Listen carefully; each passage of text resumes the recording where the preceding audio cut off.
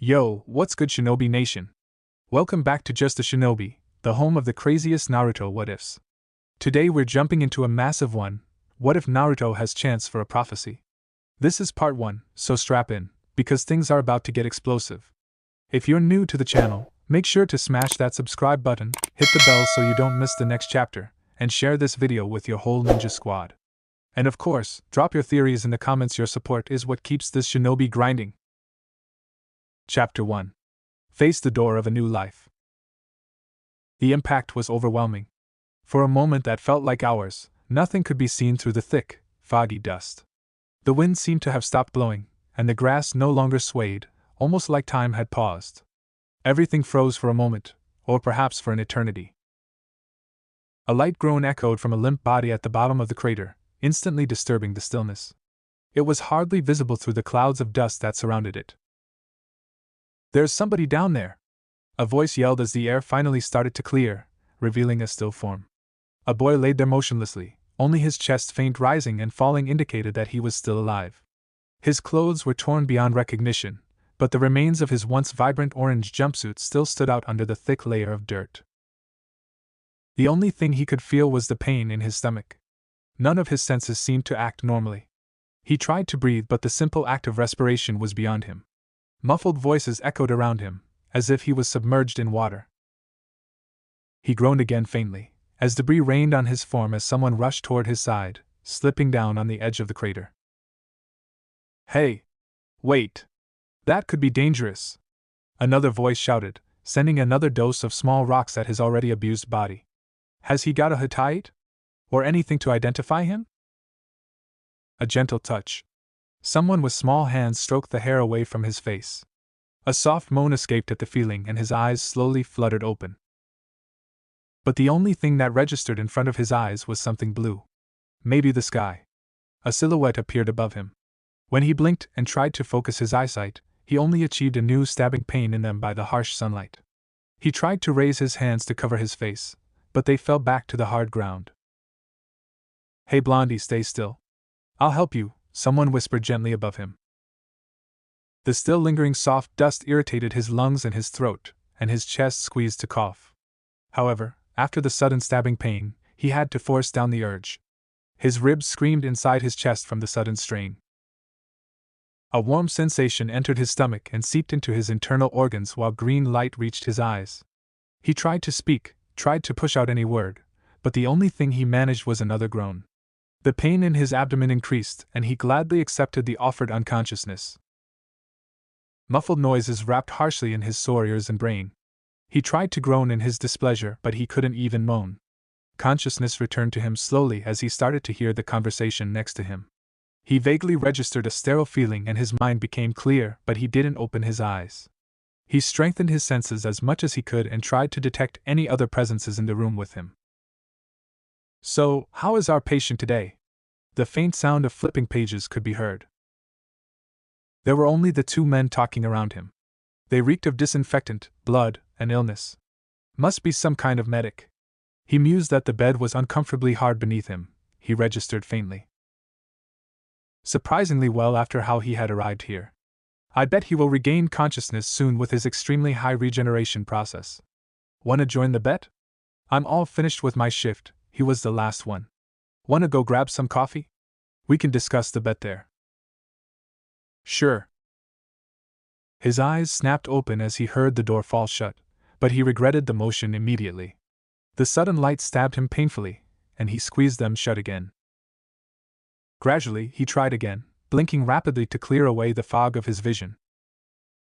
There was nothing but white around him. White ceilings, white walls, white machines beside him. Yup. Hospital. He closed his eyes and tried to think. I was fighting with Wait Hospital? He jerked up on the bed and doubled over, immediately gripping his stomach at a harsh pain in it. His scream echoed through the room and most likely over the whole section. Panting heavily, he mapped his surroundings and looked for an escape route. He checked every corner for an exit but couldn't even find a window. Then he realized he couldn't feel his chakra flow, and recognized a familiar pattern covering his forearms. A chakra binding seal. His brows immediately raised in confusion. Just a second after he screamed, people rushed into the room. Two appeared to be medical staff, judging by their white uniforms. Most likely the ones who were discussing the bet over his recovery.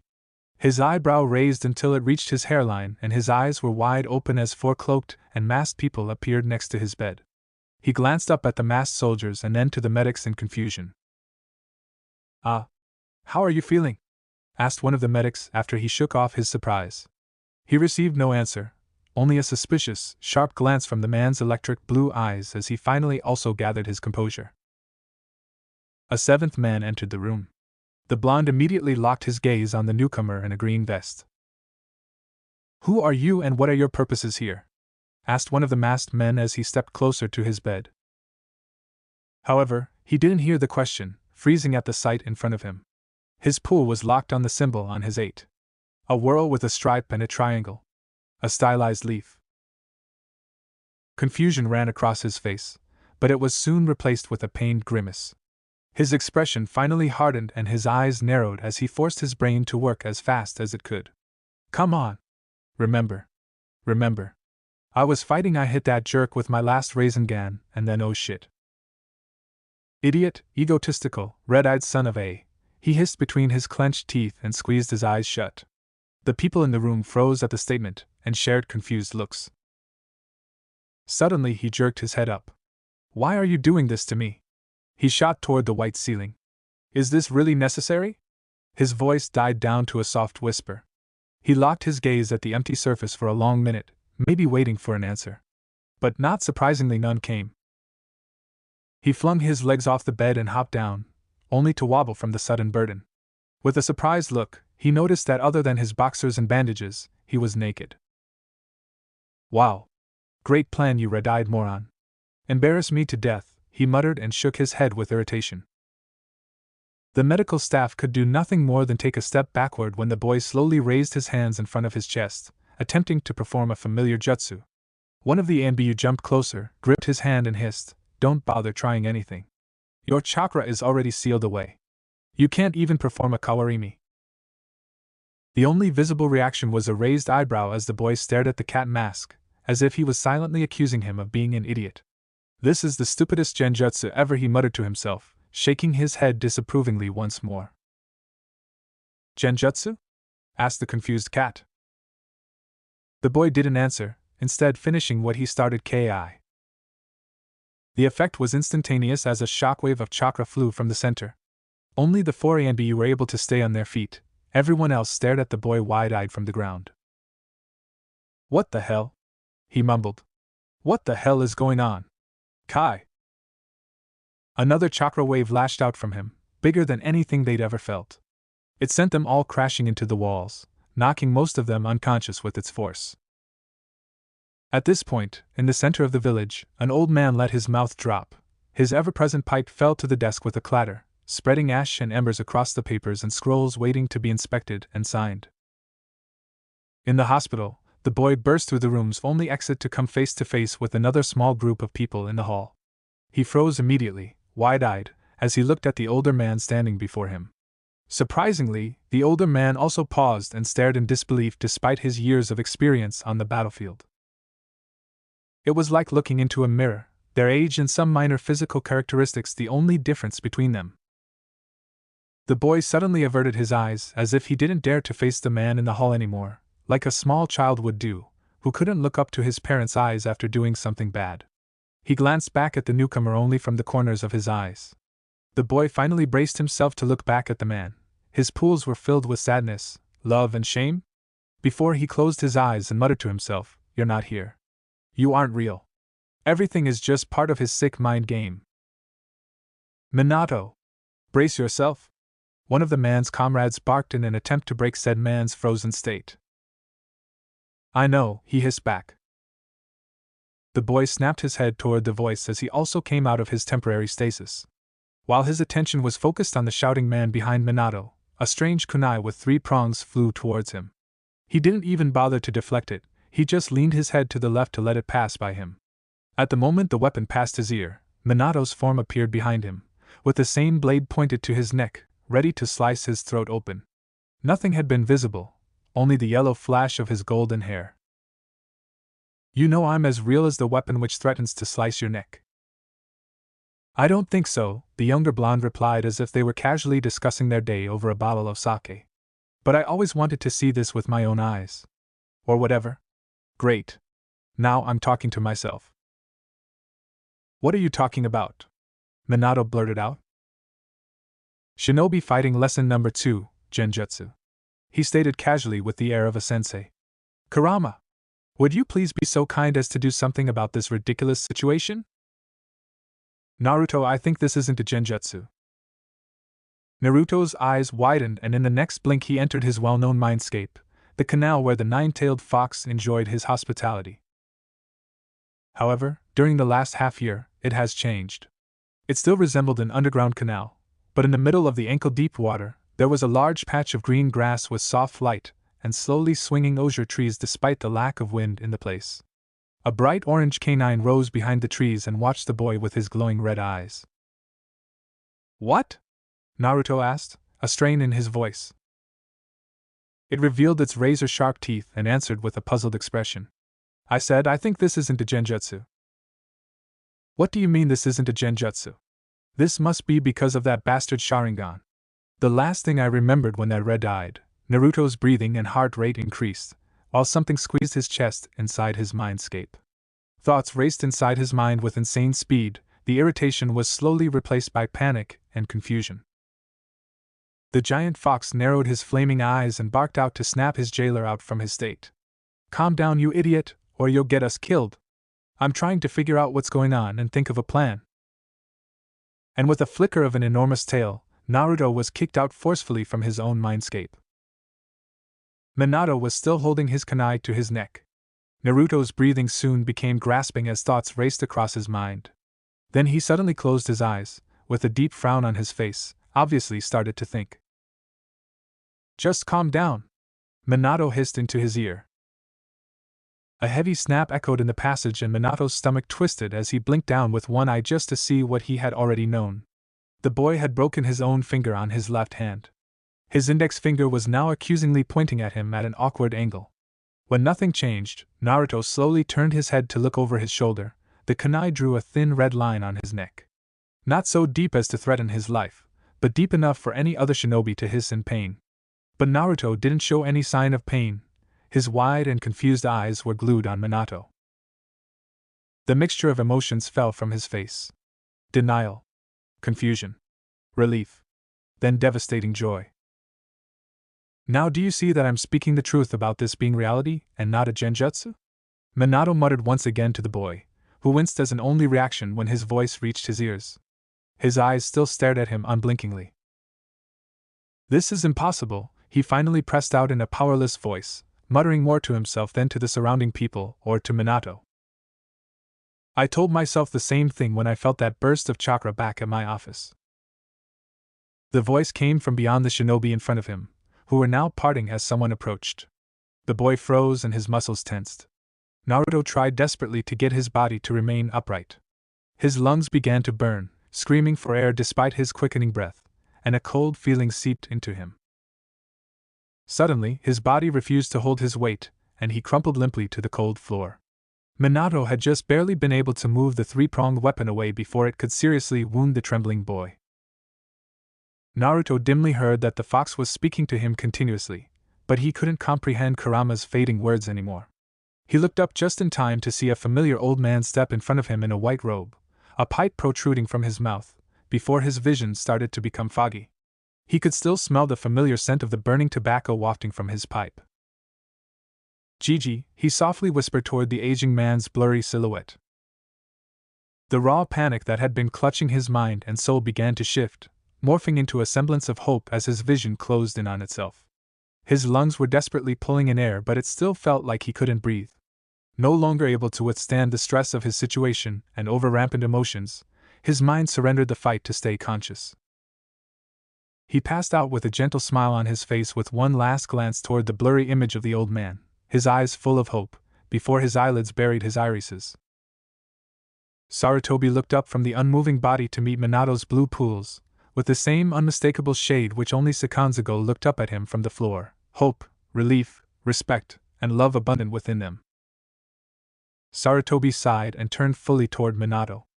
I would be very pleased if you could explain what the hell happened here within the last 5 minutes. Minato blinked and stayed silent, his eyes still glued on the motionless form at his feet. Minato? The named man shook his head with a confused expression on his face. I don't know. I really don't. Minato had decided to stay with the boy when he had lost consciousness. He slowly stood up from his chair next to the door and walked to the bed where the young boy lay beneath the white sheets. He couldn't be more than 18. Possibly less. Originally, he had been asked to check on the boy because a sealing scroll and many tags with seals transcribed on them had been found among his belongings when they brought him to the village. They couldn't figure out if they were dangerous, or even what they were for. When Minato first saw him, he'd frozen. He hadn't reacted like that in years, not since he'd been promoted to Chunin. He'd frozen from surprise.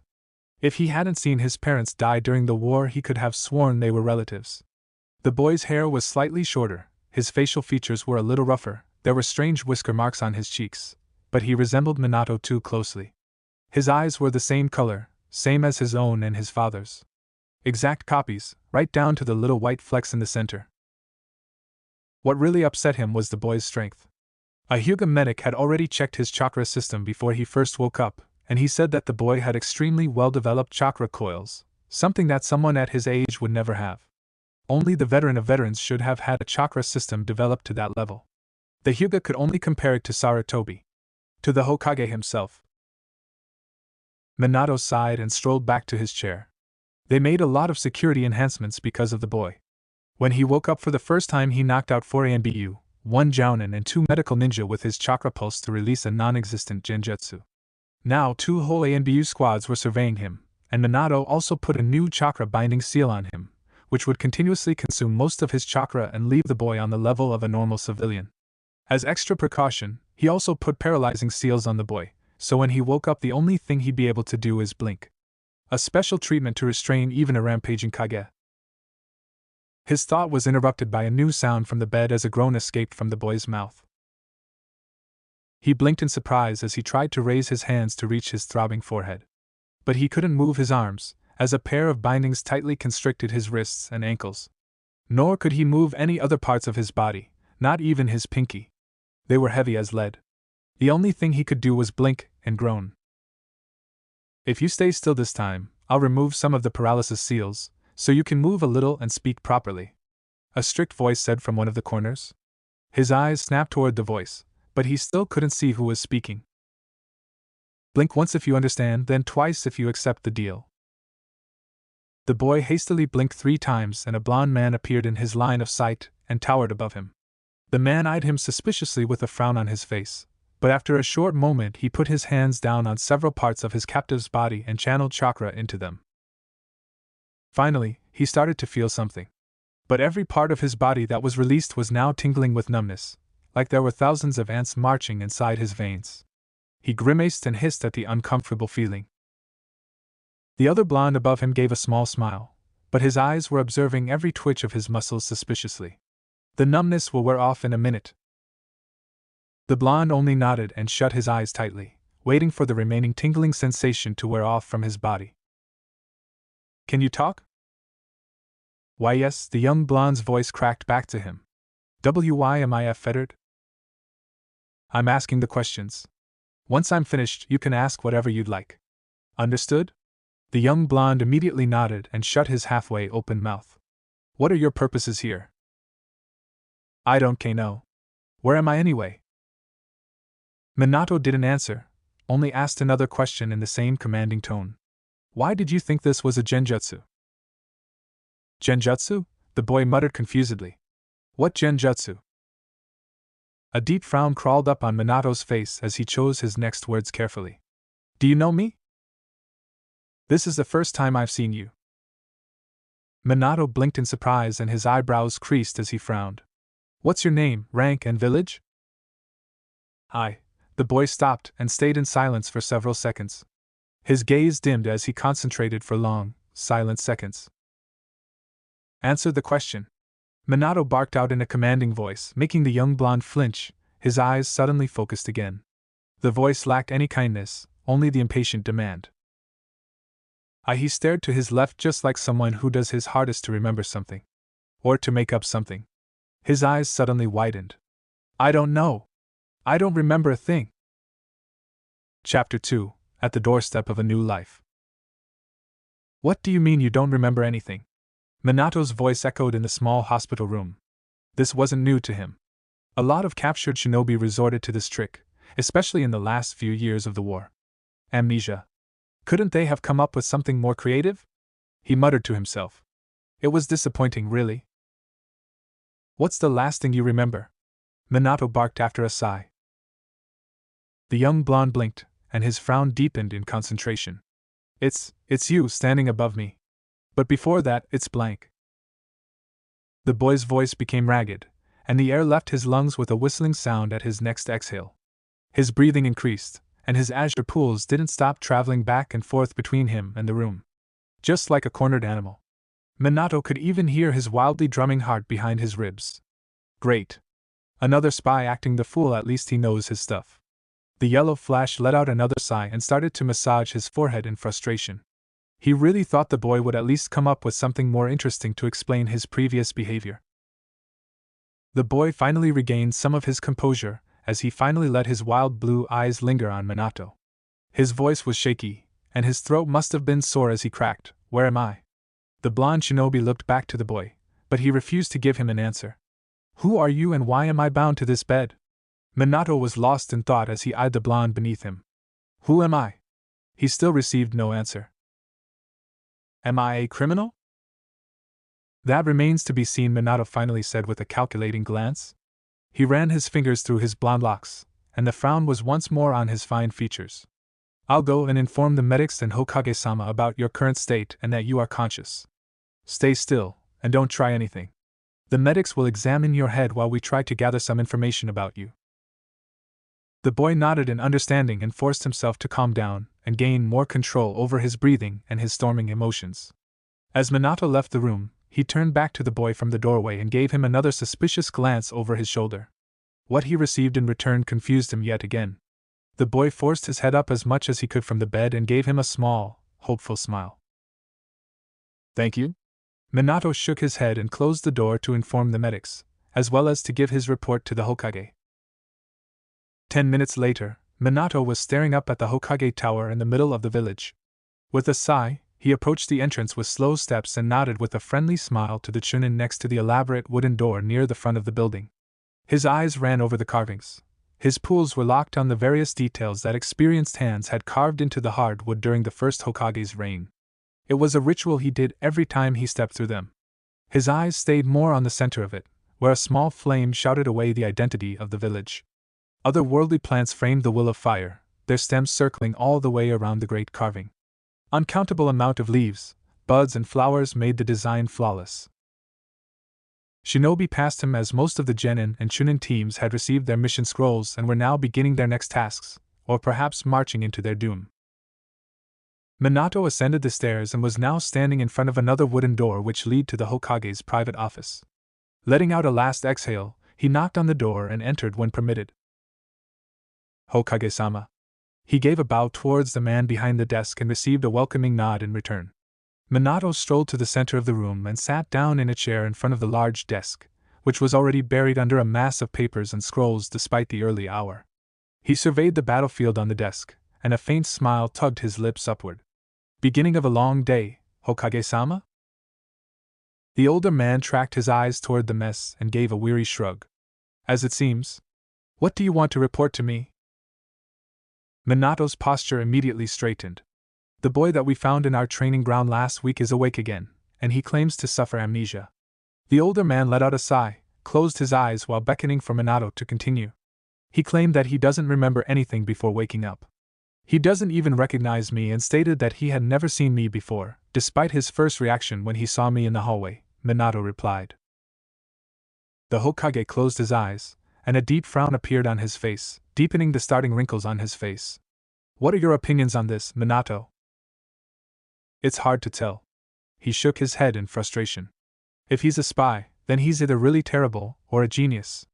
What kind of spy would reveal his strength before assessing the situation? And going by the security seals, no one suspicious crossed the gates, so he shouldn't even be here. The SEALs didn't detect any illegal entry at the border. If he lied about the whole thing and this is a part of some well-planned attack, then he must have experience well beyond his years. I honestly can't tell if he's lying or not, and he seems to truly believe he has amnesia. He was confused and disoriented. However, when I left, he thanked me for my help. Minato shook his head and waited for the Hokage's answer. Hiruzen finally opened his eyes to look up at the blonde. Have you any reasonable ideas about what's going on at this point, Minato? I suggest that before we make any conclusions we should interrogate him properly, and I also suggest we involve a professional from Konoha's torture and interrogation force. If he truly is a spy, then we will need a full mindscan from a Yamanaka.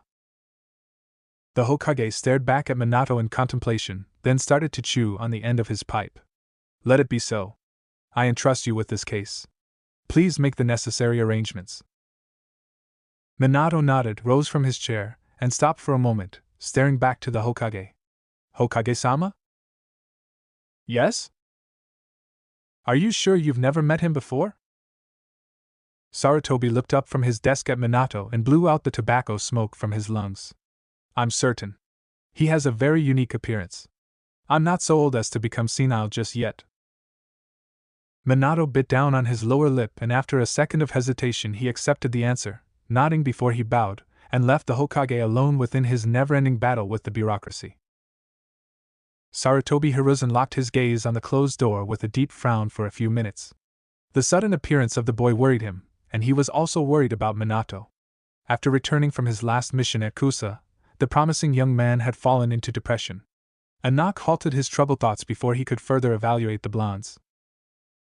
Come in. A woman pushed the door open with her elbow, and Sarutobi's face fell.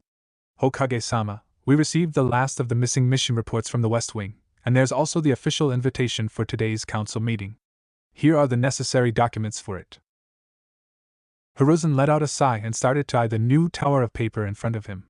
Then let the battle begin, he murmured to himself as the woman left the room with an apologetic look. Minato entered the base of the torture and interrogation force somewhere in Konoha to arrange everything. He knocked on the door and entered as he received permission from the inside of the office. A middle-aged man dressed completely in black looked up from the table and greeted the young shinobi. Ah, Minato-san. It's good to see you again. It's been ages since we last met. Minato sent an apologetic smile at the man. It's good to see you too. I was on the battlefield for the last month. Yes, I heard. What brings you here? I have a job for you. We found a boy last week at one of our training fields, but I'm sure you already know about this. The black-clad man nodded and didn't interfere, so Minato continued. He is awake, and I would like to request a proper interrogation and full mind screen. He claims to have amnesia. A grimace spread across the man's face. Something between disgust and despise. So another spy. We don't know yet, Minato stated warily. But yes, based on our experience in the last few years, he seems to be. I would like to start it as soon as possible before he has the chance to gather any more information than he already has. His condition is stable, almost completely healed despite some minor scratches, so it can be done in the department. I'll inform my team then. Thank you. I'll bring him and myself in 20 minutes. Minato bowed courteously before leaving the room to make the necessary arrangements for the transfer. 15 minutes later Minato was again next to the young boy's bed.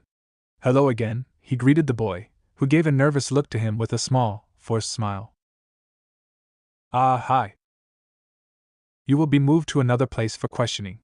After we finish there, I will attempt to answer any questions you may have. The boy was nervous, but didn't show any sign of suspicious behavior. He slowly nodded and warily looked at the two masked people behind Minato. So what now? I'll remove the shackles, but I won't undo your seals. You won't be able to move on your own. The boy nodded again, his calm facade slowly fading as he nervously eyed the two masked shinobi while Minato removed the leather shackles. The two guards, a little rougher than it was necessary, lifted him by his armpits, and he prayed to every kami that the ANBU wouldn't release him because if they did, he would fall face down on the hard-tiled floor. Minato nodded to the two ANBU, and they disappeared with the boy in a swirl of leaves. When he arrived at the torture and interrogation force, the young boy found himself sitting in a chair in the middle of a small room with pale white walls, dressed in slacks and t-shirt by his previous two umbugards, which was, by the way, easily his most embarrassing experience. Well, at least he hoped so because it was already bad enough. He tried to shift his limbs to a more comfortable pose but failed to twitch them more than mere millimeters. He silently cursed and accused his misery to the paralysis seals all over his body, completely forgetting about the thin wires around his ankles and wrists securing him again, this time to his chair. The only furniture visible was a desk and another chair opposite him. A large mirror made up most of one wall. The boy stared at the desk. He couldn't shake off the nudging feeling at the back of his mind that he was being watched. The blonde closed his eyes and furrowed his brow in concentration. The two masked men stood outside the door. His eyes slowly opened and traveled toward the mirror and tilted his head to the right. There were two more men watching him from behind the mirror. One of them was definitely the blonde who spoke with him at the hospital, but he couldn't recognize the other. Minato stared back into the boy's blue eyes in disbelief. He stepped a little bit to the right, and as he suspected, the eyes followed his movement instantly. He glanced at his comrade, who stroked his bare chin, lost in his thoughts. Minato furrowed his brows and opened his lips. Well, this is impressive. We can confirm that he has outstanding sensing ability without any doubt. The boy's eyes wandered from Minato to fix onto his comrades, who nodded in agreement. Very impressive indeed. This room was built to conceal our chakra, scent, and sound. We should be totally isolated, but he can still sense our presence. Minato nodded again and turned to his comrade. Makoto-san, let's begin. The two men left the room and entered their prisoner's hold. Makoto sat down in the empty chair, while Minato leaned against the wall behind him, arms folded in front of his chest and nodding to the boy, who gave him a small, forced, and definitely nervous, smile in exchange. The lead interrogator cleared his throat to gain the captive's attention, and the boy immediately swept his head toward the new voice. If you stay calm and answer honestly, there's no need to be nervous. I'm Kawa Makoto, and the man behind me is Namikaze Minato, if you don't know it already. The boy nodded and gave one more forced smile, this time to Makoto. We haven't had the opportunity to properly introduce ourselves at the hospital, he mumbled weakly, a small embarrassed grimace equilibrating on his lips. Well then, it's your turn to introduce yourself to us. Who are you and where are you from? The boy started nervously chewing his lower lip and looked down at the table, stubbornly staring the curves of the wood, then shook his head after a long pause. As I said to Namikaze-san, I don't remember a thing. My first memory was waking up in the hospital and him talking to me. He shook his head again and looked back to Makoto. I really want to remember, and I really want to help you. Believe me, this is as frustrating to me as it is to you. I don't have any intentions of harming anyone. I don't even know where I am, what happened to me, or how the hell I got here. The last part of his sentence bubbled out with frustration. He was nervous. He still didn't know a thing. Nobody told him where he was or why was he in a hospital, and why they handled him as if he was a criminal. His neck and stomach still stung a little, but other than that, he felt okay physically. The blonde named Minato promised that he would get answers after they finished, and he really wanted those answers. He was frustrated, confused, tired and hungry as all hell. Makoto continued to ask the blonde random questions about random things. About Shinobi life in general and of course about his past. Where he was from, what his intentions are in the village were repeated several times. And he asked how he received the wound on his neck and stomach. At least he knew why they had been stinging. He told him random names, but none of them sounded familiar. The blonde couldn't answer any of them. Makoto tried every method in his repertoire to get any kind of suspicious answer, but the boy seemed to be honest. He tried to be kind, he tried to be stern, then threatening, he tried to confuse the boy. But there was no sign of a lie, no spike in his chakra flow, no sweating, no shaking, not even a tense muscle. After long hours of questioning, the boy's eyes snapped to the door behind Makoto. In that moment, a short knock broke the silence of the room, and a tall man with long, dark blonde hair tied in a waist-long ponytail that swung at his back entered. The two men in the room shared a surprised look. The boy knew that someone was coming, and they sensed nothing. They were veteran shinobi, and Minato himself couldn't tell that Inoichi was approaching despite also having remarkable detection. Shook his head and sighed for what felt like the 100th time that day. Minato-san, Makoto-san. The newcomer gave a short bow to them. We just finished. Any questions in advance about what we're looking for? Asked Minato as he shook away the surprised look from his face. No, I have a pretty clear idea. Minato nodded and turned to the boy. This man is Yamanaka Inoichi. He's here to help you regain your memory and help us clear up who are you. Inoichi let a grimace slip through his composure. He was actually here to help them decide whether or not that boy intended to do any harm to the village, to decide the boy's fate of whether or not he lived or died, his judge and jury to put it bluntly. The boy gave him a small smile and a nod.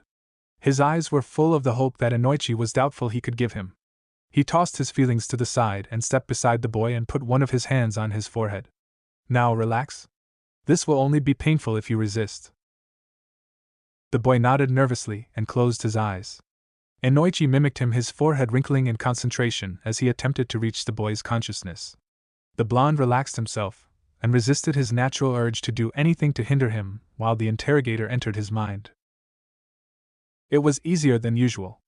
Inoichi felt the boy's determination to lend him access to his memories. Most of the people placed under his hand tended to resist and fight hard to counter his jutsu. Well, not that those minor attempts hindered him. There was no way they could resist a veteran interrogator. Being allowed to enter someone's mind, however, felt unfamiliar. With a faint click in his mind, his jutsu succeeded.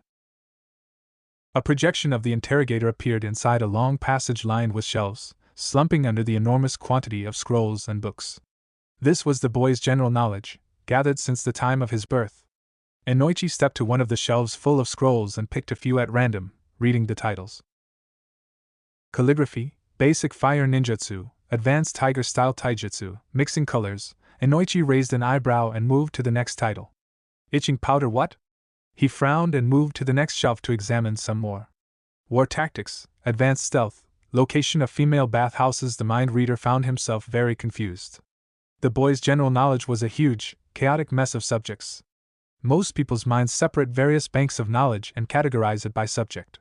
He moved to the third shelf, where he found upper-level elemental chakra manipulation, advanced wind element ninjutsu, upper-level kenjutsu, animal taming and care.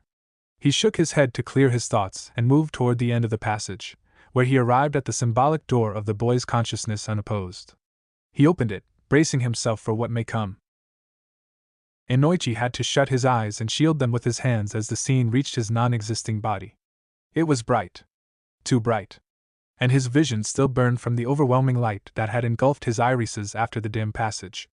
He blinked rapidly to clear his vision, but he still had to rest a minute to compose himself. Finally, he braced himself and stepped over the doorstep and inside the room, turning around only to see nothing. Nothingness all around. He turned to the door and looked around behind it, but the only thing he could see was more of the void. White. White everywhere. White sky, and pure white sand as it slowly circled on the ground by a light breeze, which drew small dunes and abstract lines and curves into the soft sand. Not in an aggressive way, but as one would in a Zen garden. It was so peaceful. He felt that he could stay there forever, escape his problems, get away from the real world. He took a deep breath and sniffed at the air. The sweet smell of lilies lingered around him. The symbol of hope, faith, birth, purity, renewal, and finally, the promise. This brought a small smile to his face. Strange. Usually when he was in someone else's mind, he felt very uncomfortable. He always felt like he was an intruder, as he was one actually, but this place was different. He looked around one more time to leave, but his eye caught something jutting out from under the white sand. He tilted his head to the side as he studied it. It looked like paper or a document, only one of its corners visible. He turned towards it, and slowly started walking in the sand, secretly enjoying the sensation as the grains shifted under his feet. Inoichi stopped at the paper and leaned down to pick it up. It was a photo. An old, wrinkled and cracked photo of two smiling girls in front of a counter, probably in a restaurant. Experienced eyes searched for any symbols where the photo was taken, but he found no familiar places in his memory. Nor he could spot any clan symbols as both girls were in casual clothes. One with short pink hair gently smiled at the one behind the camera, while the blonde next to her held two fingers over the pinket's head while they took the shot. Bunny ears. The oldest prank since photography existed. Her eyes sparkled cheekily and her long, blonde hair streamed down on her shoulders in a high ponytail. Inoichi's lips turned up into a kind smile and he brushed his fingertips along the surface of the photo where the blonde girl was. Suddenly, he heard muffled voices behind him and immediately spun around on his heels. The young blonde girl from the picture lay in front of him, her eyes closed, but nothing out of the ordinary. No wounds, no blood, like she was just sleeping. However, her chest didn't rise and fall like it should do. It stayed motionless. The pink-haired girl knelt next to her, appearing to be fighting for her friend's life. Her hands glowed green, sweat pouring from her forehead, her eyes wildly scanning her still body. The pink-haired girl gritted her teeth, while salty tears balanced on her eyelashes, ready to drop on her pale cheeks and leave a thin wet line on her unnaturally white skin. Sakura, a soft, tender voice said from behind Inoichi, but before he could turn towards its source, a person stepped through him like a shadow, a ghost without a body. The blood froze in his non-existent veins as the person stepped out from his non-existent body. The hair on his neck started to rise and goosebumps covered him from head to toe. He could see the blonde boy again, clad in a long worn-out overcoat with a black flame pattern at the bottom. Inoichi stepped aside to see the scene from a better perspective. A deep frown appeared on his face as he ran his eyes over them. His eyes were searching for any signs, any hints where they were from, but there were no clan marks. The only thing he could spot was a strange forehead protector he had never seen before, and it only puzzled him more. It contained only one word on the blonde's forehead, instead of the well-known symbols of the hidden villages, Shinobi. The boy stopped behind the pink-haired girl and knelt down to cover her hands with his own. "Sakura. Please. Let her go." The young kunoichi didn't answer, only vehemently shook her head. Her tears let go of her eyelashes and rained all over the place, not leaving out the reassuring hands on her own. "Please. You know that you can't help her anymore," he pleaded once more. The pink-haired girl squeezed her hand as the green aura slowly faded. They didn't speak. The boy just hugged her tightly for several minutes before he dared to open his mouth again. "Sakura-chan, just please believe in me, and I'll handle everything." They stayed in silence for another minute before the boy spoke again. "Tomorrow, it will be over. I promise." Only fiery determination was shown in the azure eyes of the young boy. "And I don't go back on my word. That is my Nindo. You can trust me. You know that, don't you?" The girl nodded, and the boy continued. "I told you that I'll break the cycle of hatred. I'll break this curse. If there is such a thing as peace, I'll find it. Believe in me. This is my legacy that they left for me." The kunoichi didn't reply. Instead, a small sob escaped from her mouth as she leaned nearer to the boy's chest for comfort. "You were always like this, you idiot. You don't have to do everything alone. You don't owe the world anything. Don't bear such a burden alone." The mixture of the boy's emotions hit Inoichi's mind. Hatred, rage, sadness, strong determination to save everyone, to change the world. The apparition gradually faded away, and he was alone again in the white desert. He looked down to his hand and watched as the picture disintegrated, the breeze carrying the fragments away to assimilate with the white sand. The remains of his memories. That were the sand everywhere. Inoichi was always a professional, a veteran shinobi, and during his tasks he always hardened his mind and heart, never letting the captive's emotions overwhelm him. But when he witnessed the death of the blonde girl, his heart broke apart for reasons unknown to him. He shook his head to clear his thoughts and emotions, then turned around to take one last look at the landscape before stepping out from the boy's mindscape. Inoichi looked down at the heavily panting boy, watching as his head sagged limply in exhaustion, then he nodded to his comrades. "We'll let you rest a little, then we can speak again," Minato said while the boy next to Inoichi nodded without looking up, still trying to catch his breath. Inoichi made one last glance at the panting boy. His hair shrouded his eyes as his head hung to his chest. A small wet line traveled down on his cheeks. Maybe it came from his sweaty forehead, but it was most likely from his tears that were escaping his squeezed eyelids. That memory. It shattered something in him for sure. He finally tore his gaze away to look into his companion's eyes that demanded answers, but he instead shook his head and motioned toward the door. He wanted to offer some privacy for the boy to gather his emotions. The three men marched out from the interrogation room to occupy the room on the reverse side of the mirror. "So, what did you find out inside?" asked Minato, turning to Inoichi. "He remembers nothing." Inoichi paused before continuing. "He has a very great, but chaotic cache of general knowledge, but beside this, his full mindscape was an empty desert. I only found one memory fragment. Inoichi frowned as he remembered the blonde girl and the boy's determination to change the world. He shook his head and continued. I don't think he is a threat. What was that memory about? Inoichi turned to Makoto and frowned again. It's easier to show you. May I? The two shinobi nodded, and Inoichi placed his hands to their forehead. I hate this part, this feeling. Makoto muttered and rolled his shoulders while Minato's eyes widened as the memories flooded into his mind. It's not my cup of tea either, but it's faster than it is to transfer it to the projector room and then come back. Inoichi muttered back in the same distasteful voice. I think we can make our conclusion now. He isn't a spy. Most likely he was part of a small gang fighting against someone. Full surveillance is necessary while he is in the village, Minato stated to the shinobi around him, who nodded in agreement. I'm going back. I promised I'd give him some answers when we were finished. Please give your report to the Hokage as soon as it is possible. I'll make mine when I finish up here. Makoto, you'll have to arrange a surveillance room for him here while we come up with a better solution. This way you can check on him from time to see if he regains any more of his memory. Makoto nodded to them as a farewell and left the room.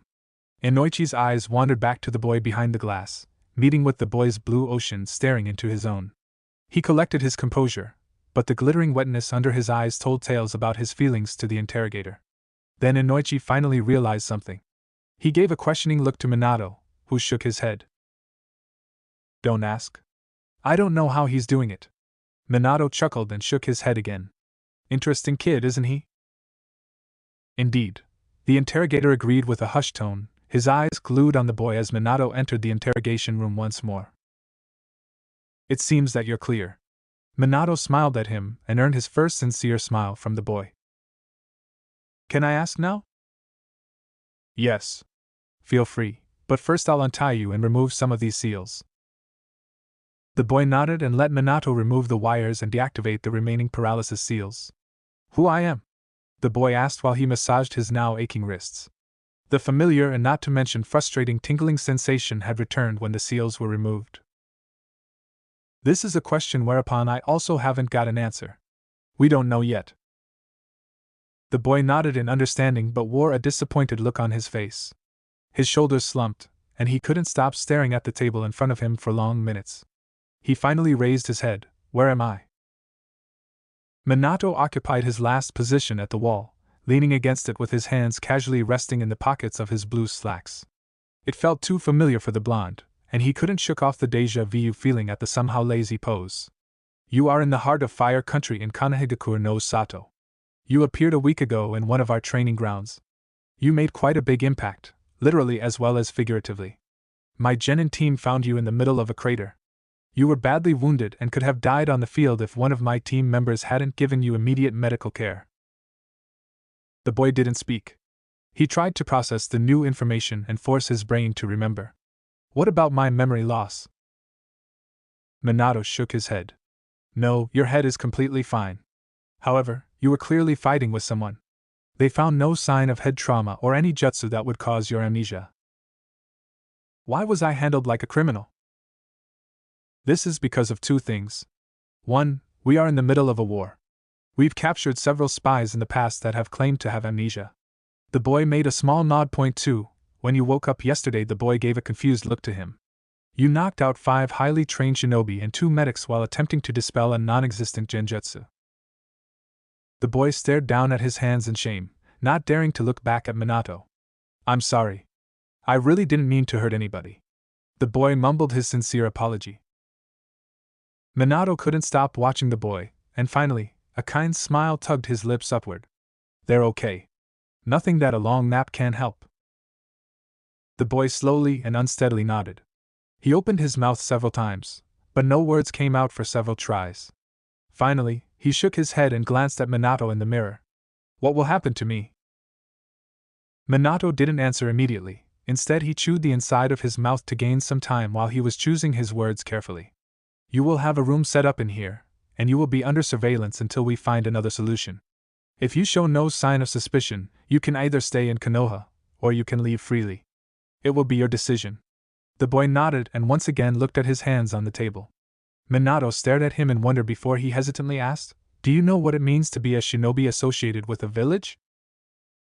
The boy gradually nodded, not letting his eyes wander from his clenched hands. Minato curiously observed the boy until he couldn't stand the silence anymore. You knew that we were on the other side of the mirror, didn't you? The boy gave a foxy smirk to Minato, immediately warming up the previously serious mood. Well, that was pretty obvious. Minato shook his head. I mean, you knew where we were.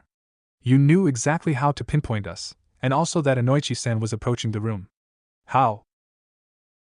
The boy shrugged before he answered, I don't know. I just knew. He looked up to the mirror again and gave a smaller, but still cheeky, smile to Minato. You know, we got an eavesdropper, even now.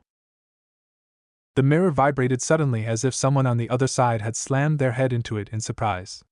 Minato couldn't conceal the chuckle that bubbled out from his lips and beckoned to the mirror. A minute later, Inoichi entered the room, sporting a brand new welt on his forehead. We made the arrangements. He can sleep on the first floor. The ANBU will escort him. Minato nodded and turned to the boy. I think that's enough for now. I'll let you get some rest. The boy nodded and made a hesitant glance at his wrist, where the two ink black markings stood out from his sun-kissed skin. He hesitantly raised his arms toward the blonde. I'm sorry, but do you think you can remove these other seals? I'm missing my chakra circulation, you know. Minato immediately shook his head, but he still raised an eyebrow and carefully stored the previous information. Sorry, they will temporarily stay. Just a precaution. The boy nodded, but he couldn't mask the disappointed sour grimace. But he shook it off in the next blink and began to rise from his chair when his stomach gave a loud lurch. Minato chuckled and gave the boy a small smile. But I think I can help with that. The boy chuckled back and scratched the back of his head nervously. Yeah, I'm starving. I could eat anything right now, doesn't matter what it is. Even if it was worm soup. He paused and immediately shook his head to get rid of the disgusting idea and the grimace on his face. Worm soup. Where the hell did that come from? His appalled face soon turned into a smile again, his eyes locked on Minato.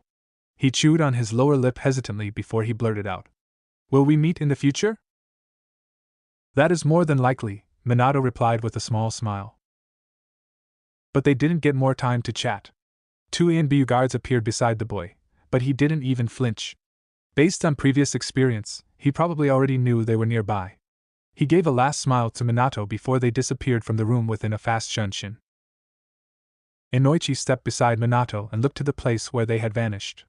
You know, Minato, as strange as it sounds, I think I like this boy. Yeah. Me too. Me too. Minato agreed with a hushed, puzzled voice. Minato stepped into the Hokage's office 10 minutes after he arranged a meal for the boy, and even if it was only cup ramen, it was still much better than worm soup. Sarutobi nodded to him in greeting and waved his hand invitingly towards the chair. The Hokage patiently waited for his shinobi to settle down, but his curiosity secretly ate away his mind. Am I right that you are finished with our little guest? Yes, Hokage-sama. He truly has amnesia. His general knowledge is unaffected. He knows about the countries, particularly the shinobi aspect, but his personal memories were all but eradicated, save one. Minato smirked. It seems that our little guest has a very honorable goal. What do you mean by that, Minato? The Hokage furrowed his brow. In his memory, he stated to a girl that he will break the cycle of hatred and bring peace to the world. That's quite an ambitious goal for a teenager, isn't it? Sarutobi stated. I left him at the torture and interrogation headquarters. They put him into one of the surveillance rooms.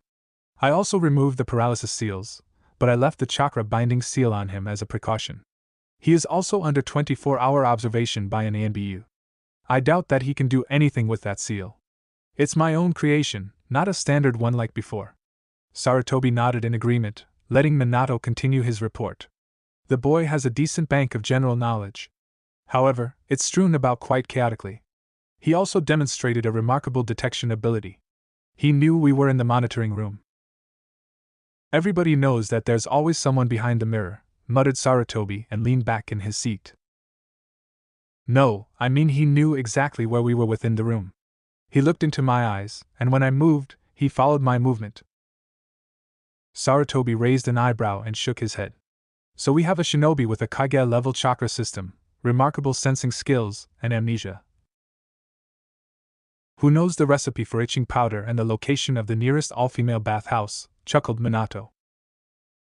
A grunt left Hiruzen's mouth. The last thing this village needs is a fusion of Jiraiya and Kushina running around. Sarutobi shook his head. It's very unfortunate that, because of his memory loss, he remains a threat to the village. I don't think we can allow this risk to go unchecked. The War Council will urge the execution of the boy. I know, but if he were to defect to Konoha, we gain a strong ally. If we execute him now, that would make us merciless killers. His only crime as of now is that he knocked out 7 people due to a misunderstanding. Sarutobi hemmed, chewing his pipe in thought. I'll try to keep the boy's case under wraps, but I don't know how long we'll be able to play this game. If the boy becomes a shinobi of Konoha, the War Council will have no influence in his case. He would be under your command.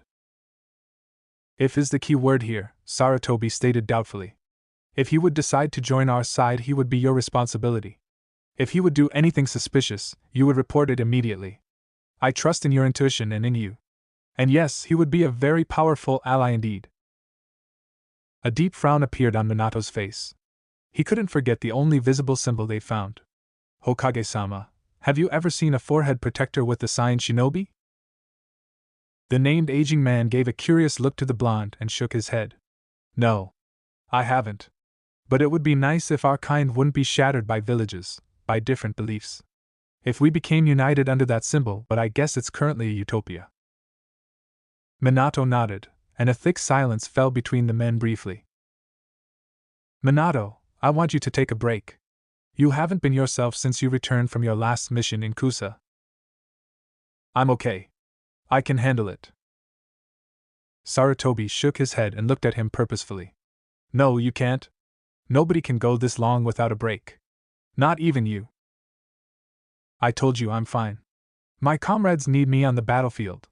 Minato protested, but immediately regretted it. He shook his head and realized that he had stood up during his outburst. When he sat down again, the Hokage gave him a sad smile. I don't want to risk the loss or mental condition of one of my best shinobi, of my good friend. Minato rubbed his eyes with the back of his hand and let out a long, resigned sigh. How long am I off duty? Until I deem is necessary, but I advise you at least 3 weeks. After that, we can talk about your service again. The third observed him for a second before he opened his mouth again. You seem to be much better after your talk with the brat. Other than your recent outburst, that is. Minato smiled back at him. Yes, he is very interesting. Be careful not to get too close. He could be dangerous, the Hokage answered with a deep, concerned frown. Minato slowly rose from his seat and walked toward the open window. He gave one last glance over his shoulder to Hiruzen, a wide smirk plastered on his face. His last words echoed inside the empty office for long minutes after he was gone with the flash of his golden locks. So can I. Chapter 3. First steps through the door. Minato was lying in his bed with his arms crossed behind his head as he stared at the ceiling unblinkingly. He had been trying to sleep for the past hour, but his wandering thoughts restrained him from drifting into a well-deserved dream. He turned his head to the side to face the slim woman next to him. Her chest moved up and down in the rhythm of her breathing. Her long, ruby-red hair flowed around her peaceful form and gave a perfect frame to her face's delicate features. He reached out and gently stroked a tuft of hair away from her face that disturbed her perfection. The young woman mumbled something incoherent and moved a little in her sleep, allowing another tuft of hair to replace the previous one. A gentle smile tugged Minato's lips upward and didn't bother himself to brush it away, instead turning toward the ceiling again. His thoughts wandered to the blonde boy. Clashing feelings met in his mind as he thought over the events. First of all, none of the security seals sensed his appearance. The seals could be circumvented if someone were to reduce his chakra levels to near depletion, but that was just unimaginable. Nobody could suppress his chakra to that extreme. It was impossible. Every living thing radiated a minimal amount, regardless of how hard someone tried and how skilled and well-trained they were. Only dead bodies were completely free of chakra, and the boy was clearly anything but. Underground or aerial entry were also unrealistic possibilities. The seals surrounding the village were like an invisible barrier, and every intruder would be sensed. It could be a space-time ninjutsu, but again, that was also very unrealistic. With that kind of life-threatening injury, it was impossible for anyone to perform a top-ranked jutsu like that. And the seals would also trigger his arrival. However, if someone else had performed the jutsu on him, that seemed the most believable scenario. But that would still trigger the security system. Minato made a half nod. When he passed the danger of death, he showed remarkable healing abilities. This was not something new, though it was very rare since the destruction of Whirlpool Country and the Uzumaki clan. His eyes instinctively wandered toward the woman next to him, then back to the ceiling, his eyes narrowing slightly as his mind moved to the next question that hadn't let him fall asleep.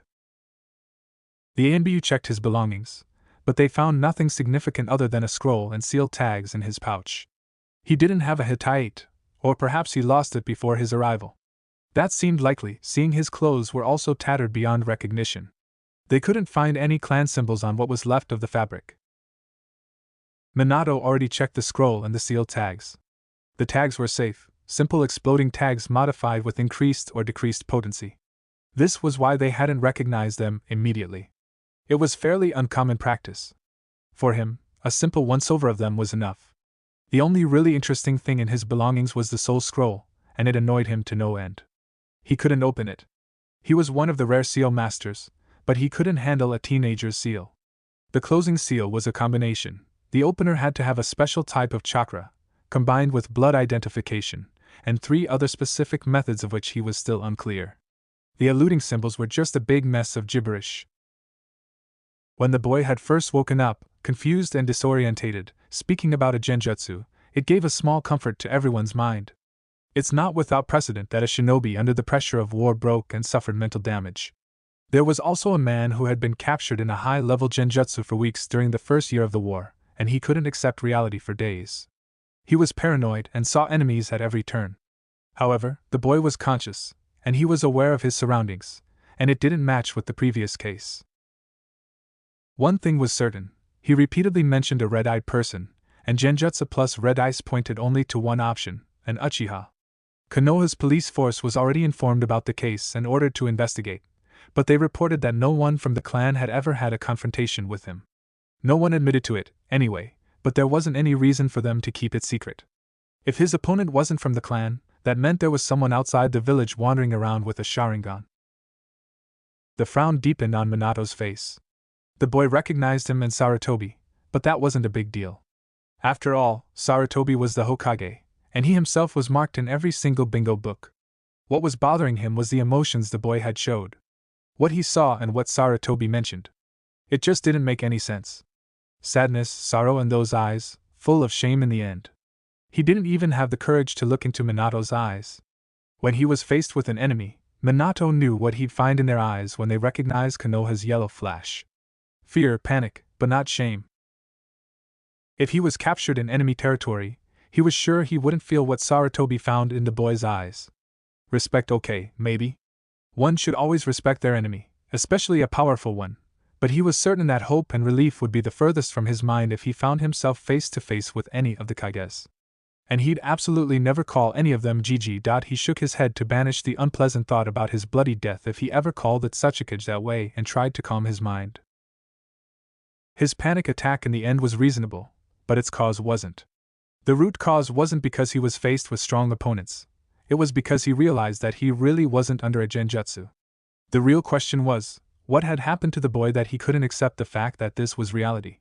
He let out a soft sigh and turned toward the ruby-haired woman next to him. Minato already accepted the boy's sensing skills. It wasn't to be considered a threat, but a great advantage on the battlefield. Inoichi gathered some very interesting information during the time he was in his mind. The basic knowledge that he had also matched up with the seasoned shinobis. But come on, itching powder? A small smile appeared on his face automatically, but it was gone with his next thought. Minato's mind drifted to the memory fragment that Inoichi had shown them, to the words the boy used during that memory. His voice echoed inside his mind. I'll break the cycle of hatred. I'll break the curse. If there is such a thing as peace, I'll find it. Believe in me. This is the legacy that they left for me.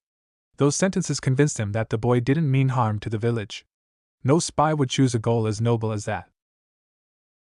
Minato turned over and crossed his arms beneath his head to watch the ceiling. Evidence pointed to a fight. His injuries, his torn clothes, the chakra exhaustion. Someone tried to get rid of the blonde, and he was almost successful. Someone used a space-time ninjutsu on him that transferred the boy to Konoha, perhaps to get rid of the body, and that someone was an Uchiha. He turned to his partner to hug her to him and finally get some sleep. His eyelids soon became heavy, and he let them fall by the call of gravity and exhaustion. He bedded himself closer to his peacefully sleeping companion to enjoy the warmth of the woman, who moved a little when she felt the soft touch of his body. Minato smiled with closed eyes, but stayed still so as not to disturb her dream. A loud snore bubbled out from Kushina and Minato's eyes flung. It didn't stop. She continued her disturbing symphony until Minato's head started to sigh, cursed to himself silently, and closed his eyes again, attempting to block out the irritating noise from his mind. Minato was staring at the teenage boy in front of him as he almost inhaled his 5th cup of instant ramen for breakfast, while he himself held his 2nd cup of coffee. He had another long night and woke up before the alarm to hand in his full report to the Hokage about the last 3 days of their guest. The Namikes watched the boy with amusement, and he couldn't help the words that slipped out from his mouth. You know, that stuff isn't too healthy. Especially not for breakfast. The young blonde drank the last bit of the soup and patted his stomach with satisfaction before leaning back in the chair, which gave a plaintive squeak under his weight in response. I know, but that was the first thing that came to mind when they asked about breakfast, and it's delicious. You really like that trash, don't you? The boy didn't answer, instead shrugging with a wide, toothy grin plastered on his face. Minato considered continuing the topic but instead chose to be straightforward. Any news about your memory? The young boy shook his head and fixed his eyes onto the floor, counting the tiles under him to avoid contact. Nope, nothing. I thought that maybe I'd dream about my life, but I just blacked out again, he muttered to one of the tiles. The slight frown deepened on Minato's face, and he sipped his coffee to make his brain work properly. You know, the boy had started but then stopped. What? Minato looked at him questioningly. You know, maybe I don't want to remember. His voice dropped to a low volume, almost whispering, while he still stared at the floor beneath him, stubbornly refusing to meet the Jounin's searching blue eyes. The first night, I mourned for the blonde girl. I don't even know who she was and still. It still hurts. The blonde looked up at him, the once vibrant blue ocean darkened to a royal blue, while a small, sad smile tugged his lips upward. I want a new life. If possible, a happy one. I don't want to start it with mourning over people I don't even know. The blonde's voice was now filled with determination, but when he finished, he had looked down again to escape from Minato's eyes while shame flushed through his own. It doesn't hurt if I don't remember anything, he whispered in a soft tone more to convince himself than the other blonde. Minato had been observing the blonde boy for several minutes with a wary face, but he said nothing, just moved to a more comfortable position in his chair before he tried to break the blonde's dark thoughts. If you want to start over, first we should find a fitting name for you. It would be nice if I had a proper one. I really hate it when everyone calls me Blondie. It's annoying, the boy whined while crossing his arms in front of his chest like an irritated child. It was so out of scene in the depths of Konoha's torture and interrogation force. But Minato couldn't help but let a wide, cheeky smile spread across his face. What about Kane? Gold? That isn't much better than Blondie, the boy muttered and rolled his eyes in displeasure. You don't like it? Then how about Goldie? Minato chuckled. Very funny. Anything particular in your mind? The boy had thought for a second then shook his head. Nothing. Odoroki Toraku? That would suit you, wondered Minato. Because that was what the boy was to him. A wonder. A surprise that fell from the sky. And every single time he looked into his azure eyes he got a strange feeling. Like looking into a mirror that reflected his own soul. Bare and naked. And sometimes he hated what he saw there. Azure Surprise? What a kind of name is that? However, Toraku? The blonde tried out how it sounded, rolling the words on his tongue several times, tapping his chin with his index finger. I like that one. He smirked. Then it's settled, Toraku, grinned Minato. The newly named Toraku had given a foxy grin in exchange and maneuvered himself to a more comfortable position. Can I go outside? In the future. But not today, I'm afraid. Toriku had given a disappointed look but nodded. He had already made the first step toward his new life. And for now, that was enough. And he was satisfied. Really. However, he wouldn't be able to shake off the sour taste from the side of his tongue for the rest of the day.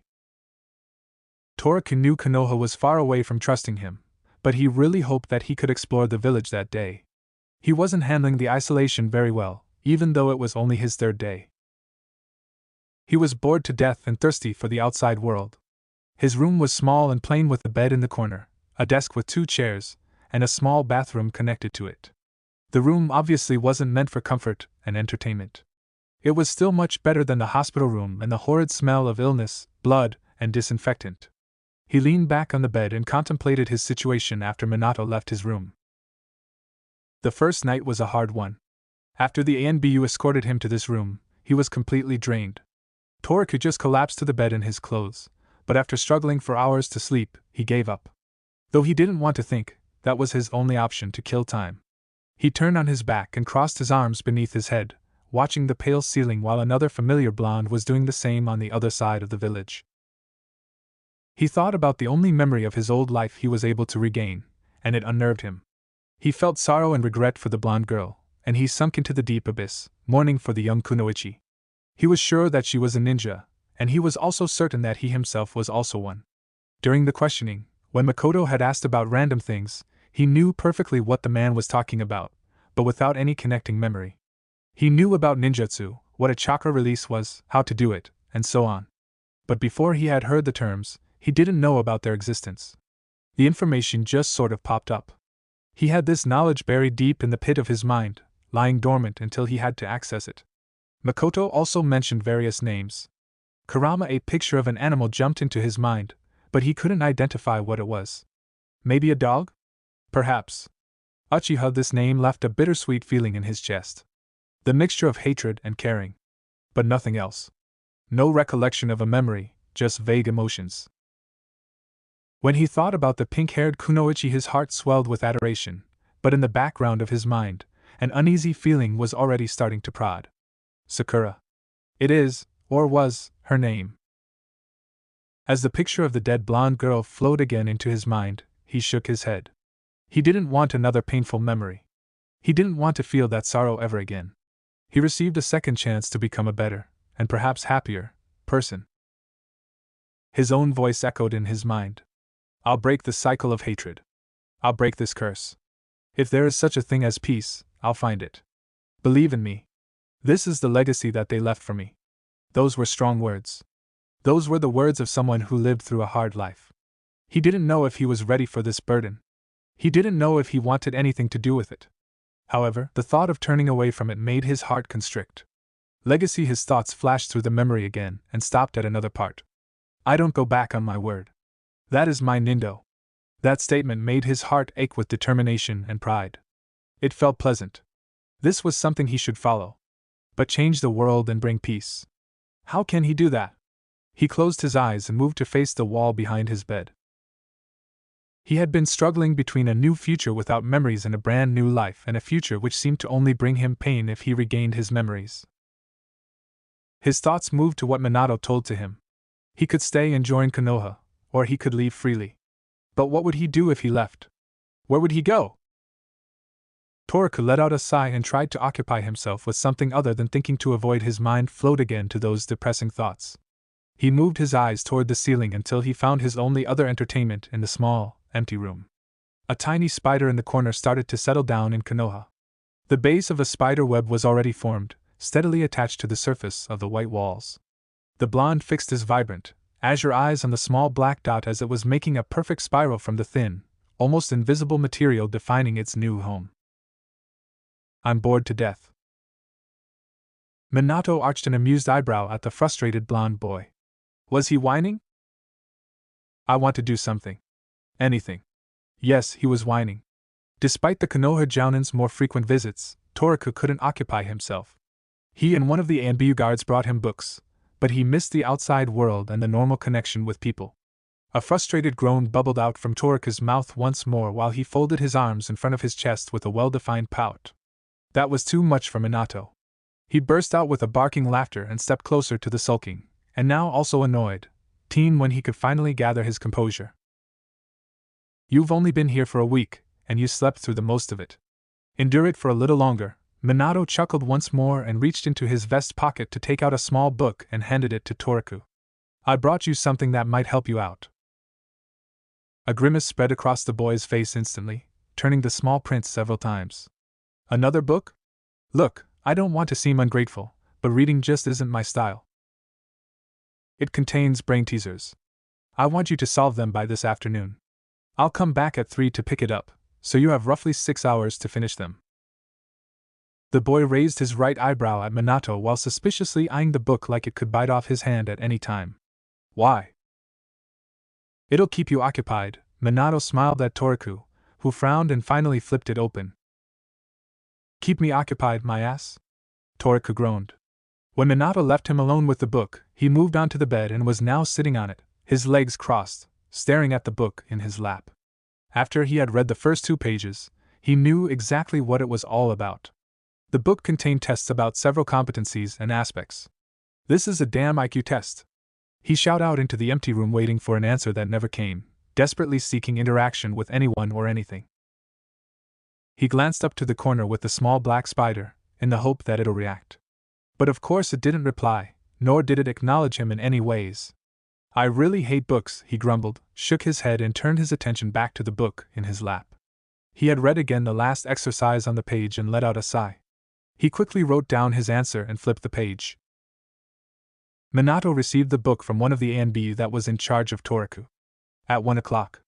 He managed to finish it more than 2 hours before the deadline. He eagerly flipped through the pages to check the answers, but only to realize that there was a reason that he had received the book much earlier. Namely that it was only half done. Several pages were left unfinished or even untouched. Like Toriku got tired of them halfway. And most likely that was the case since almost the same kind of exercises were neatly done some pages before, so he would have been able to do the missed ones. His brows furrowed when his eyes had trailed to the left corner and caught several sketches on the margin. His frown deepened as he flipped more and more pages. It changed from page to page. It was nothing more than a round scribble on the first pages, but it soon evolved into a black, spiral-like thing. The yellow flash narrowed his eyes and focused on the sketches as he flipped the pages with his fingers. A moving form animated from the sketches. A whirling spiral with a hole in its left side. Was it a whirlwind? Or the eye of an unstoppable storm? It could mean a lot, or it was also possible that it meant nothing in particular. A deep frown carved up onto Minato's forehead, and he opened it again to, this time, summarize the answers. So how many? Toriku asked with a sullen tone in his voice during a morning visit of Minato. It was almost a week since he gave back that damn book to him, and the Jounin hadn't said a word about it. How many what? He asked indifferently. You know. My IQ. Minato blinked in surprise at his statement, and stared back at the boy. It's average. Toriku shot back a skeptical glance but said nothing. I spoke with the Hokage yesterday. The boy shrugged and continued to observe the tiny spider in the corner. I asked for more freedom for you. Now that caught the boy's interest. Toriku's eyes had widened in his surprise and hopefulness flooded his face, desperately waiting for Minato to finally finish the sentence. He gave permission. You can leave the institution, but only under surveillance. Toriku's mouth morphed into the widest grin Minato had ever seen on his face. Minato mirrored him, but maybe a bit more moderately. Are you just going to sit there, or should we take this outside? Toriku instantly hurtled from his bed and stretched his arms behind his head, still grinning like an idiot. Readier than ever, Databeo. Minato arched an eyebrow, but let it go. Then come on, we're heading out. Toriku enjoyed the feeling of a warm breeze and sunshine on his face, his eyes closed. He let out a strange sound, something between a satisfied sigh and a moan, and turned to Minato. Hey, can we pick up something to eat? You just finished your breakfast. And I doubt that you have any money in your pockets. Toriku had raised his left hand behind his head and nervously scratched the back of his neck. Oh yeah? I totally forgot about that. It's okay if we just walk. Minato had given him a smile and waved his hand as a sign to follow him. They strolled on the wide streets without a real destination, letting their legs choose the path. The blondes passed by an uncountable number of shops filled with goods and traveling vendors, shouting how fresh and high quality the products they were selling were. Finally, they reached a great square filled with people going after their daily tasks. Toriko had stopped to watch them all as they marched up and down, everyone with their own concern. A man in standard shinobi clothes had jumped down to the ground from a window only to gracefully land nearby. He had noticed Minato, and with a small, greeting nod he shined out of the crowd with a flicker of his chakra. A minute later, a woman in casual clothes stepped to the wall of a building to defy gravity by walking parallel to the ground a few feet above them, evading the thick crowd. Toriko smiled and continued watching the citizens of Konoha living their everyday life. He wordlessly listened to the village's pulse, beating together with the rhythm of the soft breeze. It buzzed continuously over his head, but it wasn't disturbing. It was like the peaceful moment when, after a long and cold winter, the first real sunbeams lure you out from the house. And you were answering the call, settling down under a tree and listening to the first bees' buzzing noise as they were flying over your head as spring's first messengers, looking for sweet nectar above your head. He had looked up at the monument of the previous Hokage and tilted his head to the side. He had been staring at them for several minutes before he shook his head in discomfort. Minato had stepped beside him and traced back his eyes curiously. These are the mementos of our past leaders. I know. Minato looked at the blonde with a raised eyebrow but didn't comment on it, waiting for him to continue. I just have a feeling that something is missing from it. Toriko shook his head and gave a last suspicious look at the monument. It would look great with some more colors on it. He had given a smirk to Minato, who responded with a disapproving frown. A group of children passed beside them, running, laughing and arguing about their biggest concern, what to play and where to go next. In the next second, Toriko suddenly swayed, almost losing his balance. And the cause? Simple. One of them had been arguing so enthusiastically that he disregarded everything around him, bumping into Toriko from behind and almost pushing him to the ground. Hey! Why don't you watch where you're going? You're in the way, moron! The child shouted indignantly, pointing an accusing finger at him. Minato watched the scene from the corner of his eye, but he didn't interrupt. He was curious as to how he would handle the situation. Toriko narrowed his eyes and leaned closer to the boy. You should watch your step and your mouth. You were the one who bumped into me. Apologize. A soundless glaring contest started between the two boys before it was interrupted by a girl from the running group. What's that on your face? Toriko blinked in his surprise and touched his left cheek while he turned toward the girl, only to realize that the boy's whole group was now staring at them alongside the other villagers. He gently stroked a finger along the soft line of one of his whisker marks while he straightened from his stooped pose to face the girl. It looks creepy, declared the naughty boy in front of him. You know, your face isn't any better with those marks under your eyes, Toriko stated as he snapped his head back toward the arrogant child. This is our clan symbol, you dumbass. Toriko's eyes narrowed again and tilted his head. Only one stoic word left his mouth. But it almost caused a small war. Shrimp. The boy had narrowed his eyes in response, his muscles tensing as he breathed in a large amount of air in order to launch a barrage of obscenities at the blonde. Before the arguing could reach a fever pitch, Minato stepped between them. I think it's time for us to go. No, Toriko stated in a deliberate, commanding voice, stopping his escort in the middle of turning to follow his own advice. Minato blinked and narrowed his eyes to the blonde. That was not the response he was expecting. He was rude and unmannerly. I'm staying until he apologizes. Minato let out a sigh, but before he could say anything, Toriko again turned his attention to the boy in front of him. Take responsibility for your actions. You bumped into me, and instead of apologizing you insulted me. Learn some manners. If you're from a clan, then you'll become a ninja, and shinobi can't be irresponsible. If you make a decision, there will always be consequences. An irresponsible ninja is reckless and will end up dying early. He crossed his arms in front of his chest and steadfastly stared into the eyes of the child for a seemingly never-ending minute. Minato was impressed. I apologize. Toriko raised an eyebrow at the baffling mumble of the boy. I said I apologize for my behavior. You happy? The boy had also crossed his arms in front of his chest and turned aside. Minato's left eyebrow rose until it reached his Hittite on his forehead. Indeed, very impressed. A wide, satisfied grin spread across Toriku's face, and he ruffled the boy's hair, who only responded with annoyed mumbling. Apology accepted. Take care, shrimp. With a grin, he turned to Minato to follow their previous route into the city center. He could hear the boy's displeased voice at his nickname. They were walking side by side for several minutes before Minato looked at him. You're good with children. Toriku shrugged. Dunno. I just felt that was the right thing to do.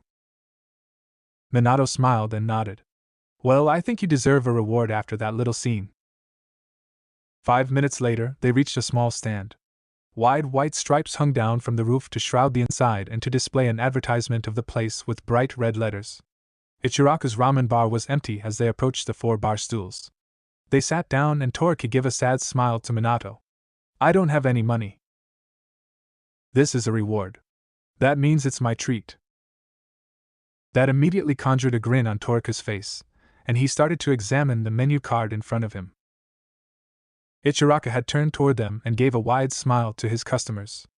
The usual, Minato-kun? Minato just nodded as a welcome and also in his approval. And for the young man? Tichu finally turned toward the other golden crown to face with his customer. Well, at least he wanted. But Toriku hid his whole face behind the menu, only his golden crown visible, while he was lost in his small word as he dug through every single offered dish. Even his tongue was out, and his brow furrowed in concentration. He took his sweet time for sure. After long minutes, he finally slammed the menu down on the counter only to order the first one from the card. A miso ramen. And after Minato's disapproving glare, he added a faint, please. Tichu nodded and turned to prepare the 2 meals, giving some privacy to his newest customer. Toriku swept his eyes over the small place, and a familiar warm feeling swelled in his chest. Comfort. An unbeatable power tugged his lips upward into a sincere smile. He did nothing, told nothing, only let the feeling overwhelm his inside until he heard the distinct rattle of a bowl being placed in front of him. Only then did he turn back to the counter to reach for 2 sets of chopsticks and handed one to Minato. Itadakimasu. The 2 blondes stated in unison, and they shared a knowing look with each other. You know, Minato-kun, you 2 look very alike. Is he your relative? Minato shook his head and smiled an awkward smile. No, he's a guest of Konoha. A guest? Ichiraku raised a doubting eyebrow but didn't comment on the strange statement, or, more likely, on the tone of it. For minutes, only satisfied slurping could be heard inside the small stand. But it soon stopped as one blonde fixed his gaze on his half-eaten dish while the other was observing his still form like a hawk. Minato was the hawk. And Toriku? He had been fixing his eyes on the floating pink and white fish cake in his bowl. His mind blanked out, the scene overwhelming his eyesight. He slowly started to hover around it with the chopsticks, and now he was staring at the whirling fish cake with blank eyes. Something important. He knew deep in his mind that this was connected to something important. He frowned, but his mind stayed completely blank, waiting for something to happen, waiting for a memory to trigger, or an emotion to wash over him like before. But nothing came. He used his chopstick to make the fish cake whirl again, trusting that maybe this time something would happen. He focused his sight at the slowly whirling symbol. It felt very familiar. So damn familiar, but he couldn't find a grasp it. Minato had noticed the blonde's weird behavior and his blank expression. He had turned toward him and tilted his head to the right to observe, but he found only focused concentration. It felt like he could touch it with his bare hands. Naruto. The blonde flung his head up and stared at the familiar blue eyes, wrinkles deepening on his forehead even more, if that was possible. It's Naruto. You don't like it? Toriku shook his head and stared down into his bowl at the slowly spinning fish cake, stopping its movement with his chopstick. It's not that. I don't know. I don't know really. He put down his chopsticks and turned around to face the ceiling in his discomfort. A deep frown spread across Minato's forehead. You remembered something? Toriku shook his head again. This time in denial. No. It was just a feeling. It felt like something important and familiar. But nothing happened. Awkward silence settled down between the two men. Neither of them touched their dish. "I've been thinking a lot about what you said to me." Toriku's voice finally broke the stillness, gaining Minato's attention in an instant. "About my possibilities. That I can leave."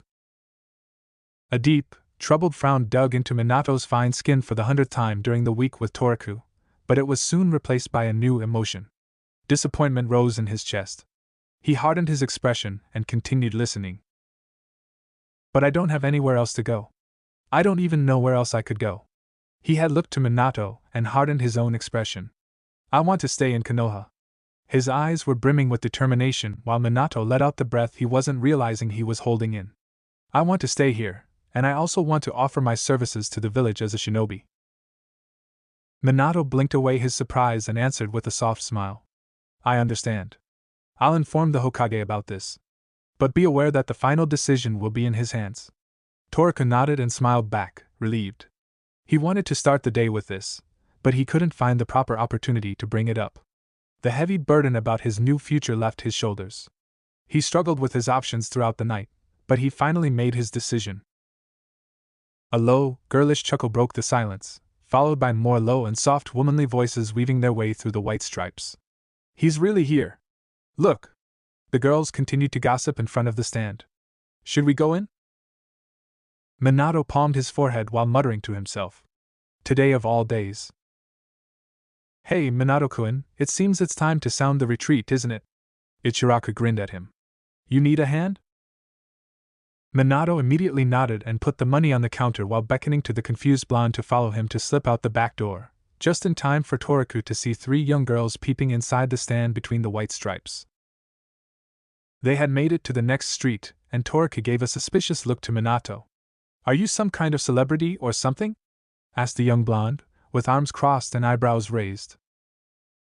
"Don't you dare ask anything." Minato had given an ice-cold glare to Toriku, who in turn dismissed the burning question from his mind but not without shooting a knowing look with a foxy grin to the older blonde. Minato shot one more warning glare and glanced upward at the sun. "It's time for us to head back," he stated to the teenager. "Yeah. Our two friends must be pretty bored by now."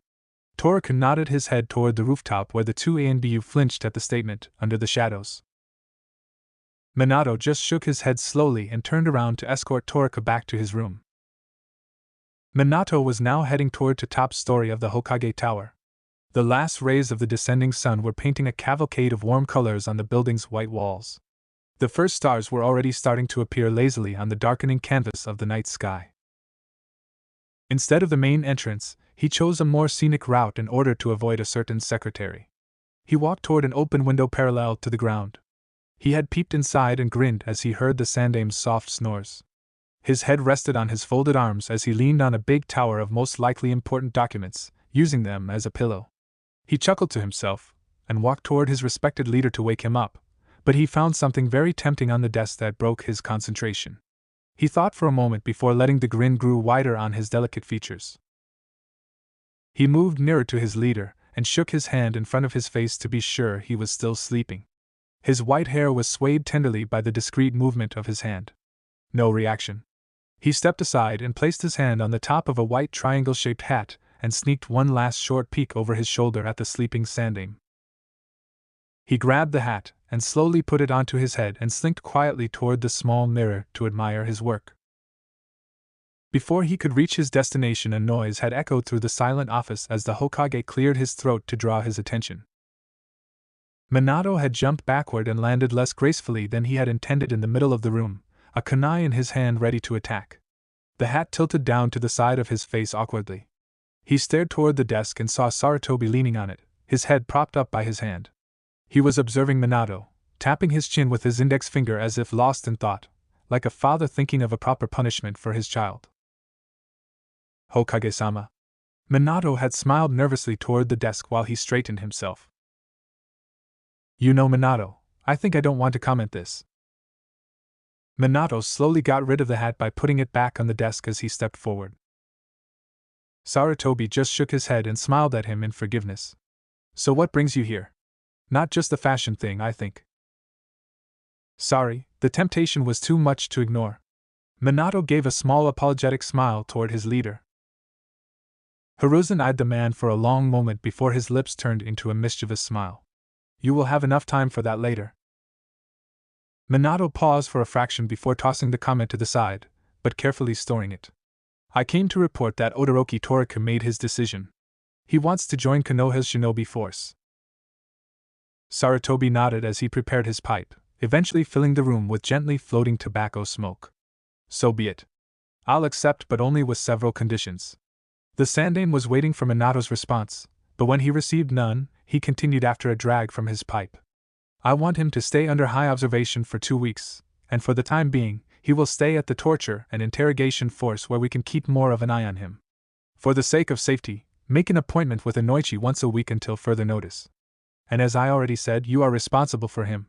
He's not allowed on the streets of Konoha alone during this period. Also, before being assigned to any groups, we need to measure his abilities and his ninja skills properly. Arrange one of the training grounds and a sparring partner for him in 1 or 2 days. Minato nodded, his composure loosening as an invisible weight was lifted from his shoulders. I'm grateful for your decision. This means we don't need to worry about the council anymore. Indeed. They were starting to become very active about the boy's case. Sarutobi had given him a warm smile as he finally really looked at Minato. You seem much better. Yeah. That's true. Kushina also stopped complaining about my mood swings, he admitted with a sour grimace. I'm aware of your more frequent visits with Toriko. The NBU always keep me up to date about the boy's status. Actually, they are quite frustrated with him. He always seems to spot them, regardless of what they do, Sarutobi chuckled. I'm not surprised. He tramples on their pride continuously. Maybe he's giving them a little push to improve. It's actually really a shame that a teenager can simply play with our elites like that. About the visits, I have to occupy myself during my break, and Toriko is always a guaranteed good time. Minato smiled back, but it soon morphed into a wide grin. He's starting to become more comfortable. He's a healthy teenager in a lot of aspects. Sometimes he acts so much like Kushina. Minato gave a wandering look to Sarutobi and tilted his head toward the ceiling as he continued his line of thoughts. Yesterday, he loosened the salt shaker's head while we were eating. I had to throw my whole breakfast away. The blonde grunted in irritation and received a chuckle from the third. Minato shook his head and took out a scroll from his vest. Anyway, I think that's all for today. Here's my full report with all of the details of today's observation. If there isn't anything more, I'd like to head home. Sarutobi nodded and watched as the young shinobi disappeared from his office in the blink of an eye after he bowed to the third. He moved to the window to catch the last rays of the setting sun. Hiruzen lazily inhaled a puff from his pipe and exhaled it slowly, watching as the smoke drew abstract forms in the air before disappearing. He was unsettled. The thought that Toriko managed to befriend Minato in such a small amount of time troubled him. He still could be an undercover agent waiting to regain his memories and strike, possibly at Minato himself, and going by the new information, it was more than feasible that this was a very elaborate and very well-prepared assassination. Sarutobi had slowly turned to his desk to pull open a drawer and retrieve its contents. He flipped open the bulky file, fixing his eyes on the first page with Toriko's goofily smiling picture. He couldn't hide its contents for long, he had to tell Minato. He let out a disturbed sigh and after placing back the thick file to its previous place, he moved back to the window to admire the full moon in the now inky black sky. Chapter 4. Fight to go further. Toriko was in ecstasy. He grinned like an idiot while sitting on the bed, not bothering to pay attention to the still-speaking Minato. He was getting out of here, and that was the only thing that mattered now. He hated this isolation. He wanted to go outside, he wanted to just roam the streets, and he wanted to start building his new life. Toriko, are you even listening to me? Yes, sure. Then what was the last thing I said? Something about extra conditions and supervision. Toriko had scratched the back of his head in embarrassment, and Minato let out a sigh in his irritation. I can't believe he's doing this.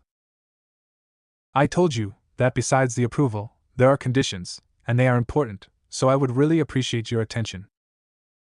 Sorry. I'm listening now. Toriko gave him an apologetic look. To become a shinobi, we first have to survey your skills in order to seat you in one of our ranks. We already saw some of your skills, but those don't even scratch the surface, I think. You will participate in a sparring match tomorrow. Do that, and in time you will be assigned to one of the teams. Will I fight with you? Minato didn't answer, only smiled at him. You know, actually I don't think I really thought this through. I mean, the knowledge is inside me, I know, but I don't know how to push it to the surface. I'll be beaten into the ground. This is why you'll do it tomorrow. Why? What about today? We will be going to the training grounds, to test your basic knowledge a little and to gain some experience on how you can tap that knowledge during action. I want a proper assessment, and I'm afraid if you go there in this state tomorrow, you will be beaten into the ground for sure. Besides, Inoichi will also be making a checkup on the state of your memories today, and will be doing so every weekend until the Hokage deems necessary. Toriku's expression saddened and he looked down to start playing with a wrinkle in the sheet. He doesn't trust me, does he? I think this is understandable. You appeared from nowhere under more than suspicious circumstances. And you? Toriku looked up to face with the familiar blue eyes of Minato. Do you trust me? What I think isn't important. Minato looked back at the blonde without any expression on his face. However, Toriku was an awful actor. His face mirrored his emotions without hesitation. Disappointment and a small amount of betrayal flashed through his face, but in the background he also saw that he understood his own situation more than he let on. I see. Come on. Inoichi is waiting. 5 minutes later they entered the familiar interrogation room with the pale white walls and find Inoichi leaning against the wall playing with the ring on his finger. Sorry for the late arrival. It's okay, I also just arrived. Hello Inoichi Ajisen. Toriku waved a hand toward the man who just raised an eyebrow at the title. You seem more energetic than the last time we met, the young boy answered, only with a foxy wide grin. The Yamanaka waved his hand toward the chair in front of him and Toriku sat down without a word, closing his eyes. You can start anytime. Inoichi nodded and placed his hand on the teenager's forehead, who rolled his shoulders at the uneasy feeling as he entered into his mind. The seasoned shinobi had went through the familiar passage stuffed with books and scrolls to enter the symbolic door to his memories, now more prepared for the blinding white scene. He tilted his head to the side as he looked over the calming white desert again. As he looked over his own shoulder to get a full look around himself, he spotted a long table, filled with files, sorted by date with some small leaflets and markers for the most important ones. These are the memories of this past week. Not too much for a week, but it is understandable. Toriku had spent that period almost entirely in his room, mostly in isolation without any companion or entertainment. As Inoichi stepped back to observe the files on the table, he noticed something from the corner of his eyes. Something seems different. He moved his head around once more on the pleasant landscape and he realized only minutes after his first step the obvious difference.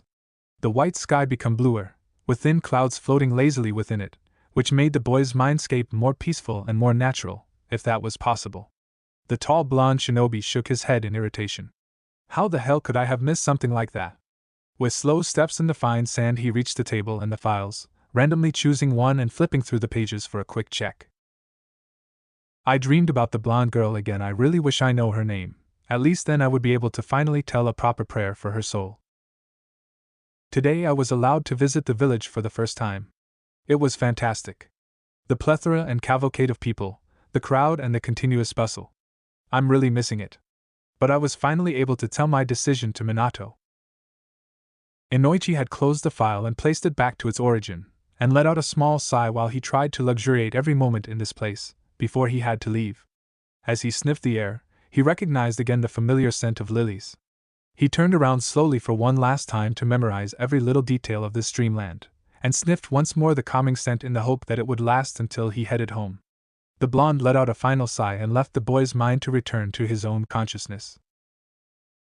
Toriku was sitting, breathing heavily, but it wasn't as bad as the first time. When he managed to catch his breath, he looked up to Inoichi with curious eyes, but only received a slow shake of his head. I found only the past week's memories. Nothing new appeared. Toriku just nodded, waiting patiently in front of the wondering eyes of the shinobi until he finally spoke. You like lilies? Inoichi asked curiously. Huh. The young teenager answered back with a perfect mask of confusion when the odd and out-of-place question reached his ear. You mean the flower? He thought, tapping his cheek with a wondering face after the shock of the strange question wore off. I don't know. They have a nice smell, so I guess so. Inoichi just nodded and gave him a small smile before he left the room without any proper answer, waving a quick goodbye to Minato, who looked after him curiously. Toriki gave a confused look at the door where he last saw the swinging blonde locks, but he only shrugged and turned to his companion. Hey, Minato. Yes? Just wondering, if we're going to the training grounds, shouldn't you remove the remaining seals from me? The ones that hold back my chakra?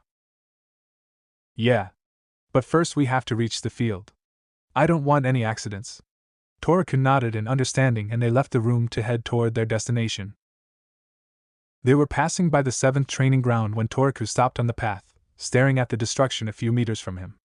The green and mellow grass in the clearing now looked like a battlefield. A long and thick line of soil crossed it, cutting a deep scar on the surface of the field, only to end in a huge and deep crater. He had sensed it for a while. The scent of his own blood. He gradually moved closer to the scene, walking slowly, step by step, like a robot, all while not avert his gaze from his destination, followed by Minato from a small distance. He was now standing next to the huge crater, eyes locked onto the abyss, where he could still spot some darker points in the soil. His blood descent assaulted his sensitive nose and his head started to spin in disgust. This is where? Yes. My team found you here. They were sparring when you suddenly impacted from nowhere. Torika looked around to gather any crumbs of information, something that maybe he could spot, and also to avert his eyes from the dark spots of his own blood, but nothing grabbed his attention. Not that he really hoped for it, but at least his head stopped spinning for now. My team already complained to the Hokage that they can't use the field in this state. The reconstruction will take weeks. Minato shook his head slowly as he stared inside the hole. Do you remember anything? Torika shook his head, but he immediately regretted his action. His stomach now lurched like a drum, screaming, and he felt his head starting to spin again. No, can we go, please? My head is spinning from the scent of my blood. It's just disgusting. Minato looked back at him in disbelief. It happened almost 3 weeks ago, the scene was cleared, and yet he could still smell it even with active chakra binding seals. He sniffed at the air stealthily, trying to spot the familiar scent of the crimson liquid, but success evaded him. Only the sweet scent of nature caught his nose. The plants, the animals, mixed with the calming sensation of the scent of the wet soil under his foot. He moved next to the blonde, who was now looking down to the center of the pit, and placed his hand on his shoulder. Come on, then. We have things to do. The boy just answered with a nod as they moved towards their real destination, not far away from the start of Toriku's new life in Konoha. They arrived at the next available training ground. Minato moved next to Toriku, pointing to his hands, and he happily freed his wrists from his pockets to present them to the blonde, who then placed his hand on a dark ink seal on his arms to deactivate them. A soft, warm golden light spread across the maze of symbols and it slowly faded away, leaving no mark on his smooth, scar-free skin, only a faint cooling sensation where it was a minute ago. Toriku sighed in relief as he felt his chakra spread across his body, warming up every part, from his head to his toes. It felt pleasant and safe, and he really didn't know how he could have lived without this sensation until now. As his chakra filled his system, he subconsciously started to regain his control over it, until it felt natural. He just knew how to do it, and he also knew that he was doing it well. Minato stared at the blonde boy, slowly monitoring the process, and nodded in satisfaction as he saw nothing alarming. What about the others? Those will stay for a while. We'll go step by step. I don't want you to overexert your chakra coils, which doubtlessly would happen if I removed all of them at once. I don't want to risk a chakra overcharge on your system. You haven't used it for weeks. At the end I'll remove all of the seals, but for now, focus the amount you currently have access to. Toriku nodded in understanding and moved farther onto the field and started to stretch his limbs automatically. Let's start with a basic chakra control exercise. Minato pointed toward the nearest tree. You are going to climb trees. Toriku rolled his eyes and moved toward the tree confidently as the knowledge sprang up in his mind, and placed his left foot on it to walk up, then his right, only to fall onto his back with a loud thud and a surprised yelp as his head flung backward to meet with the hard soil under the tree. Minato let out a loud laugh, and moved next to the teen, tapping the boy's shoulder as he sat up, stroking the back of his head, grunting between his teeth. You knew this was going to happen, don't you? Minato just chuckled. This is because of your stupid seals. They messed up my chakra control. He pointed a finger toward the older blonde with an angry stare. My seals are perfect, and to answer your question, yes, I expected something like this, Minato answered with a sullen voice and folded his arms in front of his chest. Stand up and do it again. He moved to the nearest tree, sat down, and leaned back to watch the still muttering teen. Toriko moved backwards and faced the tree again. A warm, nostalgic feeling flowed through his heart, and he smiled unconsciously. Give me a kunai. Why? To mark my progress. Toriko had caught the flying weapon in midair, faced the tree, and charged without hesitation to run up it, parallel to the ground, and then flipped back from its middle, after he marked the height. Not bad for a second try, Brat, Minato muttered, while Toriko just frowned back to him, his eyes glaring daggers toward him. I heard that. Sissy. Minato just shook his hand and put his arms behind his head to watch the progress. After 15 minutes, Toriko stood upside down on a branch before he jumped down, presenting a perfect black flip and landing fluently on the ground. Minato just pointed towards a small stream at the other side of the training ground and was rewarded with an angry muttering from the teenager. Slave driver, this is boring. Another 10 minutes later, Toriko headed back to Minato, who pointed to the ground beside him, hinting for the teenager to sit down. Minato was actually impressed. The kid shaped up his chakra control in record time. He thought he would only be able to succeed in the tree climbing in the first hour. I'll remove one more set of seals. Do the exercises again, and then we can move on to the next step. What will be the next step? Climbing waterfalls? Catching runaway cats? Toriko nodded and looked away while Minato released 2 more seals on his ankles, sending another wave of warming sensation within the blonde, washing away his frustration immediately. No. Sparring. The teen's head flung back toward Minato, and he gave an animalistic grin in response. Now it's starting to get interesting. 20 minutes later, the 2 blondes stood face to face in the middle of the training ground, eyeing their respective opponent, waiting for the other's first move. Minato struck first. He jumped in front of the blonde, aiming a punch to his face, but Toriko naturally brushed his attack to the side and followed up with his other hand to return the favor. Minato crouched to the ground to evade the attack, and launched another one with his right hand toward the teenager's chest. Toriko stepped back to fling his leg toward Minato to avoid his hand. Minato didn't want to hit the blonde hard, he just wanted to see how the blonde would react to their practice fight. And he was doing quite well. His movements became much smoother, much more aware of his surroundings and his own movement after the first 10 minutes. When Minato thought he was ready for the next step, he gracefully jumped backward and smiled in satisfaction at the grinning teen. He tossed the kunai to the teenager, who easily caught it in the air and grabbed another one for himself. Then they charged. For 15 minutes nothing could be heard on the training field, only the sharp clinks as metal met metal, the music of a shinobi fight with its sometimes unpredictable, sometimes mystical, and sometimes rhythmic beat. Minato jumped back again, put down his kunai, and gave an appreciative smile to the blonde, breaking the music and leaving the area in an uneasy silence. You know, this went better than I expected. Ready for the next level? Hell yeah, Databeo. Toriko grinned like an idiot. He enjoyed this so much. This was his element. He felt like fish in the water. Out of that small room and fighting. When he fought, everything fell in place, like when you finally find the missing piece of a puzzle. At first it was strange. His limbs moved without him, only pure reflexes handled his attacks and his defense, like he was switched to autopilot. But after the first 10 minutes he was starting to be aware of his own movements, while his only instinct-based movements and actions were fading away slowly during the kunai fight, replaced with direct plans and strategy of how to attack and deflect against his opponent. Minato moved to his side and removed the last seal on his chest, the biggest one, which monitored most of his chakra during the past 2 weeks.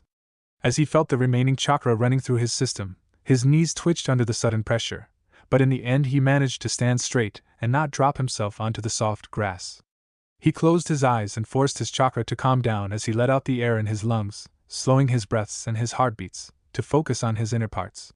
The jumping spikes became smaller and smaller as the raging sea of his blue chakra settled down. The emptiness in his body, in his mind and soul finally filled, and he was now whole, at least, almost a whole. He opened his eyes and immediately moved to the nearest tree to check his chakra control. It was perfect for the first try. It was even better than last time. It just felt more familiar, more natural than previously. Tui and Bu appeared behind the older blonde, suspiciously eyeing his companion at the top of the tree. They felt those spikes, and their instincts were screaming trouble, when they felt the monstrous amount of chakra, and Minato's tensed, ready to attack poise. Everything all right? Minato didn't even bother himself to look at them. He was still staring at the top of the tree, where Toriko stood parallel to the ground examining himself, opening and closing his hands several times. Yeah, I think so. That boy is a chakra monster. Minato just nodded without turning toward the speaker on his right, his own azure pool still focused on the top of the tree, watching carefully every small move and action of Toriko, ready to interfere and put down him if he tried something. Toriko now felt his natural chakra flow, but it lacked any direct control, and he could even feel his blue chakra pulsing from his pores invisibly, numbing his senses. It was disturbing. He closed his eyes again, while he was standing on the highest branch of the tree to suppress it to a more comfortable level, where his senses reached their full potential again, not bothered by his own chakra. He felt the warm breeze waving his shirt, which stroked his skin like a soft hand. He heard the animals around him and smelled their scent around the woods. He let out a deep breath as he opened his eyes and hopped down next to the small group. Hey, Anbu-sans, what's this? Free circus? Go back behind that pine. The air between the ANBU members and Toriko tensed, almost to a touchable level, when Minato broke it with his low chuckle. It's alright. I can handle him. One of the ANBU nodded and left, while the other still stared at the blonde, glaring daggers with his brown eyes behind his mask and his broken pride, but in the end he also left, murmuring about tiresome, cheeky brats behind his mask. You know, Toriko, they'll have a nervous breakdown because of you. Why? The teenager asked with a surprised look. Because of your sensing skills. You're playing with their nerves the same way a guitarist plucks his strings. The blonde didn't answer, only shrugged. Can we continue? They walked to the middle of the clearing, taking up the starting position, ready to attack. This time it was Toriko who launched his attack first. He threw several fast punches toward Minato, but he easily dodged them, only to fling his leg, sweeping the teen's legs out from under him, who was now rolling on the ground in order to gain a more manageable distance from Minato. Toriko jumped to the air towards the blonde and slammed down his leg where Minato stood a blink ago, who was now pointing his kunai to the back of his neck with a smile on his face. I expected something more from you. Just watch. Toriko disappeared with a puff of smoke, leaving nothing behind but a tree trunk and a wide-eyed Minato. The surprised blonde swung around to find where the blonde moved with the kawarimi, eyeing the training ground around him suspiciously, when he felt a kunai at the back of his head. His muscles tensed to teach the blonde a new lesson about speed, when the two ANBU appeared again with one's kunai at the back of Toriko's head, the other with a katana millimeters in front of his neck. Minato cleared his throat and hissed to the ANBU. You know, we are sparing, and he is just a teenager, nothing I can handle easily. You're really overdoing it. It's okay. Toriko made a sad smile, shrugged and disappeared again with a puff of smoke. Minato frowned as he realized what happened seconds before his sparring partner first disappeared, and a smile appeared on his face as he imagined the open mouths behind the masks. The ground started to move in front of Minato, and Toriko appeared slowly from the soil a safe distance away. He straightened himself and swept the soil and dust from his clothes. Do you know how difficult it was to dig in this damn hard soil, and then position myself to where I want? You just ruined everything. He pointed a finger toward the frozen guards, frowning angrily. ANBU-sans. Dismiss please, and for Kami's sake, relax a little. The two ANBU disappeared without a trace, still eyeing Toriko suspiciously. That was a nice job. I thought you used kawarimi to disappear and then reappear behind me at first. The Kagab Bunshin used a simple henge and then he transformed back in your blind spot. I didn't hear anything. Toriko just made a shrug at the comment. He knew the Bunshin should make sound and smoke when it appeared, but he also knew how to make it without anything. That was the first technique that appeared inside his head. He made the bunshin into the ground without any movement, only by a pure instinct, and when he thought it would be a wise decision to hide, a new idea popped into his mind, to switch places with him with a kawarimi to move underground where the clone was hiding. The same method went through the clone's head as the knowledge of henge popped up in his head underground. When did you make the kage bunshin? Toraku just grinned as he let out the cheeky answer, earning a high eyebrow from Minato. Who knows? Minato frowned at that statement, and also he was angry, because he failed to notice a henge centimeters from himself. An academy-level jutsu, he was aware that something was moving below himself. He could hear the digging under them, and by this he was also aware of the boy's clone, but he suspected an earth clone. The tactic was priceless, simple, still effective, and Toraku's use of the kage bunshin technique was crushing. It was perfect, without any hand signs, noise of any kind, and was channeled directly into the ground. But still, the use of a kenjutsu technique was a little worrying. So it seems I don't have to hold back as much against you as I first thought. That was a neat move. Toraku just grinned again like an idiot, evidently satisfied with his performance. Once more. Continue with ninjutsu, to regain your knowledge. Toraku became serious and nodded when he heard Minato's simple orders. Minato disappeared, and reappeared at the back of the teenager, and with an inhuman speed he sent him flying toward the trees with a mere flick of his leg.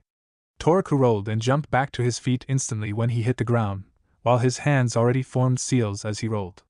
He drew air in his lungs and blew it out to form small fire balls flying towards Minato. Katan, Hozenka no Jutsu. Fire-style art of the phoenix flower. Minato easily dodged the first round, and jumped back carelessly to wait for the fireballs to slam into the ground and disappear where he was a moment before, noting the boy's elemental affinity to himself. Fire was very common in this country. So it seems he is from somewhere nearby, not outside the borders. He sighed in relief within his mind, glad that he wasn't a foreign spy.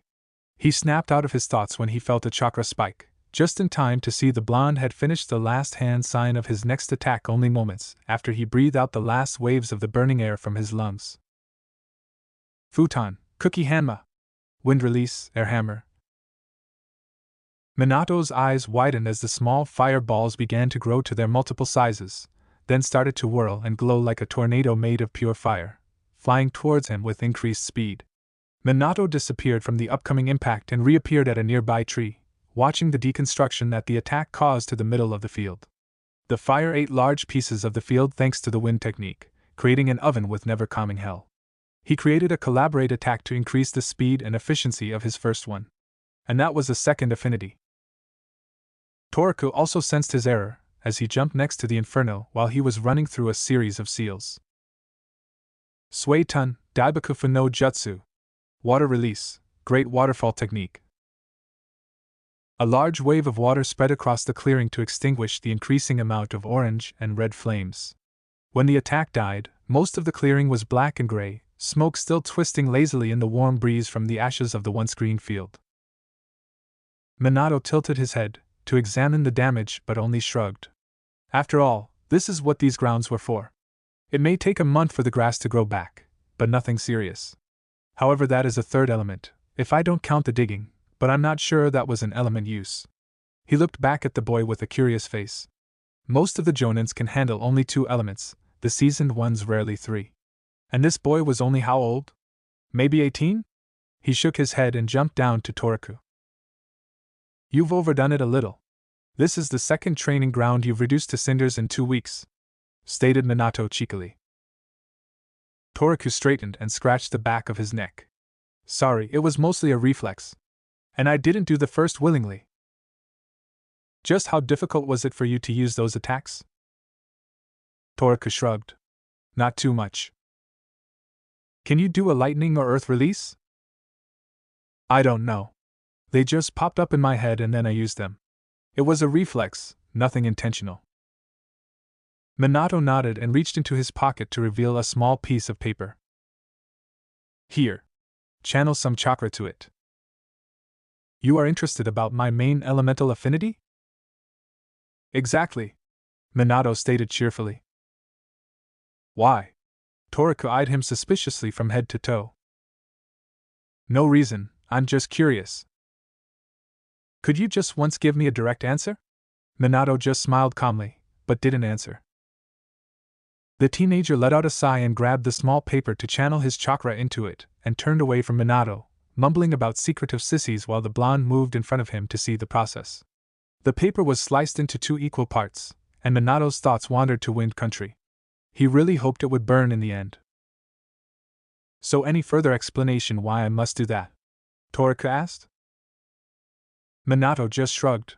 His face wasn't mirroring the disappointment he felt. He wandered back to a tree, still thinking, absolutely lost in his thoughts for minutes. When he finally spoke, Torika was disappointed. He thought he could stay a little more to polish his skills. We are heading back. That's enough for today. Rest and sleep. Tomorrow's assessment will be a thorough one. Torika nodded and they headed back to the village, each of them buried within his own thoughts. Minato entered to the Hokage's office to make his report about the assessment, and maybe complain about the ANBU after he escorted Torika back to the INT department. He hadn't decided yet to mention their previous action. I also have to report the damage to the training ground. He let out a sigh as he sat down in the familiar chair in front of the desk. Hokage-sama. Minato-kun. Any news? I would like to inform you about the details for tomorrow's assessment. I arranged everything. It will be held at 2 o'clock in the afternoon on the 11th training ground. Sarutobi nodded at the information. I removed all of the chakra binding seals today to prepare him for tomorrow's assessment. Was that a good idea? Minato shrugged. I trust in my instincts. Furthermore, I wanted to have an idea of his capabilities. Sarutobi nodded, and Minato continued. He is quite good. During our little spar he used wind, water and fire releases. Sarutobi blinked in surprise and frowned at the information. That's quite a big elemental repertoire for a teenager. I conducted an element test to see which one was his primary affinity, and the result was wind. It's quite rare in Konoha, so it seems he really was a foreigner. Minato let out a sigh and ran his fingers through his blonde locks. His taijutsu is still sloppy and his ninjutsu techniques were pure reflexes, but this is connected only to his memory loss. It will fade away with time. We were really just scratching the surface of his knowledge. He could be really strong if he regains perfect control. Also, he used quite an interesting tactic. Actually, he surprised me with it going only by our brief match. He should be in high chunin or low jonin level, but I'm certain that he is capable of much more than that, especially considering his chakra system. Who will be his partner? Hatake Kakashi. The Hokage gave him a knowing smile and nodded. Kill 2 birds with 1 stone. No, actually not just 2. I think we will see a very interesting match tomorrow. Minato smiled back. This will be a good opportunity for the both of them to show what they are capable of. If you say Torika was troubled because of the assessment, you would be terribly wrong. He was jumpy and excited, and maybe, a very little bit deeply burrowed inside his mind, a little bit nervous. But only a little bit. He felt like a small child waiting to open the packed box in front of him, to know what's in there. This was his chance to show everyone that he was worthy of their trust, and he could become a useful shinobi. He couldn't hold on, he had to do something to ensure his sanity. He also had the surge to regain more control of his jutsus. He acted on reflexes and it could be dangerous if he involuntarily released a destructive attack. That's it, I can't hold back anymore, I have to talk with Makoto-san. Torika was now laying in the middle of the ANBU training field, waiting to catch his breath. He got permission from Makoto-san to use the training ground, with ANBU surveillance of course, to continue his preparations. With the lack of a real sparring partner, he used his Kaige Bunshins, and he realized he knew a lot more jutsus, and his taijutsu was also morphing from mediocre to a real style. During the approved 2 hours, he also gained control over his reflexes, to avoid another disaster, like with the fire jutsu. He really didn't want to blow up anything like before. A tall blonde figure reached his eyesight. He was on his feet instantly and gave a confused look to the laughing Minato. I didn't sense you. I was around for some time. You know, you aren't the only one with great sensing and chakra control. It isn't a trouble that I was training, was it? No, I gave the permission, and I'm also pleased that you want to regain control over yourself. Anyway, I came to tell you that the assessment will be at 2 o'clock in the afternoon. I'll pick you up. But now you really should rest or your partner will mop the ground with blonde locks tomorrow. Toraku nodded and smiled as they left the field together with the 4ANBU. Toraku was now marching up and down, from wall to wall in his small room. He already fell out with 2 different ANBU because he was frustrated. Yesterday's calm mood was now nowhere to be seen. Only 5 more minutes until 2 o'clock, and that damn Namikaze still isn't here. He was at the point of kicking the door open and marching onto to the training grounds alone. It wouldn't be so hard to find the Hokage. I'm sure he's surrounded by his ANBU, and these guys just suck. He let out a breath of frustration as he sensed the chakra signature appear behind him, and a hand fall to his shoulder, smelling the familiar scent of the blonde. He breathed in a large amount of air to start yelling, but before he could, Minato smiled and grabbed his shoulder harder. Come on, or we'll be late. Then he felt it. It was like someone grabbed his stomach, then twisted and squeezed it into different angles. It lasted only a second, before it was gone, but that second felt like an eternity when he appeared in a commodious green clearing. His knees buckled and he fell to the ground, but he managed to lean on his hands and now he was panting heavily on all fours. His face was green, and his dinner was fighting to stay where it was, until he gathered himself, and stared angrily to the blonde, who stood beside him with a stoic face. He straightened on his trembling legs and pointed a finger to the middle of Minato's face, almost touching his forehead, and gathered enough air into his lungs to yell for at least 2 minutes without the need to take a break. You freak! How dare you never, ever use that thing on me again? I almost died. You're not human. You're a sadist. How the hell can you stand that thing? And what the hell do you think you are even doing? First you were late. I almost broke out to come here alone. If I missed my assessment because of you, I'll kill you. Toraku Minato said softly but raised an eyebrow at the outburst, but the blonde didn't bother himself, and just continued detailing his future torture and his slow and painful death.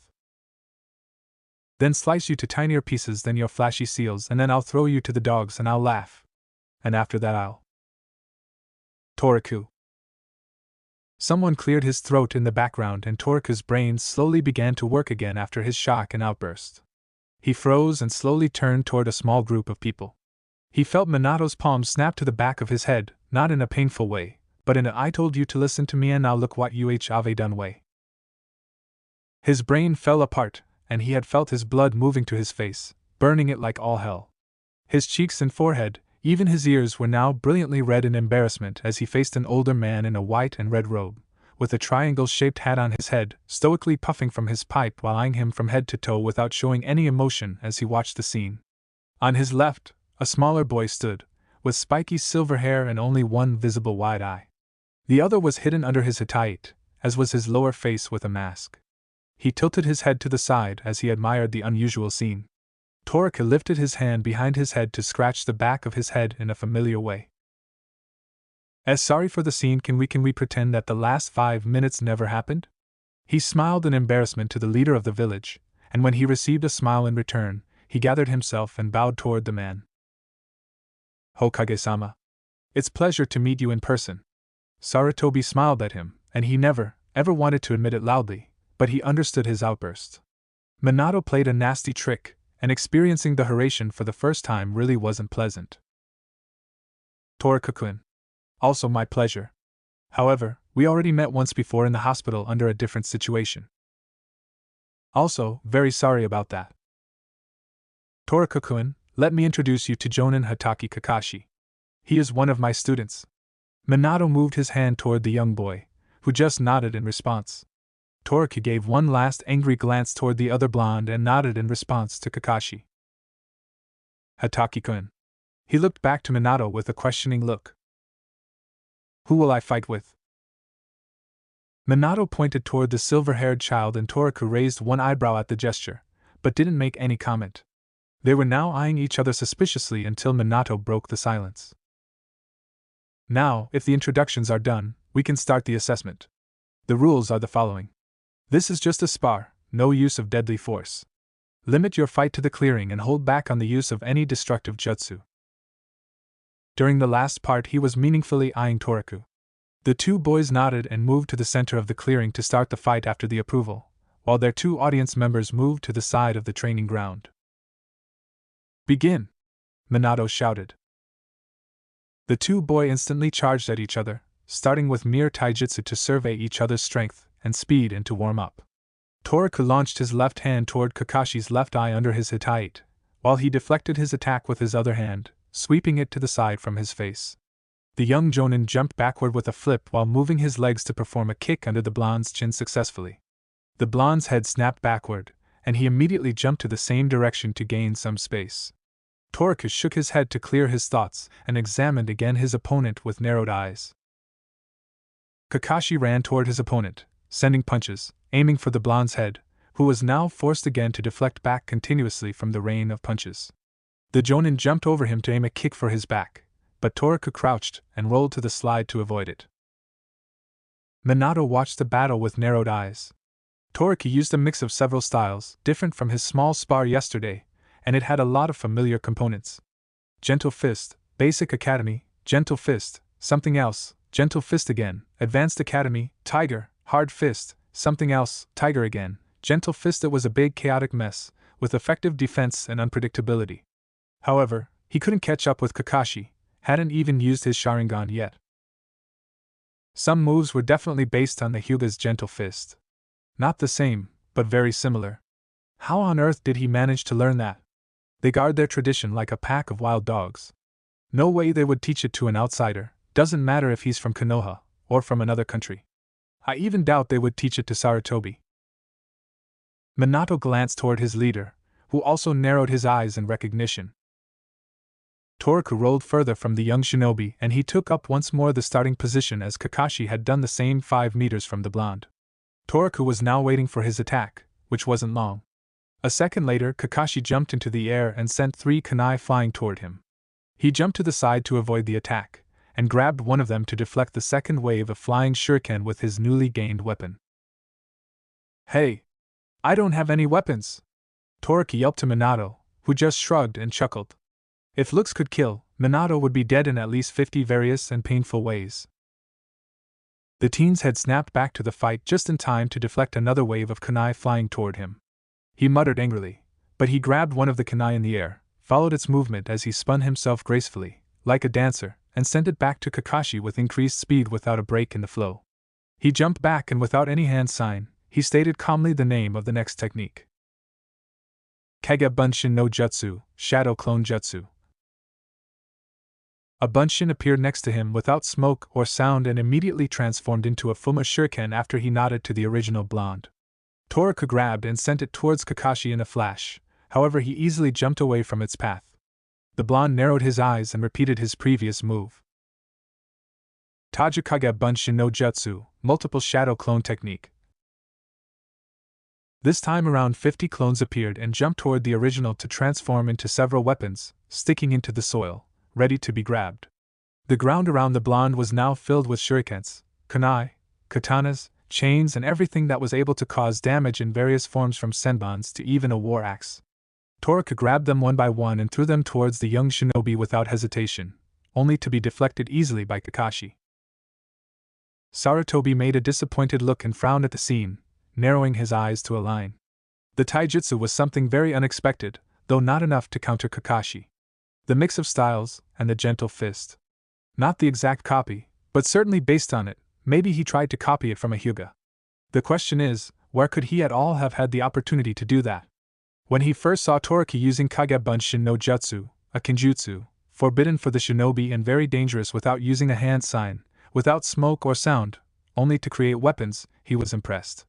But now, he saw that the boy was just throwing them without thinking, more and more desperately, and that disappointed him. Minato talked about him with pride as a skilled shinobi.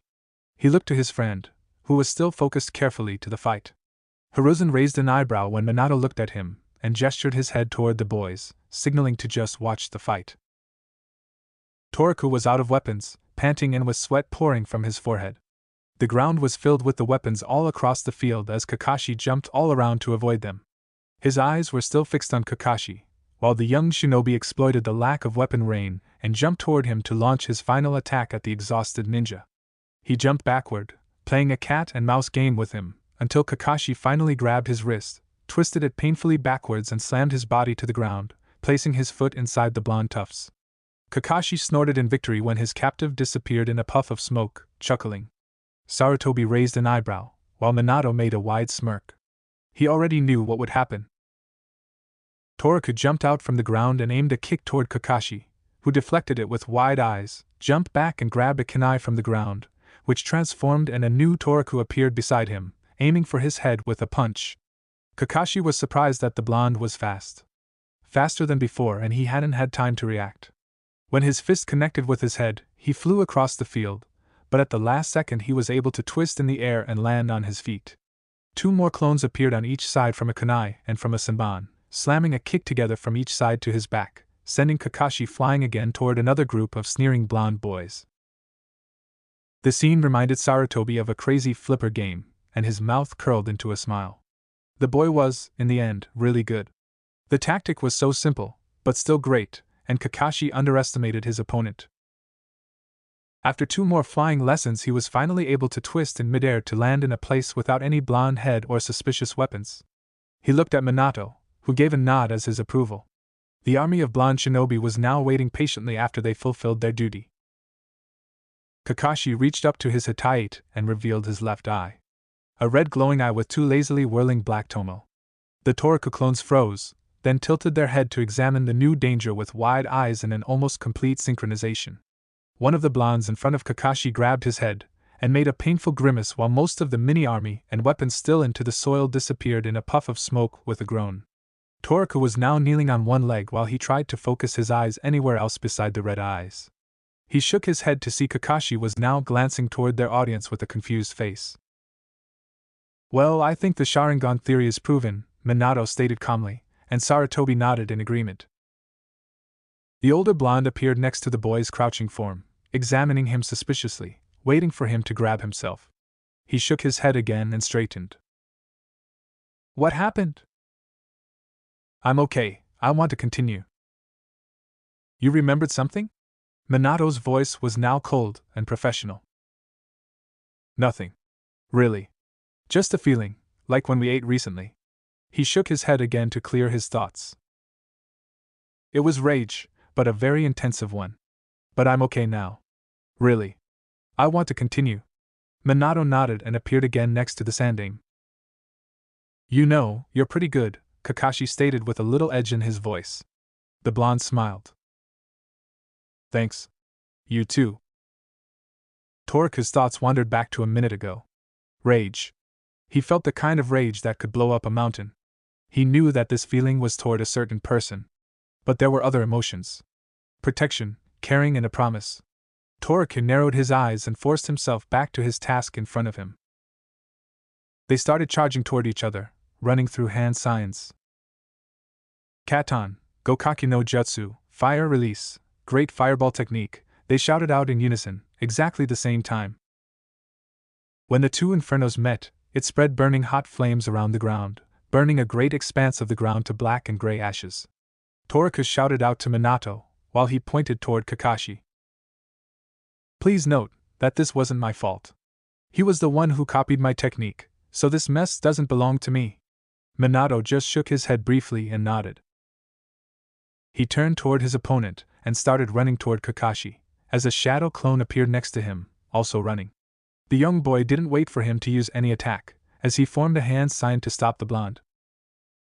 "Katon, Gokaki no Jutsu, Fire Release, Great Fireball Technique." The clone grabbed Toroku's fist and sent him flying toward Kakashi with increased speed, avoiding the fireball just in time to disappear in a puff of smoke inside the unstoppable inferno. Toroku landed in front of Kakashi and slammed his hands toward the boy, who immediately jumped backward to avoid the punch, which almost reached his chest. However, despite his active Sharingan, he couldn't calculate what happened next. 2 blue mini-chakra tornadoes appeared in the palms of the blonde, and immediately stretched toward him, sending him flying to the trees and into the woods, to stop after he broke 3 trees with his small body. All of this in only the blink of an eye. "Futon, Tatsumaki Odori, Wind Release, Tornado Dance," the blonde murmured the name of the technique, which was performed without any hand sign or warning, just appeared in a blink of time. Toroku waited for the young jonin to appear stoically, But suddenly he swung around and smashed his fist into the ground to pull out a blinking Kakashi by his wrist and pointed a kunai toward his throat, expanded with sharp wind chakra. I guess this fight is mine.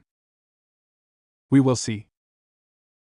Kakashi and his hands exploded into millions of electronic sparks, sending lightning toward his limbs, but before the lightning clone could finish his task, he vanished in a puff of smoke again. Two forms exploded from the ground, sending dust and debris all over the field. Kakashi already started making hand signs. I have to finish this quick, or he will be troublesome. The blonde pushed his hands toward him, but nothing happened. Kakashi froze in his movement, preparing the same attack as before, his muscles tense ready to avoid the attack. He won't fail twice by the same mistake, he will be prepared. At least he thought, but he was pushed back with an enormous wind blast that appeared from nowhere, and without any sign. He fell to the ground, but before he could react, and jump to his feet, another enormous wind blast reached him from the sky, nailing him onto the ground continuously, while Toriko stepped toward him stoically. Kakashi still struggled, but the wind was too strong. He couldn't even leave his eyes open as the enormous air pressure pinned him to the ground. Futon, Cookie Hanma, wind release, air hammer, stated the blonde calmly, glancing down at his still struggling captive. You won't be able to escape from this, so I suggest you forfeit. However, Kakashi ignored him, and he gave up only after 2 minutes of massive struggling against the wind pressure. Toriko released the jutsu, and stepped next to Kakashi, giving a helping hand to him, to get up. Minato also appeared with the Hokage, smiling at the two boys withal. You made quite a nice show, boys. Yeah, and gained quite a big audience also, Toriko grunted, pointing towards the trees and toward a big cliff, where Inoichi and Mikoto sat. Minato chuckled, while he sensed the disappearance of 10 chakra signals from the woods and one more approaching from Inoichi's direction. Umbu. They were really curious as to what the boy was capable of besides playing with their pride. You didn't use hand signs with the wind techniques or the bunshins, Kakashi pointed out the obvious. Well, no. I don't want any of my wind techniques to be copied by you. After you did that with my fireball, I thought it would be safer for me like this. Kakashi narrowed his eyes, and suddenly one more Toriko appeared next to them. Okay guys, good job. The one who helped up Kakashi saluted toward them with 2 fingers, grinning, then disappeared with a puff of smoke, and more could be heard all over the battlefield as the last of the weapons and still lurking clones disappeared. I was beaten by a clone. If Kakashi wasn't as composed as he was, he would have liked to grab his silver hair and tear it out. A mere clone, that's a shame. You are lazy, Minato stated with a calm tone, but a small hint of awe was also in his voice. I just wanted to say hi to Inoichi-san and Mikoto-san. Mostly I was fighting. Toriko just shrugged and waved toward the 2-man group on the cliff. How many of those did you make, exactly? Asked Minato curiously. Enough to have fun for at least 1 more hour. Toriko grinned when he saw Kakashi's widening eyes. Sarutobi puffed from his pipe and turned to them. I have to admit, that was a really interesting fight. Minato, we will meet in my office at 6 o'clock. I would like to have a word with the young man. Minato nodded and waved a hand when he disappeared with a yellow flash of his blonde locks. Toriko shivered from the sight as the memory flowed into his mind, almost feeling again when it was used on him, earning a small smile from the Hokage. Kakashi bowed to the leader and nodded to Toriko, then teleported away, leaving whirling leaves and dust on the training ground. Sarutobi turned to Toriko, eyeing him with a wondering look on his wrinkled face. Let's take a walk, Toriko-kun. The blonde nodded. He was now nervous as the adrenaline from the previous fight faded away, leaving him alone with the strongest man in the village. He knew that this talk would occur eventually. Actually, he thought it would be much sooner. They started to walk slowly back to the village on the small path without a word. The blonde felt himself very uneasy, pressed by the awkward silence. What should I do? Should I ask something? Before he could decide and act, Sarutobi broke the silence between them. Why do you want to stay in Konoha? Toriko left his gaze at the ground while they walked, kicking a small stone out of his way. Despite my first experience, I like it here.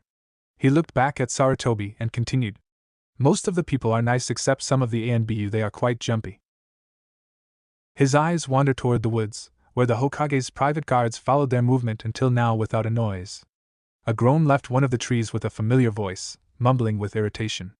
For his surprise, Sarutobi leaned back his head and laughed loudly. After he finished, he waved a hand toward Toraku to continue. It's peaceful here. I know there is war outside the walls, but still, that's how I feel. Besides, I don't really know where else I could go. I don't know anybody. He smiled sadly toward the Hokage, who nodded in understanding. Why do you want to become a shinobi? This is the only thing I know. And I'm aware that some of my skills could serve the village well.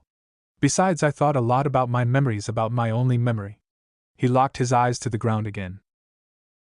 I thought a lot. And I don't want to remember the rest of them. I don't want to feel that sorrow again. Just like when I regained my first and only memory, I want to protect the people I know and care about. So I don't have to feel that again, even if that means only one person. I want to start it over. His sentence died to a low voice, almost whispering.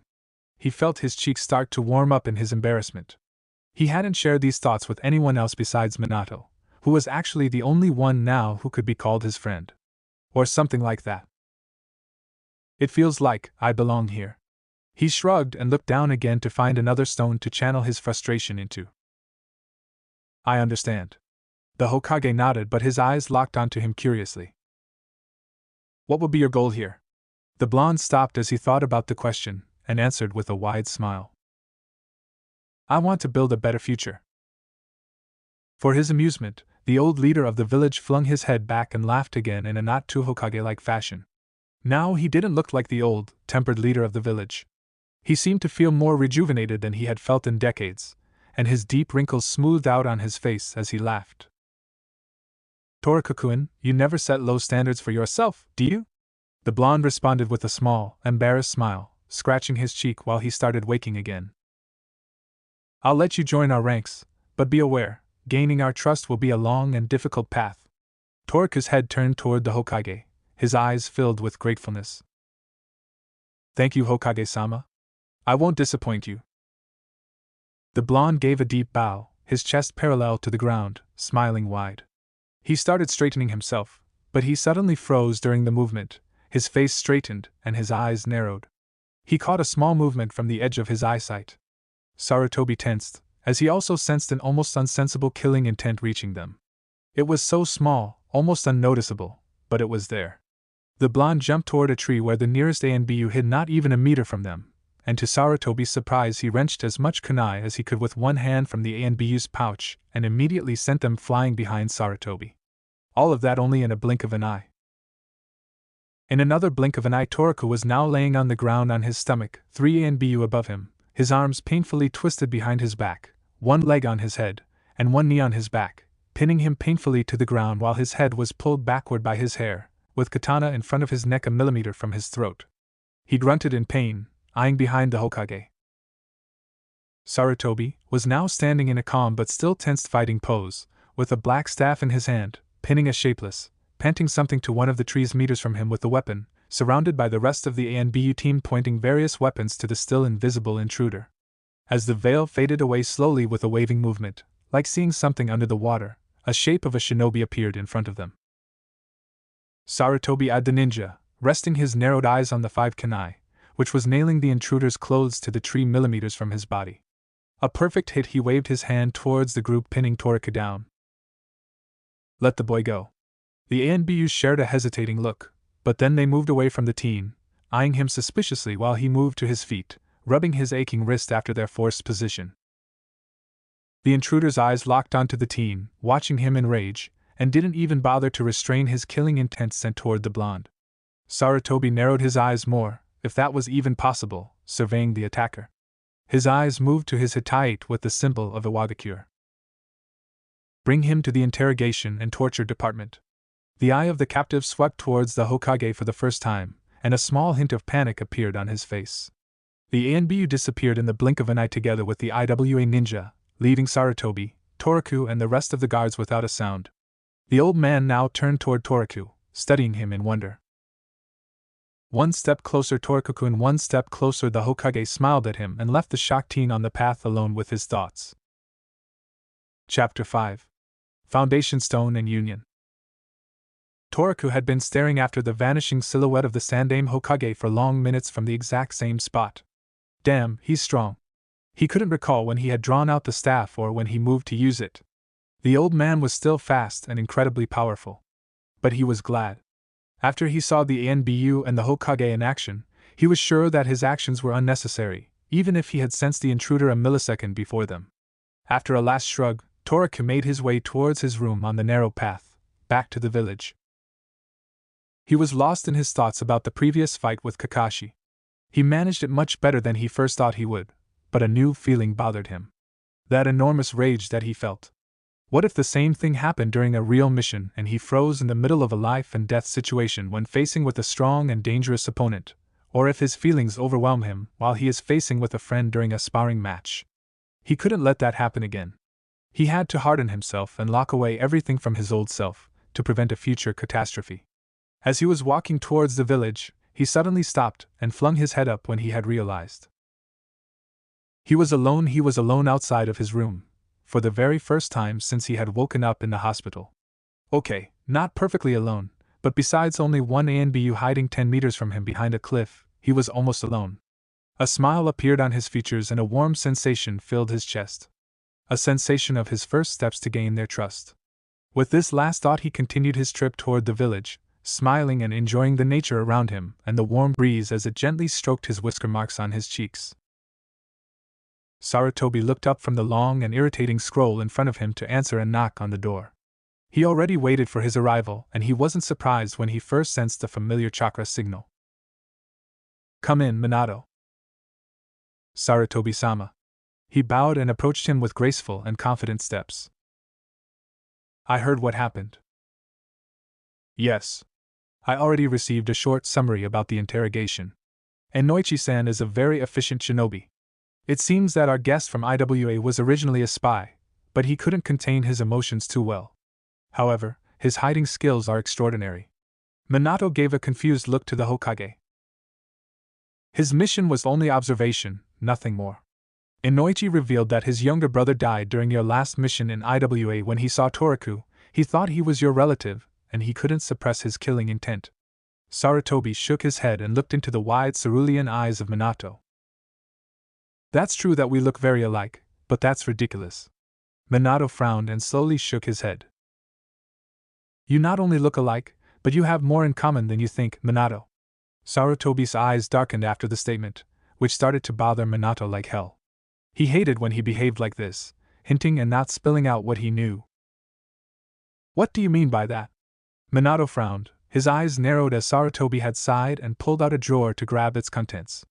He slowly eyed the thick file in his hand, sighed again, and after a minute of hesitation he finally handed it over to Minato. Then he touched and channeled some chakra into carved pattern on the desk to activate the privacy seals of his office. "You would learn about it later anyway, but I wanted to inform you on my terms. After this incident I can't delay it anymore." Minato's eyebrow raised. He wasn't used to this side of Sarutobi. He was in the position of his trust, but now he was hiding something very important. He looked at the file in his hand, hesitating for a moment before opening it. It was Toraku's personal file with every bit of information they were able to gather after his arrival. A small picture of the smiling teen was at the top right corner of first page above the report. He had eyed the picture for a moment, before his eyes moved down and started carefully reading its content. Original name, unknown. Code name, Odoroki Toraku. Gender, weight, height, special, identifications found belongings, hospital reports, known skills, etc. Relatives, test subject 14 confirmed. Minato looked up to meet Sarutobi's darkened eyes, but his azure ones were now filled with confusion. While the thoughts were forking in his head like lightning, he gathered his emotions. He already knew the answer, but he wanted to hear it from the Hokage's own mouth. "Who is test subject 14? He asked calmly without any hint of his frustrating thoughts. Sarutobi watched him seriously, and puffed from his never-missing pipe before he stated calmly. "You." Sarutobi eyed him without motion, waiting for some kind of reaction from the blonde, but when no answer came he continued in the same calm tone. "According to the tests, he is a very close relative. A first generation, like father, son, or brother." Minato just stared at the file in his hands without any reaction. He had been hardening his emotions and forced himself to observe the situation and the file in his hands like a professional, caring only for the facts. We can easily assume that the first two options aren't possible, so that leaves only one left. He is your brother, or more likely your half-brother. I doubt that you would forget your mother's pregnancy, so the only option is an affair of your father. By the age gap, it was one of his last acts, Minato stated with a sour tone, but still calmly. He already knew what would be the next step of this game. You know what this could mean, Minato, don't you? If his memory was erased purposely to infiltrate into Konoha and be near you, if he is here only because of you, this is a dangerous situation for the village. Are you prepared for the decision that is expected? Minato only nodded slowly, his face showing no emotion. Then he finally closed his eyes and shook his head, and his calm mask started to crack. Yes, it could be, but what if he isn't? If his appearance here is only coincidence? What do you expect of me? That I should kill him? That I should execute a teenager, who could be my only living relative? Minato's calm was starting to fade away. Of course he had been suspecting, and was also aware about the hints, that maybe there was more to this teen and that maybe they were somehow connected in some way. He wasn't blind. But as the Hokage had hinted the execution of the boy, it just made his eyes twitch. I don't like to repeat myself, Hiruzen, but if we execute him now, that would make us merciless killers and nothing more. The Hokage didn't bother himself about the casual address, he just eyed the blonde in front of him curiously. In the near future you will have to make decisions like this. I know that very well. But you are you and I am I. We are different, and I won't sacrifice anyone without any real proof, based only on speculations. And I doubt you are also that kind of person. Minato's voice died lower as he grabbed himself and calmed his aching nerves again. I take full responsibility for his actions. He wants to belong to this village, and he wants to become a shinobi. Assign him to my team, that way I can keep an eye on him continuously, and accommodate him next to my apartment. I'll do what I have to do, if the time comes, for the sake of the village, but as of now this isn't that time. Sarutobi didn't break the connection of their eyes, nor the silence which settled down in the office. He eyed Minato's every small movement, reaction, waiting for a tiny hint, but he was determined. In some aspects he was right. The boy at the moment wasn't a threat, and he was also determined to serve the village. Toriku was an impetuous boy who couldn't hide his emotions. And today he also experienced the strange aura that surrounded the boy. He hadn't laughed as freely as he did in the afternoon since the war had started. During that time, he felt like he moved back in time decades, where he was without the weight of the problems, the war, the continuous worrying for his people. Sarutobi closed his eyes, puffing continuously from his pipe, filling the room with the smell and smoke of the lazily smoldering fine tobacco, while his thoughts gathered around the choices. Finally, he opened his eyes to meet a calm, blue ocean in front of him, then he just simply nodded in consent.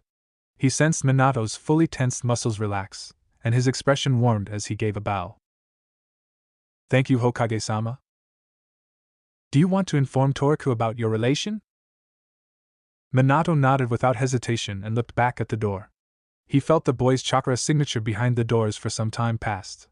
Sarutobi touched another small seal on the surface of his desk without a word to signal to his secretary. When the doors opened, the blonde teenager stepped in, escorted by an ANBU. The Hokage nodded to the guard, who bowed and left the room without a word. Toriku also bowed and moved nervously toward the desk where the two men were watching him calmly and knowingly, hesitant of what to say next. Then Minato sent a small, warm smile at him and pointed to the chair next to him to sit down, and he was more than thankful to accept the offer to escape from this awkward situation. Toriku-kun, we are here to discuss some very important matters about your future in Konoha. The Hokage said this with a moderate tone, and Toriku tensed in the chair. You will be accommodated next to Minato-kun's apartment in the future. You can move there tomorrow morning. The blonde relaxed a little and nodded, waiting patiently for the old man to finish his words. Also, you will be assigned to Minato-kun's team. The Hokage moved to his right and pulled out a drawer, placing a Hittite in front of him on the desk, still eyeing the teen. Sarutobi pointed toward the Hittite and Toriku reached after it, like a child for a piece of candy. His azure irises sparked in awe as he stared at the headband, studying every small part and every detail of it before he tied it on his forehead. He couldn't stand it. A small smile left his mouth and the heavy air in the office disappeared. Welcome to our lines, Chunin Odoroki Toriku. The blonde grinned again like an idiot. His mouth was spread from ear to ear, but suddenly confusion ran across his face. Chunin? I beat the crap out of the shrimp and he's a jonin. Why should I be his inferior? Minato let out a loud laugh at his statement, still chuckling afterward while everyone else waited for him to control himself. He had cleared his throat and looked back at his newly found relative with a calm face. That is because we don't know anything about your previous experience. Your power and skills may be on jonin level, but this isn't all about power. With time you can gain that rank.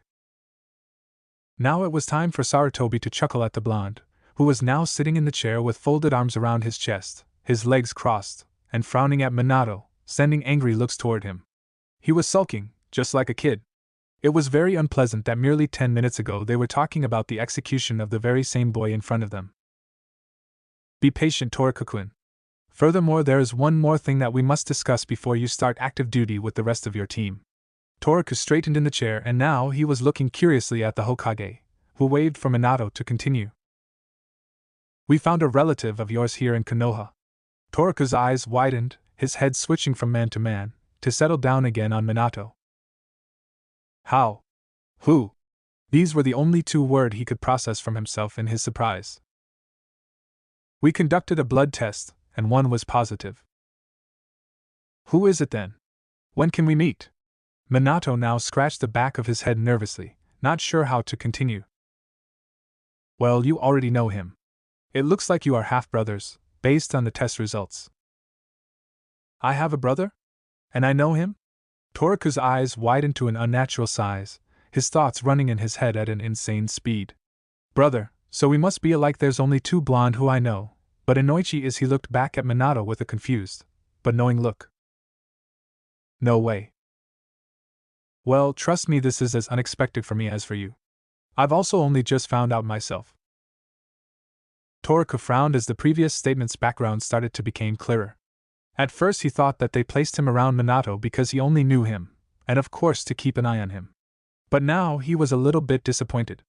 After the first 10 minutes of ecstasy, that he would be a real shinobi, he would be able to leave that room, and that he had family it seemed distant now. You still think that I'm a spy or an assassin, someone after Minato, don't you? He asked with a sad smile on his face. Indeed, Sarutobi stated calmly.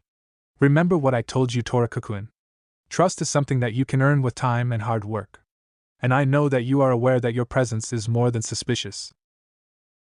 Toriko had nodded and stood up, his eyes filled with determination, and he bowed again just like hours before toward the 2 men. He looked up and smiled at the old man at the table, then to Minato. I won't disappoint you. And I never go back on my word. That is my nindo. Minato smiled at the pleasant sight, and he was really glad that this sentiment remained from the boy's previous life. Sarutobi nodded in response. You can go now. I'm sure there is a lot you 2 wanted to talk about. The 2 blondes nodded and stood up, while Minato grabbed his arm. Come on, I'll give you a lift. No, why? The 2 blondes disappeared from the room and Sarutobi was sure that the soundproof walls of the interrogation and torture department wouldn't be enough to restrain the yells of Toriko. I hope you made a good decision, Minato. When the 2 blondes appeared at the interrogation and torture department in the middle of Toriko's room, he was surprised. Surprised that he wasn't going to die. He was panting heavily, a little bit shaky, but not as bad as it was the first time when that bastard used Hiraishin on him. He looked at Minato, still angry, but more confused, and he just made a grin in return. It always gets better and better. I don't even feel anything, but for the first 10 times I looked much worse than you for your first time. I had to lay down after I lost my lunch. How does it work? There is a seal in your room. I use that to have one base point as the destination and my starting point to another. I use a time-space ninjutsu to transport myself between the 2 points. Actually, it's much more trickier than that, but something like that in short. Toriko's anger flashed away and they sat down on the bed side by side without a word. An awkward silence fell upon them, but neither of the blondes dared to break it. Neither of them knew what they should say to the other. Finally, Toriko opened his mouth. You know, I don't think I previously had anybody as a parent figure or a brother. Minato just raised an eyebrow at the statement. Why do you think that? Because when I need certain knowledge it pops up. And now, when I'm looking for something about a family, there's nothing. Minato smiled at Toraku. Then, it's time for the both of us to learn something new. The blonde teenager smiled back, but the silence came back between them. What should I call you? Well, I would really appreciate that within the team, you call me sensei like the others. But beyond that, time will make that decision for us. Well then, sensei, you'll be teaching me, right? Minato raised a suspicious eyebrow at the blonde. Well, yeah? Then teach me that teleportation technique. Minato just stared at him in disbelief, then burst out laughing. Why? I thought you hated it? Toraku just rolled his eyes while his company still chuckled. Yeah, that's true, but it seems very useful too. In time. It's not an easy technique, you know. Besides, Kushina would kill me if I taught it to you before her. Who is she? You know, she's my girlfriend. Minato shuffled on the bed a little. Anyway, pack anything you want, and rest now. You had a long day, and so did I. I'll get you tomorrow morning and you can move into the apartment. And also prepare for some introductions. The blonde got up from the bed and started to wave goodbye when he was stopped. Minato. Yeah? Thanks.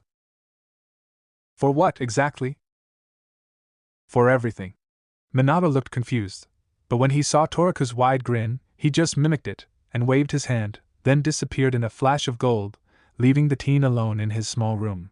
The blonde leaned back on the bed, staring at the ceiling, still grinning. He was happy. Really happy. The next morning came with record speed. Not that Toraku had too many things to pack, but still way too fast. Minato told him yesterday that he would introduce him to people, and he was sure that those would be his girlfriend and the team. He really wanted to make a good first impression, and now, as he looked into the small mirror in the bathroom with his bed hair, he couldn't do anything else but grimace at his image when he felt the familiar chakra signature appear outside the room. A minute later, a blonde head peeked inside the slightly open bathroom door. Morning. Are you ready?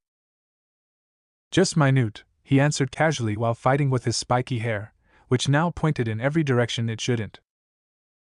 You know, I think you just made it worse. Toraku sent an angry look toward Minato, then he ruffled his hair in his frustration. Still the same. Arg. I don't care. Let's go. Anything to carry? No, everything's in my pocket. Then let's get out of here. Minato placed his hand onto Toraku's shoulder to disappear in a blink, leaving the white room behind. They were now standing in front of a light orange door. Toraku shook his head, and placed his still trembling left hand onto his forehead when uneasy groan left his soft lips as he felt the way softer side effect of the technique, while Minato pushed a small metal key into his other. Here. You're first. Toraku stared down into his palm, examining the small key in his hand and smiled as the cold key started to take over his body heat, until he could only feel the curves of the metal.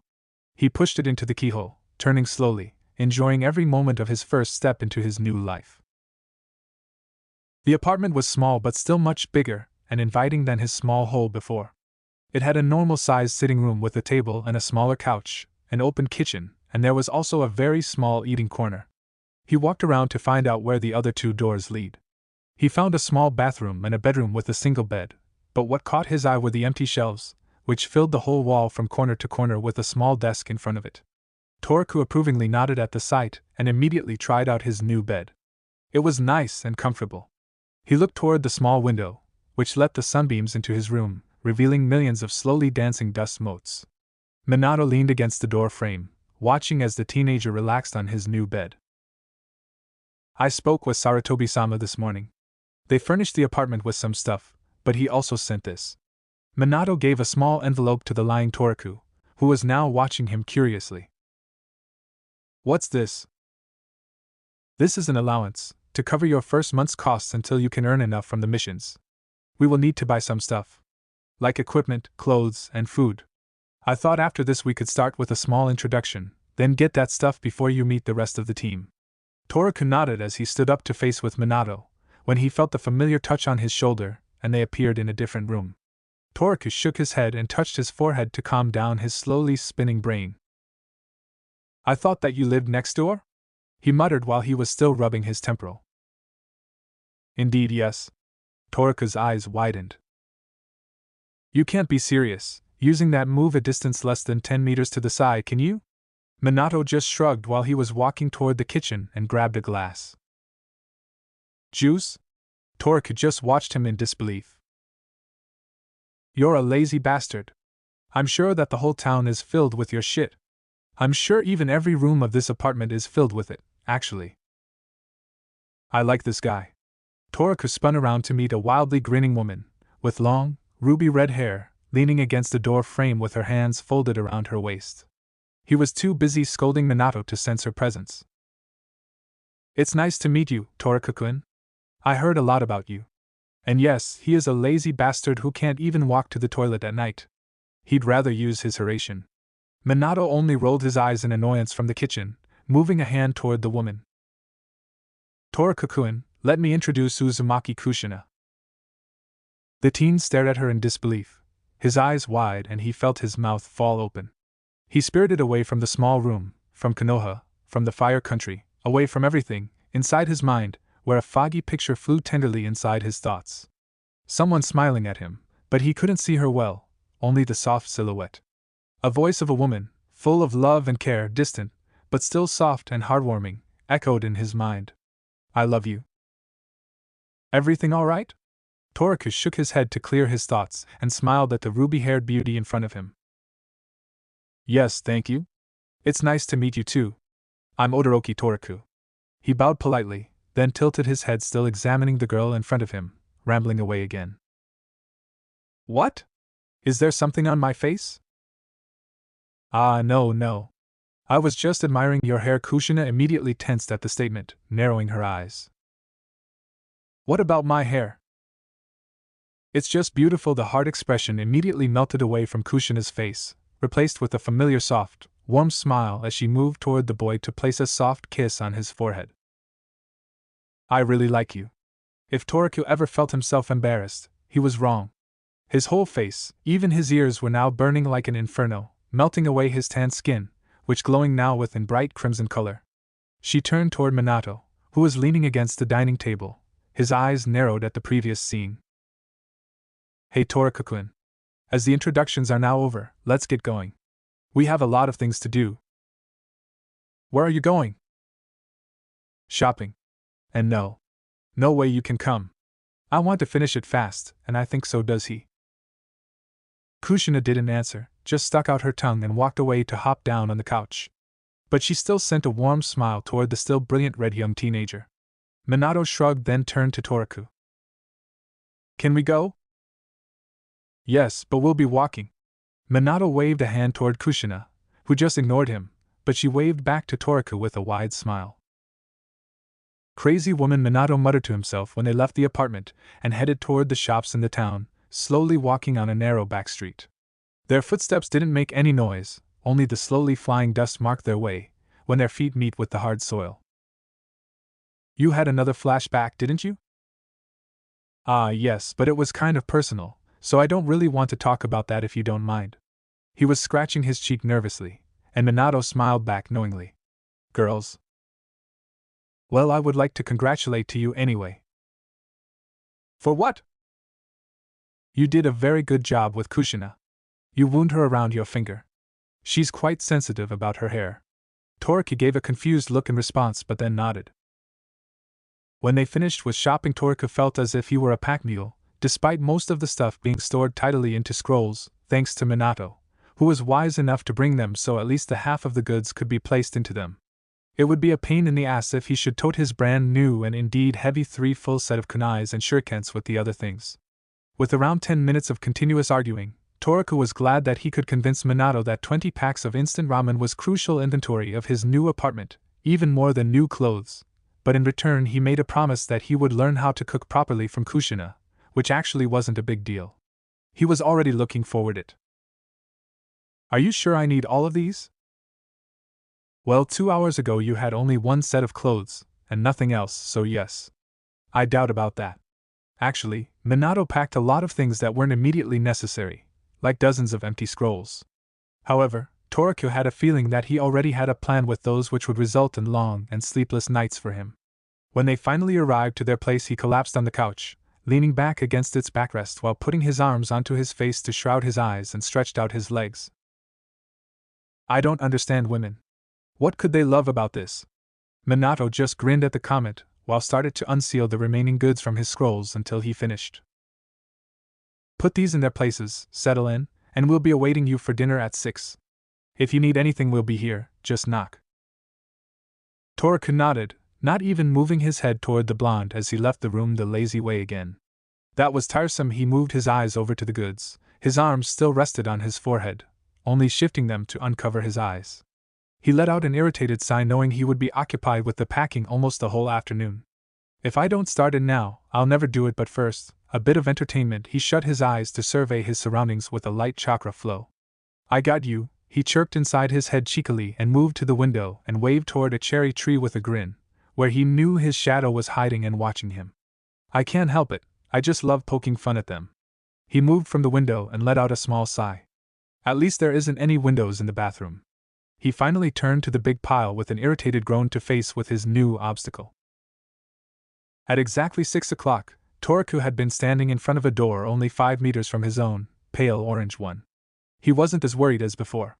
The meeting with Kushina calmed down his nerves, but he could feel that they tensed again. Meeting with a team.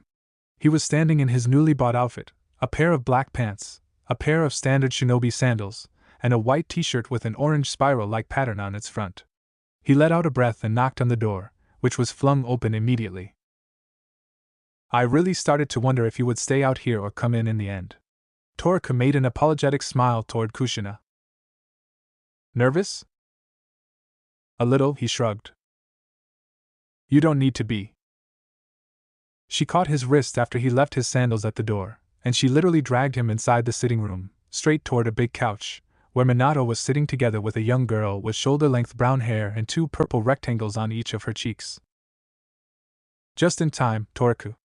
Noera Rin, this is Todoroki Toriko, our new team member. Toriko made a low bow and moved closer to the duo sitting around the small table filled with snacks and drinks, hopping down next to Minato. Nice to meet you. Rin smiled back at him, and he looked around the apartment, looking for the 4th member of the team, whom he had already met. Minato, the 4th member is Kakashi-kun, isn't he? Minato let out a sigh and nodded. Indeed, but he will be late. You look much better, Toriko-kun, since I last saw you. Confusion ran across his face. He tilted his head to the side as he eyed the young kunoichi curiously. You know, we already met once. We found you on the training ground with Kakashi-kun. I was the one who gave you first aid. You looked pretty bad, I really didn't think you would survive. Toriko just blinked and bowed his head. Well, thank you for saving my life. I owe you one. He sent a wide smile toward the brown girl and looked after the outgoing Kushina. An awkward silence fell onto the small group. Minato didn't know how to act with his newly found brother, and vice versa, and Rinchi didn't know how to react to them either, seeing their tension.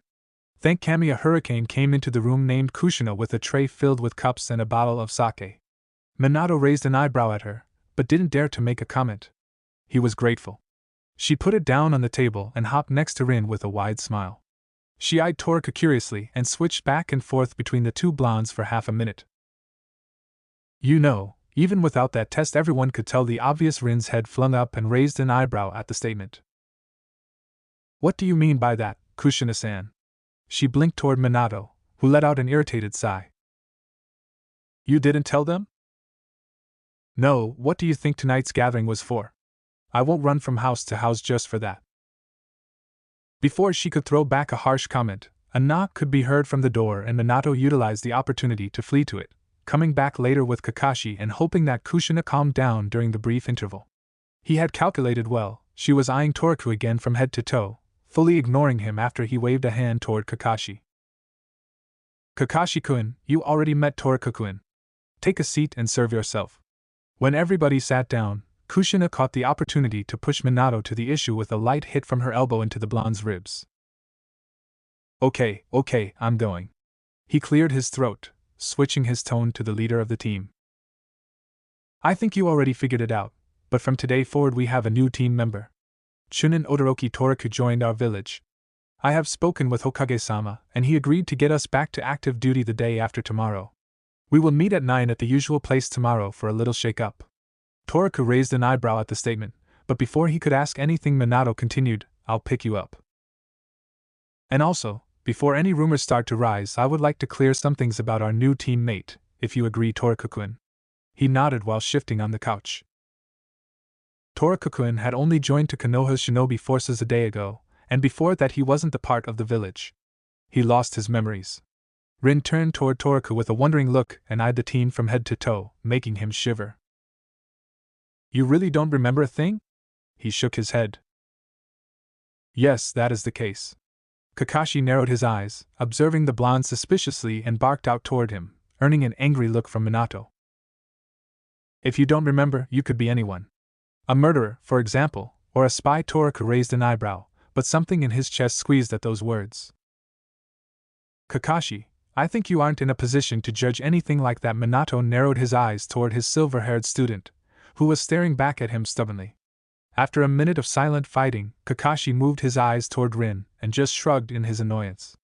Minato let out a long sigh and slowly shook his head at the reaction of his student. There is one more thing. Yesterday revealed that he has a relative here in Konoha. Rin narrowed her eyes, as did Kakashi as they now looked toward the two blondes sitting next to each other. And that is you, Kakashi stated without any hint of surprise, as he eyed the teen again more suspiciously, who in turn tried to tune out the disturbing tone of his voice, his previous behavior, and the cold, piercing eye. He was now annoyed. Calm down, don't hit him, don't hit him. Well, actually, yes. It seems that we are brothers. Minato nervously scratched the back of his head and looked to the still silent Toriku with a smile. Anyway, I would like to ask you to help him while he settles down. Toriku rolled his eyes in annoyance. You know, I'm not a child.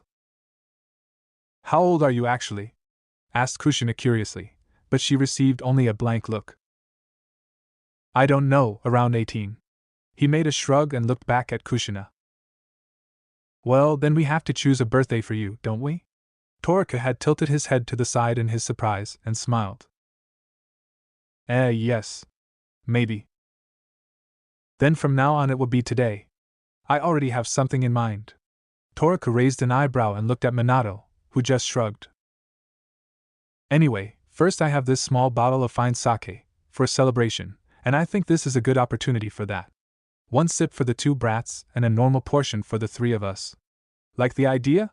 Good. Then please, the cups. After the drink was portioned, Minato stood up to make a toast. To the new friends. And to the lost ones. The mood immediately tensed between the two young ninja, but they also raised their cups and drank it.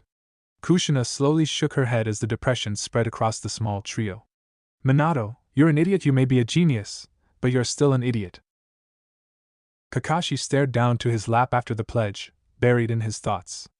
Emotions ran through his mind, but his only visible eye was cold as ice when the final one raised on his face. Anger.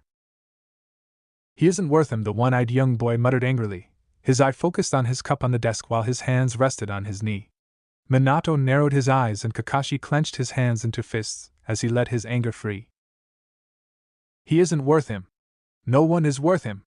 Everybody tensed as the atmosphere became heavy around them. Enough! Minato barked out in a commanding voice. He was now again the leader of the team, as he switched the roles. No one could replace Obito. He is just an intruder, an outsider. He could be a spy, or an assassin who is after your life. Kakashi had risen from his seat unconsciously, his muscles tensed and his fists clutching painfully as the joints of his hand whitened by the strain. He looked at the blonde with pure hatred in his eyes and stormed away from the room, leaving behind the others in an awkward silence and Toriku with shocked, wide eyes. Minato had let out a sigh as he started rubbing his forehead with closed eyes, the feeling of an oncoming headache rising within it. Finally, Rin broke the silence after a long, tensed minute. I apologize for his behavior. Please forgive him, Toriku-kun. We've had a hard time the last 3 weeks. Rin's voice was soft, and sad as it died to whispering in the end. He just answered with a sad smile, as he didn't know what to say.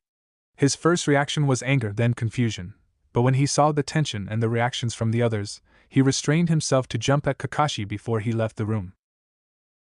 Well, that went better than I expected, Kushina stated calmly while she sipped the sake in her hand, earning a confused look from Toriku. Would someone please be so kind as to enlighten me on what the hell that was? The blonde teen asked the people around him, earning another minute of tense silence, which was broken by Kushina. Obito was their teammate. He died during their last mission in IWA 3 weeks ago, and since then they were off duty. I'm sorry about that. Toriku shook his head slowly and fixed his eyes on the floor. Don't bother yourself about him. He will calm down in time when you know each other better. I doubt about that. Toriku leaned back on the couch and folded his hands in front of his chest with narrow eyes while Minato still rubbed his head in silence. Rin was again the one who tried to temper the mood. It will be okay. I promise. She sent a heartening smile toward the boy, who replied with a small doubting smile, but he felt the atmosphere of the room lighten. So, who's hungry? Kushina burst out loudly with absolute contrast of the past few minutes, earning grateful smiles from the group while they moved to the kitchen. The remaining time of the night passed in a much better mood, but the shadows of Kakashi's outburst was still hanging awkwardly above them. The night ended and Rin left the apartment, leaving the blondes and Kushina behind. When the redhead moved toward the kitchen to clean up the remains of their dinner, Minato turned toward Toriku at the doorstep. I'm really sorry about what happened. But please try to understand his feelings. Toriku shrugged before he answered with a calm tone. It's okay. I know that I still have a long way to go before I earn anyone's trust, including yours. He let the silence fall between them again. I'm prepared. Minato just nodded before Toriku left the apartment, watching him silently as he disappeared behind the door. The next morning was awkward. When they arrived at the training ground where Toriku was found, the remaining members of the team were already waiting for them. The blonde gratefully noted that the training ground was repaired, the large crater, which emitted the disgusting scent of his blood, had disappeared, and only the lack of the green grass pointed that something had happened there before. Kakashi changed his tactics toward the young blonde. He was now just simply ignoring his presence, not even bothering to look in his direction, like he was simply invisible. And that was a bad tactic against him. When Toriku got up, he was determined to get along with Kakashi after the last night, but now his muscles tensed and he felt the anger spread across his chest, but he got over the temptation to punch the face of the arrogant, silver-haired shrimp. I hate being ignored. I can't stand this feeling. It would be much better if he just started to shout. Rin greeted him with a kind smile and a small wave of her hand as they reached the duo next to 3 thick poles. Before we start active duty, it would be essential for all of you to properly know each other's fighting style and to make a small team strategy accordingly. Kakashi turned his head spectacularly away from Toriku, earning an angry tension of muscles from the teen and a mimicked movement from him in response. Unfortunately, they weren't aware of Minato's rolling eyes and Rin's slowly shaking head. What we are going to do, Minato-sensei? Rin was again the first to speak. This caught Kakashi's attention and he finally slowly turned toward their leader, still aware to not even let the minimal sight of the blonde teen into the corner of his eyes. It will be very simple. Minato was now grinning. Catch me. You have until dinner time to do so. Then, with a puff of smoke, he disappeared, leaving whirling leaves and the 3 teens in the clearing. Rin turned toward the others with pleading eyes, finding herself between the 2 irritated boys back to back with each other. The girl slowly shook her head again and let out a sigh at the childish behavior. Please, for Kami's sake, put aside your differences, or we will be wiped out in a minute. We have to act like a team if we even want to find him. Toriku turned toward Rin and glanced at Kakashi's back with a snort, crossing his arms in front of his chest, and turning away again. Not until he acknowledges my presence. Rin let out an irritated sigh and turned toward Kakashi. Please, the young masked ninja narrowed his eyes, but nodded to the girl. We are going to split up. Rake over the area, and if someone finds him, alert the others with a small chakra signal. That would also inform Minato about our presence, and he'll just erase in a way. I got a better idea, stated Toriku calmly, earning a deadly look from Kakashi. I am the Jonin here, so I am the commander of this operation. Toriku just shrugged, but his eyes narrowed dangerously. Whatever, arrogant brat. Rin shook her head and let out a hopeless sigh, but she hadn't the willpower to start convincing the young jonin that Toriko was right. This will be a long day. The three shinobi disappeared from the clearing as they jumped toward the woods around the training ground to find the fastest ninja of Konoha, who was watching them from a safe distance on a tree branch with narrowed eyes. This isn't going to be good. After 2 hours of a desperate hide-and-seek game with small success, the trio gathered again in the middle of the field. Toriko was unspeakably irritated because of Kakashi's annoyance. They wouldn't catch Minato like that, despite his sensing skills, but he also didn't want to act on his own. And Minato was good. If he didn't want to be found, he wouldn't. He almost scared his Anbu to death when he appeared in front of her to ask if she saw Minato somewhere, earning a flying kunai toward his head and an almost 10-minute-long argument with the bird-masked woman. "Can I speak now, Jonin Kakashi?" Toriko asked with undisguised sarcasm in his tone, earning an angry look from him and an irritated tch. "Whatever." The yellow flash of Konoha was standing on the previous branch, eyeing his team curiously, when he let out a small yelp of surprise and almost fell from the tree and onto his ass if he couldn't caught a branch. The place suddenly filled with replicas of Toriko. Not a dozen, not 50, but easily 200 or 300, which were now charging toward the four winds of the compass, including his direction. He realized that his mouth was open and he grinned as he shut it. Now, this is starting to become interesting. As the clones flooded the place, Minato had to be more and more aware where to harassment. The whole training ground was already filled with his seals, as he prepared them as soon as he disappeared for the first time. However, he felt that maybe it wouldn't be enough this time. The rush was intense and continuous. Whenever he dispelled a clone, at least two replaced it in a second as the knowledge of his location flowed back to them. He found some clones of the other two team members mixed into the small army to distract him, which was actually almost successful when he faced a wildly grinning and laughing Kakashi after he appeared in a small clearing. After half an hour of continuous chasing without a break, he started to feel the effects. He had to admit, the tactic was good, and only with the sheer amount of clones could they tiptoed him continuously, leaving no time to recover. He sent a kunai toward a charging clone to dispel it, when three more appeared behind him to jump on his back. He easily deflected the attack with a roll to his left, where a fourth Toriko was already waiting for him, grinning. He used his harassment to appear in a small clearing away from the mass he left, when an odd and cold feeling caught his leg. Minato looked down, to see Rin's familiar jutsu, as he started to sink into the ground, feeling as it hardened around his ankles. He sighed, and when he attempted to use his jutsu to escape from the trap, electricity ran across his spine, blocking his movement and mind to prevent his escape. At the moment the more disturbing than painful feeling disappeared, he felt three hands on himself and he looked at the grinning Toriko, the softly smiling Rin, and the emotionless Kakashi. "We got you," Toriko stated with a sing-song voice. "Indeed. I have to admit you did a great job with this trap, but don't let the victory go to your head." When he finished the sentence, three blonde clones appeared without a sound behind them, each pointing a kunai to the back of their heads. In the blink of an eye, Minato was out of his prison without any effort and smiled proudly at their team when the clones disappeared. "Still, I think you all deserves a reward. I'm glad you managed the task." tch. Kakashi was evidently irritated by the success of Toriko's plan. "I think it's time for lunch, everyone. Let's head to Ichiraku."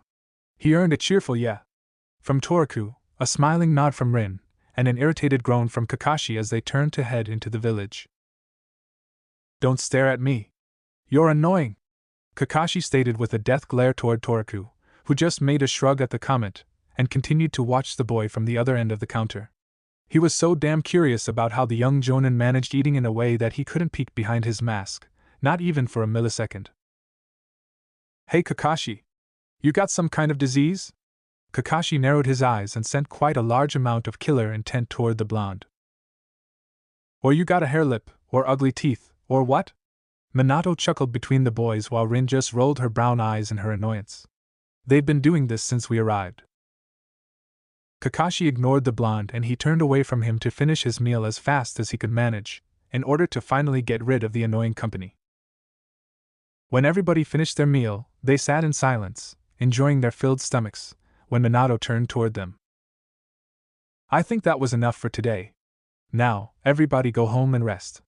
We will have a real mission tomorrow and I doubt it will be a D rank." The small group nodded and waved a hand as farewell, except Kakashi, who was still irritated by the blonde, though not as much as yesterday or in the morning. Minato shook his head as he left for his apartment with Toriku. The small team hopped from tree to tree to arrive as fast as they just could to their destination. They were heading toward one of the guard posts, close to the border of Kusugakure and the Land of Fire, to transfer equipment scrolls to the infantry forces, and gain report scrolls for the Hokage. It was simple and Minato was satisfied with their first mission. He was grateful to Sarutobi for that. The team wasn't ready for anything more until they shaped back to their old selves and Toriku settled down into the team's daily routine. The fights with IWA seems to be over, however their mission's destination was more than disturbing. They were too close to the bad memories of their last mission, but it still held much less risk than the other front of the war with Kumo. Minato wanted to finish the mission in record time, within 2 days. One there, one back, staying at the post for the night to rest. He moved at near full tilt, only slow enough that the remaining members of his team could keep up with him without overstraining themselves. However, it was still insanely fast compared to normal travel speed. During their trip, Minato watched Toriku curiously, wondering how he would perform during his first real mission. Until this point, he was satisfied with Toriku's behavior. When they left Konoha, he was cheerful, glad that he could be out of the gates and out of the ANBU investigation, and he instantly picked on Kakashi to rile him up during their trip. Minato looked back over his shoulder and smiled as the two young boys argued at the back of the team about something trivial. Just like with Obito. He sighed and turned backwards to face with them, still hopping from branch to branch, fully aware of his surroundings and the dangerously approaching branches at head level. He easily avoided them and hopped up, still traveling backwards. He rested his eyesight on Rin, whose face was a bit more ruddy than usual, then moved it toward the boys. They seemed to be fighting, but Minato knew that they were also paying attention to their environment as they immediately stopped the arguing and flung their heads toward him as soon as he faced with them. If only they focused their energy on the task at hand, we could have traveled faster, but still, I'm amused at Toriku's stamina. Even Kakashi's winded, yet he hasn't even broken a sweat. We are approaching the borders and we will reach our destination within 2 hours. Move to formation and be aware of everything around you. And from now on, not a sound if it is not about life or death. The 3 shinobi nodded, and placed themselves where they should be, forming a straight line, with Toriku at the back of Kakashi, who was now looking at Rin's back. She was centered to the middle as the only medical ninja in the team who could help them if necessary. The woods were silent, not even the cries of animals could be heard. Only their faint footsteps echoed amongst the trees as they were jumping and landing on the branches, making faint sounds to disturb the silence. The sun's last strong beams needled through the leaves, painting abstract light patterns on their faces. They traveled in complete silence with sharpened senses, without a word until they reached their destination just before twilight, a little bit drained by their insane speed. Thanks to Minato's hard training, the 2 veteran members were already used to this, and the new member also seemed familiar with the pace. Their trip was luckily uneventful, thank Kami, but when they arrived at the post, Toriku's eyes widened and his mouth fell open from the loud cheer by which the remaining shinobi greeted Minato. When the handshaking and shoulder clapping was finally over, he raised an eyebrow at Minato, demanding an explanation, but he just waved his hand in his irritation. Toriku narrowed his eyes as he watched Minato and Kakashi march out from the small bunker and then turned to Rin for any hint. Is he some kind of celebrity, or what? Rin chuckled and shook her head, still laughing. Kind of. In our last mission he took out almost the entire force of the remaining IWA ninjas that attacked near this guard post. Alone. So yes, you could say that he is famous. Most of the people here are alive only because of him. Toriku felt pride and he was in awe. My only known relative is a war hero. Wow. He's awesome. Yes, he is. Rin sent a sad smile back at him. They left the bunker to follow the others without a word, both buried in their own thoughts, one in sorrow, one in warm pride. Toriku's night was sleepless, due to the guards all over the facility, and his sore muscles because of the long run. He couldn't sleep.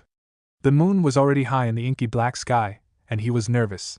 His senses sharpened subconsciously as his stress level grew. He was now extremely tense, because of his senses, that he couldn't even concentrate on suppressing them to a tolerable level. He could smell the dry blood at a faraway battlefield, and the scent of the animals in the woods. A bird shoot up from a nearby tree and he jerked up from his sleeping bag at the sudden noise. Hey, relax and sleep, or you'll faint tomorrow, he heard Minato's faint muttering next to him as he turned around to face with the sitting boy. I'm trying, but my senses just won't settle down, and it's irritating like hell. He put his head into his palm, trying to ignore the continuously tapping animals and the smells of his environment. He let out an irritated groan and leaned back, trying to focus his mind on somewhere else, resting his crossed arms on his face. Toriku sneaked a peek at Minato between his arm to see he was now leaning against his wrist and watching him with a curious face. What? Minato just shrugged and leaned back, his head resting on his arms, to watch the night sky filled with sparkling stars. Toriku let his arms fall to his side and he sat up again, watching Minato hesitantly. Hey, Minato. Can I ask you something? It depends. Toriku rolled his eyes in the black night, and he looked over his shoulder, where Rin and Kakashi laid in the same standard sleeping bag, evidently occupied by their dreams. What happened on your last mission? Why do you want to know? I'm curious. Furthermore, I want to understand them. He sneaked a peek behind him at the two sleeping shinobi again. Minato let out a sigh. It was 3 weeks ago, we split up. I came here to fight with the remaining IWA forces. They outnumbered us, and not just a little. Toriku nodded. He already knew about this. He was curious about Obito, but he didn't want to ask Rin or Kakashi. And they? Toriku's muscles tensed, as he heard an almost unnoticeable soft noise. He didn't move, but he saw Minato's silent nod with his eyes, that it was okay. They had another mission at the Canopy Bridge. During it, Rin was captured, and when Kakashi and Obito went to save her, Obito died. I arrived too late. Silence fell amongst them, until Minato continued. Obito was an Uchiha. He was able to active his Dijutsu, and before he died he offered it to Kakashi, who lost his left eye during the rescue attempt. Kakashi blames himself for his death. You know, Obito was like you in some ways. I'm sure you would have gotten along well. He was loud and cheerful, sometimes clumsy, and he was always late. Minato smiled as he remembered the shrimp with the orange goggles. Kakashi is his absolute polar opposite. A silent, tempered little prodigy who worships the rules, or he was, until that time. Minato shook his head. Give him some time, please. Toriku nodded and leaned back to settle down in his sleeping bag again. Somehow, knowing this was calming down his aching nerves, and he now at least had something on his mind to focus on. It took only 5 more minutes before he finally fell asleep. You should also sleep, Kakashi. The young boy flinched in the sleeping bag as he laid with his back pointing to his sensei, staring in front of him to the nothingness. One of his eyes had been flaring with faint ruby light into the darkness of the night, before it disappeared when he closed his eyes. Chapter 6. Results of Hard Work. They arrived in Konoha in record time, to Minato's full pleasure, and the travel was eventless. Even Toriku had been cutting down on his taunting of Kakashi after their small talk. Well, not actually completely, but he was obviously restraining himself. Minato was very pleased with their performance. They dismissed the team at the gates of Konoha and he headed toward the Hokage Tower to make his report to Sarutobi. Toriku tensed as he instantly felt the familiar chakra signal of his shadow when turning toward his apartment, hopping from rooftop to shorten his way, in which a satisfying shower and the comfort of his bed awaited him. However, the temptation was just too great. He grinned and jumped toward a nook, landing gracefully in front of a surprised and attack-ready female ANBU. Yo! You miss me, ANBU-san? He gained an irritated TCH from the young woman with a bird mask and she instantly hopped out of his sight, leaving the still grinning Toriku alone, who afterward continued his way after a quick shrug for his deserved shower and sleep. The next day passed without event after their arrival, and Toriku spent most of the day with Minato and Kushina, who forced the visit on him. He knew what game Kushina played. She wanted to help build their relationship and he was thankful for that, because he was clueless on how exactly to start it. Her cheery presence always helped them out if the familiar, awkward silence enveloped them during their conversations. Minato talked about his family, about his mother, and about their seemingly shared father, and he found out that Minato's parents died during his academy years when he was still very young. He even managed to see some photos of his parents. Another awkward silence fell onto them and Minato left the situation by excusing himself to the kitchen to get some drinks. The conversation savior was again the redhead as she arrived in the living room like a hurricane, with dozens of scrolls in her hands and some tucked under her arms. Hey Minato, I've got everything that we need from the library to continue with our pet project. Great.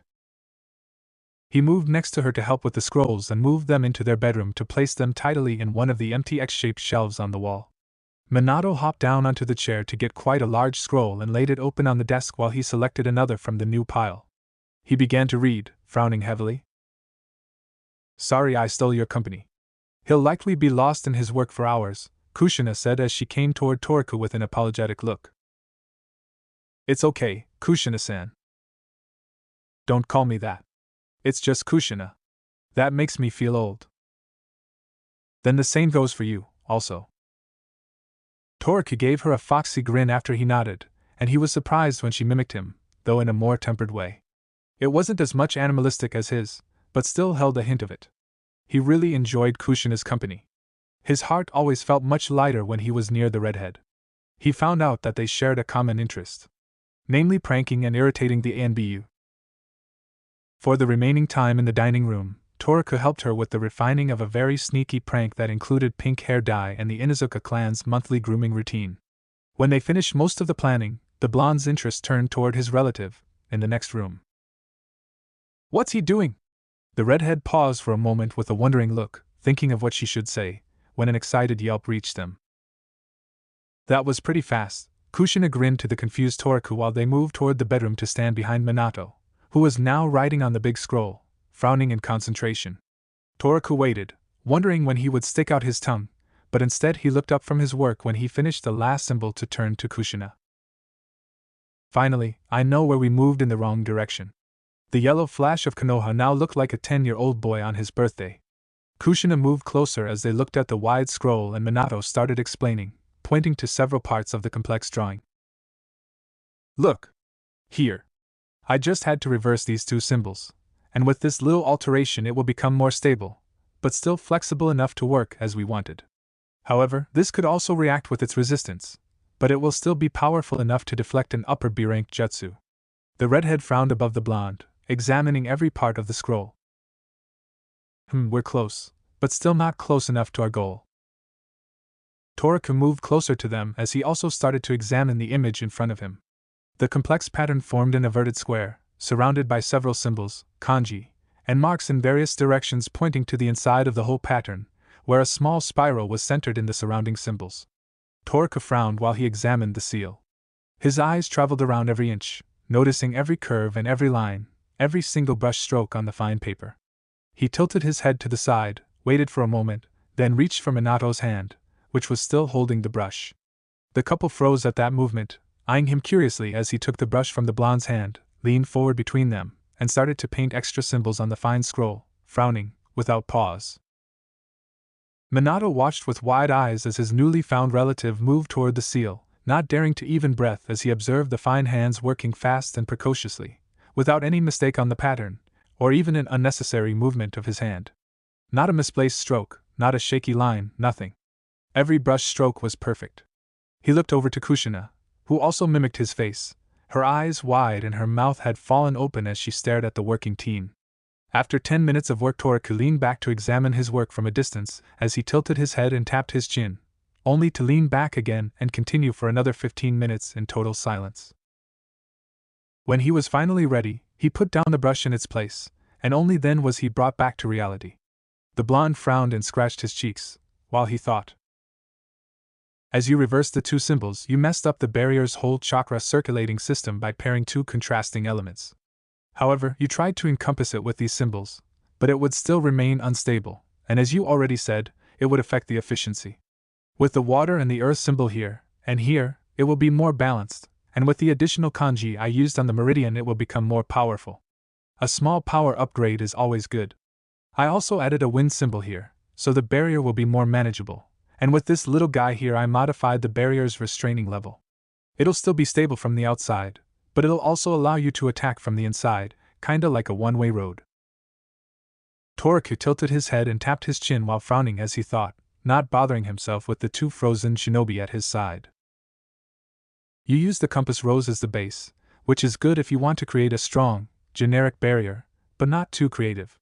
If you use the Guardians of the Beams, you could create a more flexible one and, of course, a more effective one with much less chakra usage. He looked from Minato to Kushina with a confused face as he saw their expressions. What? The older blonde finally made his mouth move, but only one word left it. Shit. For a long and disturbingly silent minute, they stayed in the same coma-like state. I know from Inoichi that you knew Fuinjutsu, but that's Kushina chuckled when the amused Minato lifted his two hands and pointed toward the seal. The blonde teen looked at him with a confused face. You know, Toriku, this blondie here was working on that barrier seal for more than a month, then you come finish it in less than half an hour.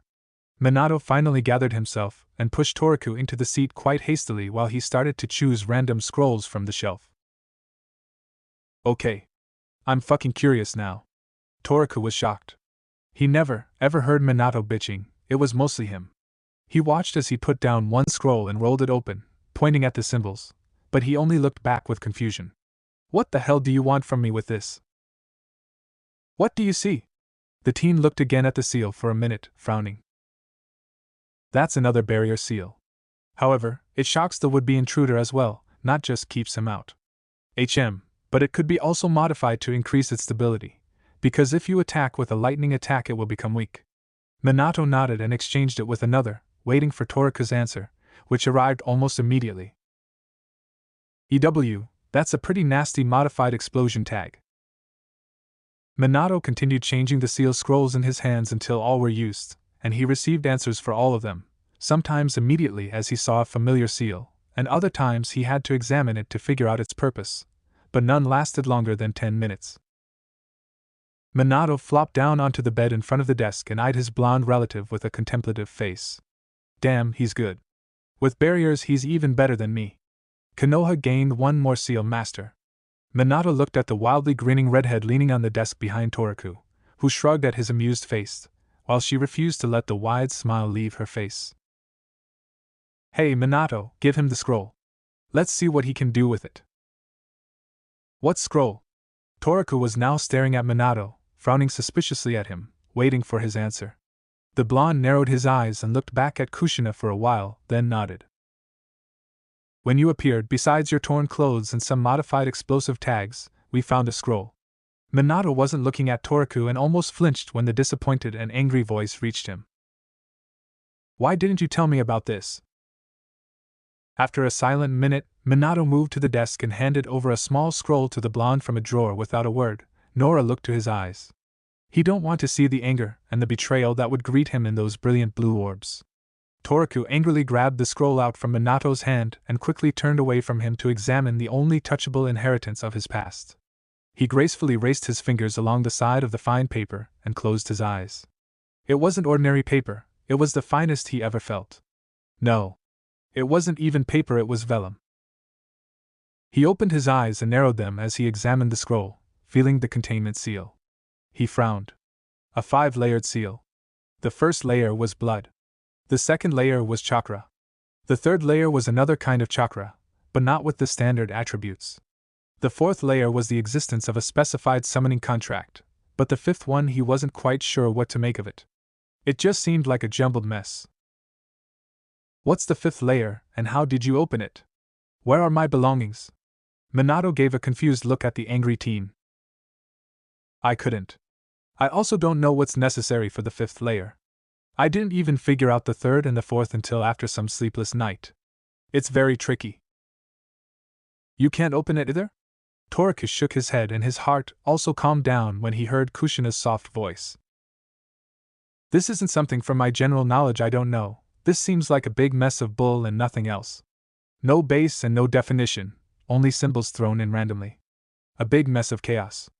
Minato nodded in his agreement, grateful to his red-headed girl for her interjection.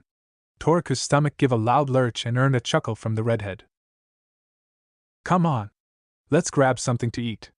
The teen gave a wide smile to Kushina as they moved to the kitchen, while Minato was aware not to move too close to his still tense brother.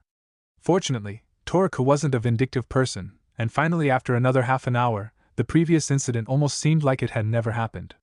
Almost. Sarutobi-sama.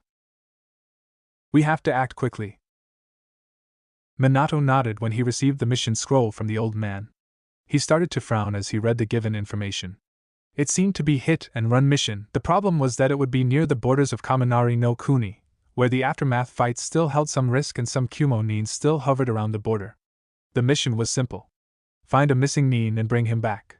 He was heading to Kumo with a very rare and valuable jutsu scroll stolen from the closed section of the library. No one too serious, only a Jonin-level ninja.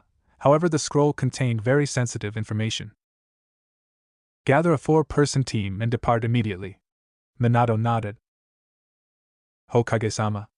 I would like to bring Kakashi, Kushina and Toriku. Sarutobi closed his eyes for several moments considering Minato's request, then finally nodded in approval. Be careful, the blonde smiled back from the window and nodded. 30 minutes later his small team was standing at the village gates, waiting impatiently for Minato's arrival, shifting from foot to foot, while the 2 gate guards checked their exit form. Toriku was glad that Minato chose him for his extra private mission, and he was glad that he would see Kushina in action. He was very curious. Anytime he asked Minato about her skills, he just chuckled, or changed the subject. Without any antecedent, the missing blonde appeared next to Redhead. Hey sissy! You're late! Toriku's voice was followed by 5 pairs of raised eyebrows and a chuckle when he received a gentle and amused tapping on his back from Kushina. Minato just rolled his eyes, but it seemed the 2 Chunin guards next to the gate froze at the moniker. The yellow flash of Konoha was a sissy? Everybody in line, we're departing. Toriku and I will take the lead. Kakashi, Kushina, watch our backs! Cramped run until the borders. The 4 shinobi disappeared into the distance with a simple jump, leaving the still confused Chunin guards behind their desk with their mouths ageki. Minato forced the team to sprint, jumping on the trees, forking in the clearings, and running straight forward in the green meadows with insane speed. Toriku and Minato found the trail of their rebel ninja not far from the village in the first few hours of their search. Unfortunately, the guy wasn't a fool and he covered up his tracks near perfectly. However, he couldn't keep up with the 2 blondes' senses. Where Minato lost the chakra trail, Toriku would pick up the scent again. It was thought the shinobi had gotten at least half a day's advantage because the damn guards didn't react immediately. I'm sure this error will cost them their vests. They kept up the pace, and Toriku couldn't help wondering about Kushina's skills and stamina. He never saw her fighting style, nor even a single training move, but she seemed to be in shape. On her off days it seemed that Minato kept his distance from her, watching her every movement so she couldn't take it out on him, so that seemed to say something about her power. Minato suddenly stopped next to a huge pine. Toriku glanced up toward the sun. They had been traveling for 6 hours. We take a 15-minute break, no longer, or his lead will grow. Everybody sat down, their senses still sharpened, watching their surroundings, looking for anything suspicious. Minato crouched next to Toriku and Kushina, while Kakashi moved next to a tree trunk to take a soldier pill in order to shape up his muscles. I want to place a destination seal on you, Toriku, for the Haration. He blinked and suspiciously eyed Minato. It wasn't a request. It was a simple statement, but not quite an order. So, you can always sneak behind me wherever I am? Minato just rolled his eyes and pointed toward the others. Everybody on the team has one, save you, and I would be less troubled outside the village if you had one. The teen just nodded, murmuring under his breath, just don't use it while I'm in the bathroom, sissy. Said Sissy signed for him to turn around. He felt the hand on his neck, and he almost yelped in his surprise when he felt like someone was slowly pouring a bucket of ice-cold water down his back. He held back the yelp, but he couldn't control the continuous shivering until Minato finished. What the hell was that? That was a permanent marking. How permanent? Minato just smiled and tossed a ration bar to the irritated Toriku. Rest now. We will soon depart again. Toriku let out a sullen snort, but he opened the package of the ugly brown ration bar Minato tossed him, and ate it without any noise or complaints. It was disgusting, but his body needed the nutrition from it, and well, it didn't seem like he would get any ramen anytime soon, so there wasn't anything for it. Toriku peeked toward Kakashi, hoping that maybe now he could see what was behind his mask. You know, Toriku, curiosity killed the cat, Kushina said with a small smile on her face, glancing toward the still staring blonde companion, who in the end just shrugged. It's time to go now. We can't let him slip through the borders or it'll be a lost cause. There would be too much trouble with the ninjas from Kumo if he escapes. Everybody nodded in agreement, and they continued their trip trailing the renegade. They had to hurry. The guy still had at least 2 hours of leeway, and the borders would only be closer and closer as time passed. Minato held up his hand, and the small group immediately stopped at the side of a bigger clearing, close to the borderline and to their prey. Minato tensed, as did the others. Everything was silent, too silent. Toriku lightly sniffed at the air, trying to catch anything, but beside their prey's scent on the other side of the opening, he could sense nothing between it. His mind screamed, trouble, without pause. Something was wrong here. As he tilted his head a little, he saw it in the sunlight. A very faint sparkle, but it was there. A sparkle of a wire in the middle of the clearing, in the height of the green grass, almost invisible. Toriku narrowed his eyes and tapped Minato's arm, pointing toward the thin wire, who nodded in acknowledgement. An obvious trap. But the lack of the trails in the clearing was disturbing. If he could cover his tracks this well, it points to the fact that the rebel deliberately left the trail, and not because he was in a hurry.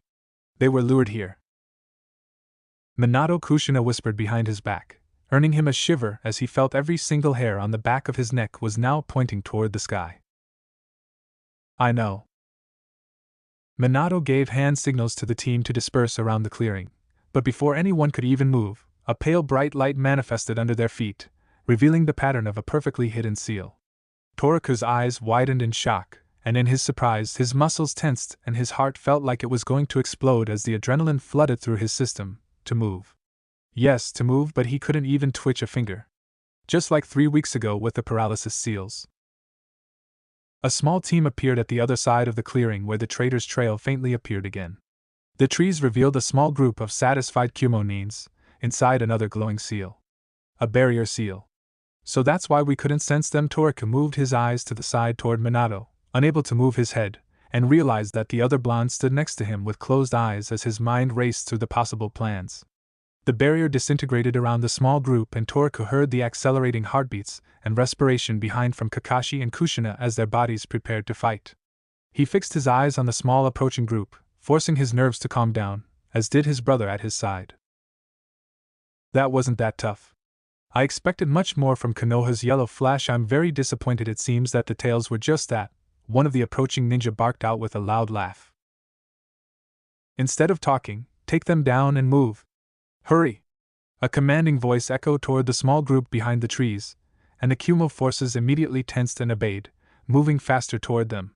Minato opened his eyes, and moved them towards Toriku, who gave a nod with his own blue orbs in understanding. It was time to move. A moment later a yelp echoed from the woods together with a distant thump as something hit the ground behind the bushes. Within a blink of an eye, Minato simply disappeared from the seal, and at least 20 exact copies of Toriku exploded from the ground, charging toward the Kumo shinobi.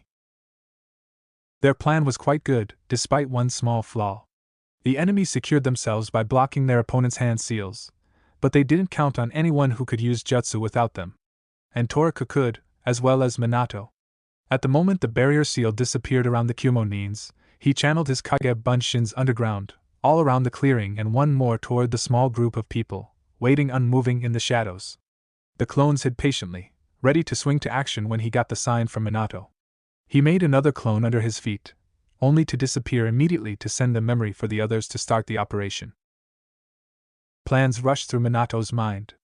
He couldn't move, and he couldn't prepare his special kunai to use Hiraishin. He gave a wide smirk in his mind when he felt Toriku's clones spread underground. Good move. Hell broke loose in the small clearing as the battle began, leaving the trio still under the seal with amused thoughts. Well, except Toriku, who was very well aware of what was happening behind the trees. 3 clones appeared in front of them, but they didn't move from their spots. One of them crouched to the ground, examining the still glowing seal, in attempt to remove the paralysis from them, but the constant muttering from the clone revealed that that wouldn't be so easy. He looked over his shoulder to shout to the real Toriku. I need more time, boss. If he could speak, he would have shouted in his annoyance, but he still managed to press a snarl toward his copy. A Kumo-nin flew toward the barrier and the concentrating clone, as a well-aimed blast of wind shot toward his chest. One of the Bunshins jumped in the way to disrupt the trajectory of the shinobi, who then crashed to a tree next to the trio. The shinobi dropped to the ground limply. Hey! I'm trying to work here! The clone working on the seal shouted out toward a smaller group of himself, not masking the annoyance in his tone. The clearing was now filled with fighting Toricus and Kumonines. A duo at the side of the woods fought with their kunai in a life-or-death battle. The clone slashed his kunai toward his enemy, who ducked gracefully under his arm, aiming a stab toward the clone's abdomen. Before the weapon could dismiss the clone, he twisted to the side to evade the slash and grabbed his opponent's arm, throwing the surprised ninja onto his back. A flash of yellow locks appeared next to captured trio, and Minato slammed his hand to the ground, dismissing the irritating seal as easily as if it were only a snap of his finger. The pale light faded away and they could relax from their forced pose, only to take a battle-ready position a second later. In the back of the group, Kakashi reached up and raised his hitai to free his glowing Sharingan. I thought you forgot about us. I can't handle this stuff this quickly. That's your specialty, Toriku groaned toward the blonde with an irritated tone. I was busy. Kakashi opened his mouth in warning as he felt the sparkling of the electricity. However, he hadn't the time to voice it as Toriku slammed his hands onto the ground just like his relative seconds ago, pinning a small piece of paper into the soil. Ink-black patterns surged out from the small paper tag, covering them with a faintly glowing purple barrier, locking them away. At that very moment, the ground filled with lightning as the remainder of the blonde army disappeared from the battlefield outside of the purple glow with a loud pop, filling the air with smoke and leaving the panting Kumo shinobi behind, untouched by the jutsu. Toriku straightened himself and watched as the barrier faded away slowly. Nice move. You should teach that to me. Kushina's cheerful voice reached Toriku's ears, and he scratched his cheek with a smile. That was only the prototype.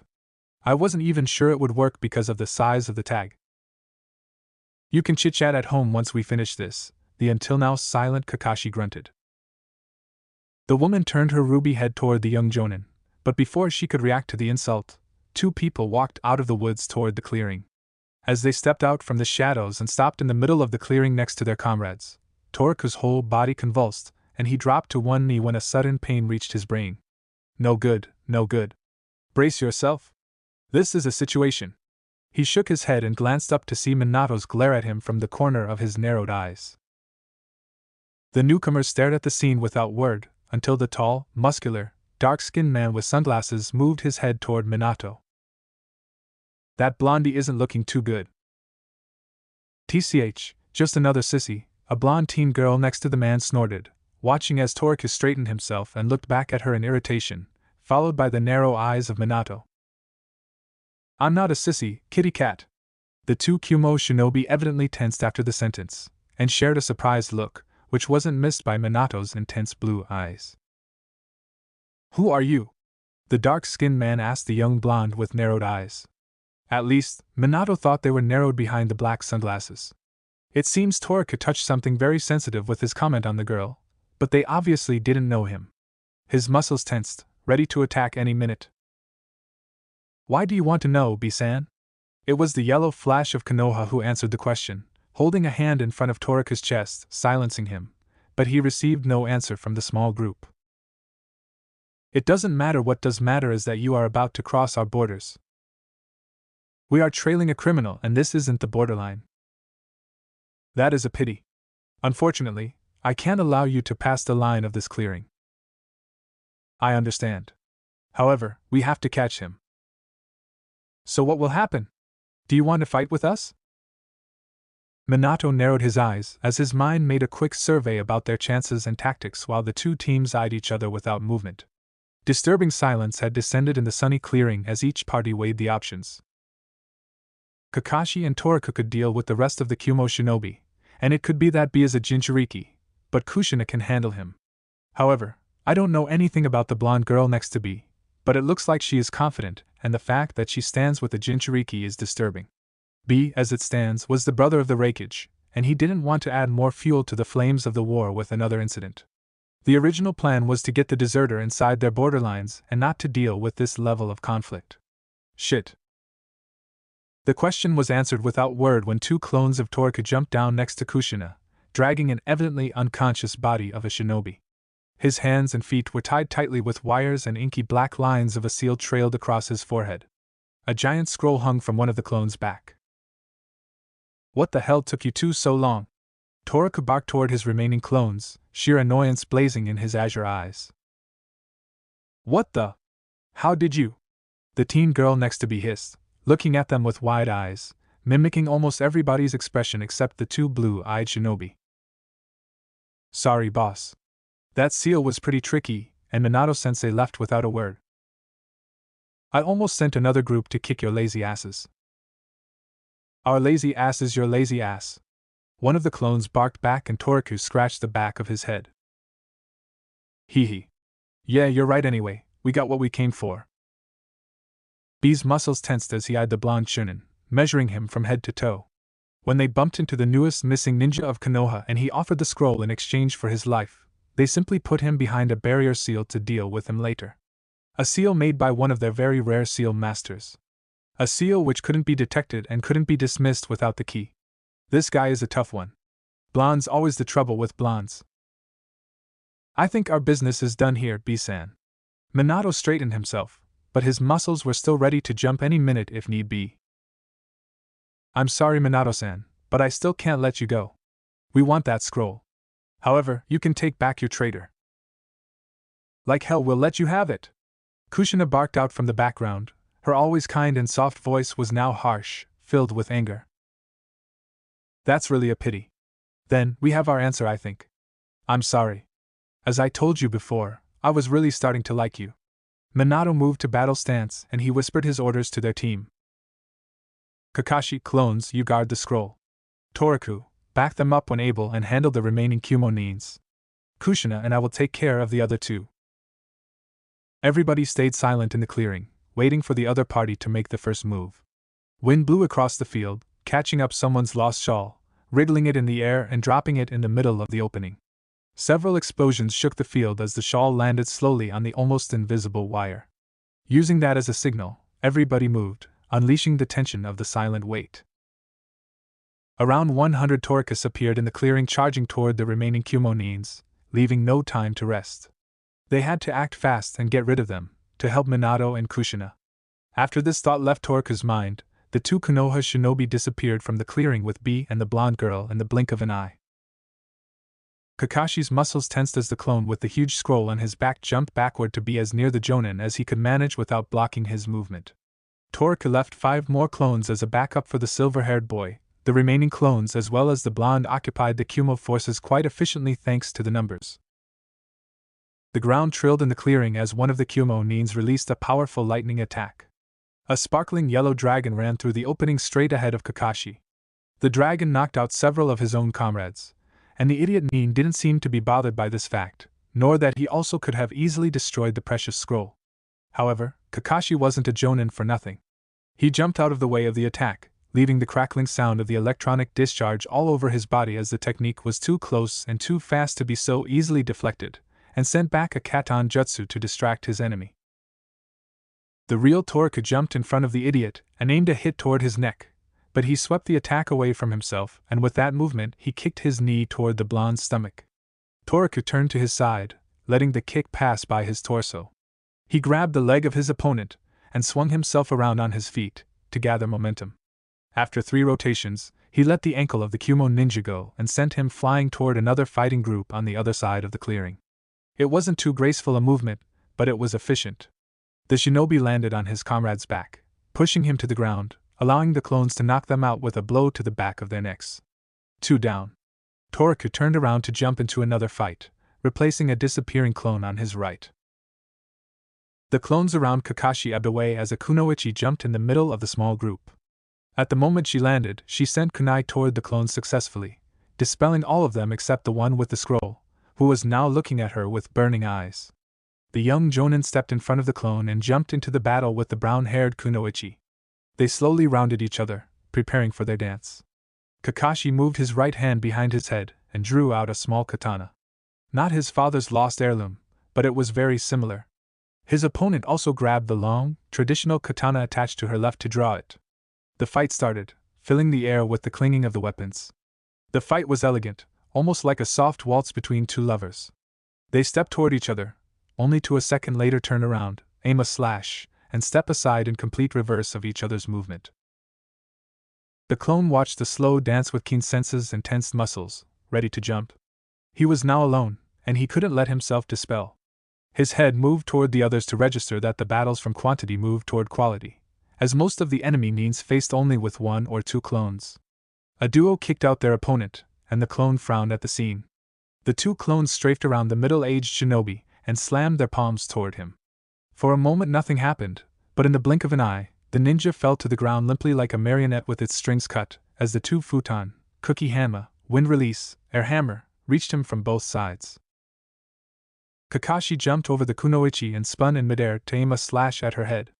The kunoichi ducked and lifted her katana to deflect the attack, elegantly letting his weapon slip down from her own, creating sparks as the two razor-sharp blades met. She gracefully slipped away from Kakashi and spun around on her heels, aiming an elegant kick toward the jonin's head, who had just landed on the ground. He rolled away from his opponent and threw a shuriken toward the brown-haired girl, who deflected it with one well-aimed swing of her sword. The two fighters jumped backwards to catch their accelerating breaths. The kunoichi dropped her katana, which embedded itself into the soil to her right. She slapped her hands together and ran through a chain of seals, but she stopped midway, looking back to her opponent with wide eyes. He was imitating her movements perfectly, as if she was staring into a mirror.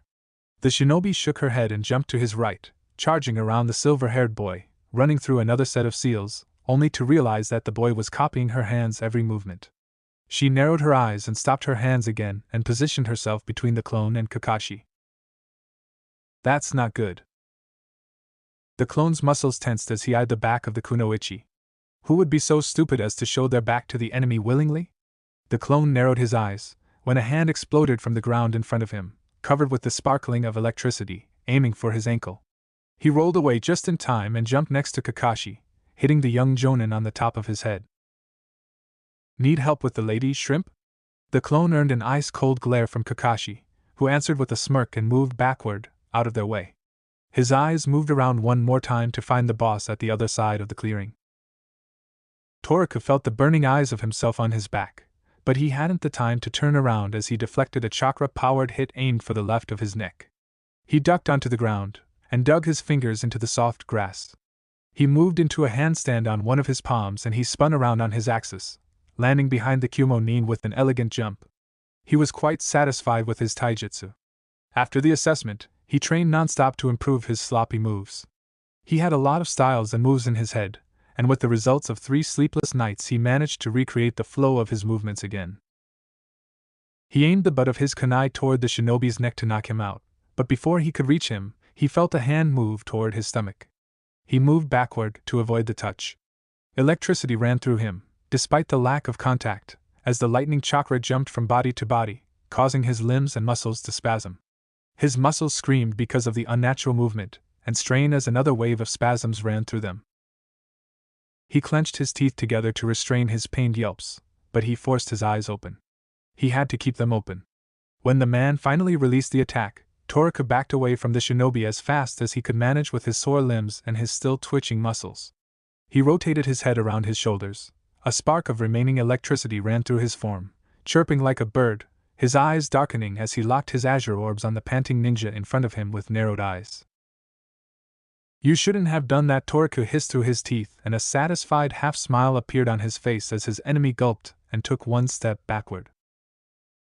10 seconds later the shinobi laid on the grass after he was hit down by one of Toriko's wind releases. The blonde gave a final annoyed look at the limp body of his previous opponent, leaving his ragged form behind, and ran toward Kakashi with the only Kumo ninja left on her feet. He passed a small group of his clones, who were dragging the knocked-out enemy nins toward a tree to tie them around it. Toriko jumped next to his clone with the scroll, who let out a relieved sigh and handed the scroll to him, disappearing with a puff. The duel continued in front of him as he eyed the young jonin and the kunoichi. They were around the same strength, the only big difference was within their experiences. The woman was evidently a veteran with honed reflexes, while on the other hand, even though Kakashi was a prodigy with great potential and skills, the lack of real battle experience was conspicuous. Toriko let his chakra spread out to found Kushina and Minato. Before it could reach the edge of the clearing, an explosion echoed in the air. When the enormous wave of pressure reached the clearing, it sent the surprised kunoichi flying toward Toriko, who utilized the opportunity and knocked her out with a swift kick, causing her to fall down limply to the soil a meter from his foot.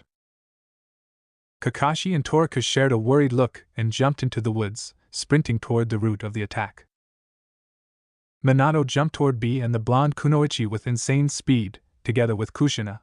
They landed in front of the duo and Minato grabbed them, disappearing from the center of the clearing. The quartet reappeared a safe distance from the others, under a giant redwood which was previously marked by the destination seal. Kushina and Minato jumped backward to gain some distance from their opponents, who surprisingly looked quite good after their first experience of Hiraishin. Man! You know, I already lived through a lot of disturbing things, but that is in the top 3. However, I appreciate your move. It wouldn't be quite a good thing if we fought there. I'm glad you approve, B-san. Minato nodded toward Kushina, who turned toward the blonde teen.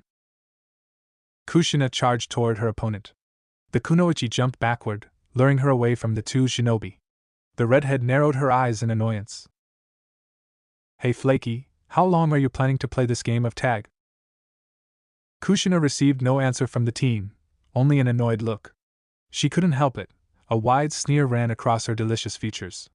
It's been a while since I've had some fun. She pumped chakra into her foot, and sprung herself toward the teen, whose eyes were now wide with surprise. Her hand dived into her kunai holder and grabbed as many weapons as she could hold with one hand, and jumped into the air toward the teen. Her ruby hair flowed behind her back in the rhythm of her movement as she threw the kunai one by one at her opponent. The teen gracefully avoided every single kunai. Her movement was elegant and fluid, just like a cat's. The redhead launched another wave of shuriken toward the blonde, who was now standing below the branch where she landed after her first attack. The Kunoichi fluidly jumped up the tree, almost like she was floating, to face against Kushina. They jumped toward each other, each of them holding a kunai in their hands. The soft clinging broke the silence of the woods while they jumped toward each other, only to land on another tree to repeat their moves. In the next jump, Kushina rolled around in midair, and beside pushing her kunai toward the blonde, she caught her wrist and slammed her toward the tree where she jumped from. However, the imminent impact never came as the teen veered around in the air and landed in a crouch, parallel to the ground on the tree trunk. Kushina frowned as the teen's eyes started to fade away, leaving nothing more than the plain white eyeballs. Her canines grew and an almost animalistic grunt left her mouth. The teen launched toward the redhead with increased speed and kicked her down from the tree to impact into the ground with a small yelp. Kushina narrowed her eyes and spit out a small amount of blood in a not very feminine manner, and let an animalistic grin spread across her face. So, you want to play rough, kitty? How about we continue from where we left off last time, B-san? This time I won't let it end in a tie. We shall see, Minato smiled back to his opponent. B jumped toward Minato with a katana in his hand, ready to slash a long cut where Minato's left eye was. Before the contact, Minato jumped over his head. While in the air, he threw a strange kunai with 3 prongs towards the sky. Shuriken Kage Bunshin no Jutsu, Shuriken Shadow Clone Technique. When Minato released the technique, his 3-pronged shuriken multiplied into hundreds, flying across the trees and sticking everywhere within 100 meters. A tentacle reached toward him with insane speed, but before it could even touch him, he disappeared in the blink of an eye, appearing a meter behind B. He spun on his heels, and jumped backwards to gain more distance, carefully avoiding the kunai in his proximity. The Kumo Nin sent another tentacle toward Minato, who disappeared centimeters before he could reach him. Another tentacle shot out from his body, toward the blonde, where he reappeared, not letting him to stay in one spot more than a second. The fight started to resemble a silly game of whack-a-mole. After minutes of chasing, B had more tentacles on his body than his own limbs. Minato appeared at the closest kunai on one of the trees, tired of the game of tag, and threw a shuriken toward the Kumo Nin, forcing him to jump back toward one of his special kunai. He appeared behind B and tossed his weapon directly into his spine. He heard a gurgle come from his opponent, but he jumped back when the form melted away. An ink clone. At the moment his left foot touched the soil, a hand emerged from the ground and locked onto his ankle like a vice.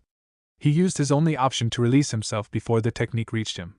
Despite the quick hurration onto a tree, he still felt as pure electricity surged through his limbs for a brief moment. Small electrostatic sparks ran through his body, and despite avoiding most of it, it still wasn't a decent feeling.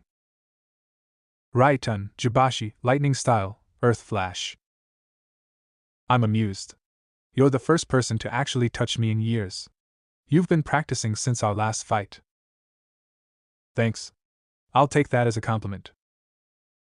He breathed in a large amount of air and exhaled black ink from his mouth, spreading it over everything around him, including Minato's kunai and his seals.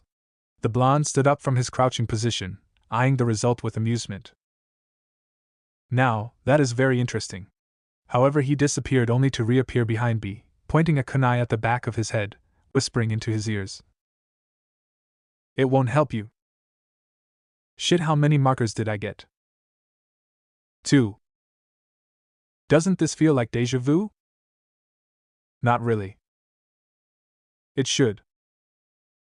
At that moment, Minato felt something pointing toward his abdomen. He moved his eyes down and saw a small katana in B's hand. Indeed. Suddenly, an enormous explosion could be heard not far away from them, and B muttered only one word with a frustrated tone that made Minato smile, despite being only centimeters from killing each other. Women. Indeed. An overwhelming sonic boom reached the previous battlefield, forcing Minato and B to jump toward a tree before the impact and glue themselves to the surface with chakra. They needed every bit of chakra control to stay on the tree. When the wind of the explosion died down, 2 struggling forms impacted into the ground exactly where they were a second ago, cutting a deep scar across it. One person jumped backward from the impact, her body covered with blue chakra flames, eyes burning with pure white light.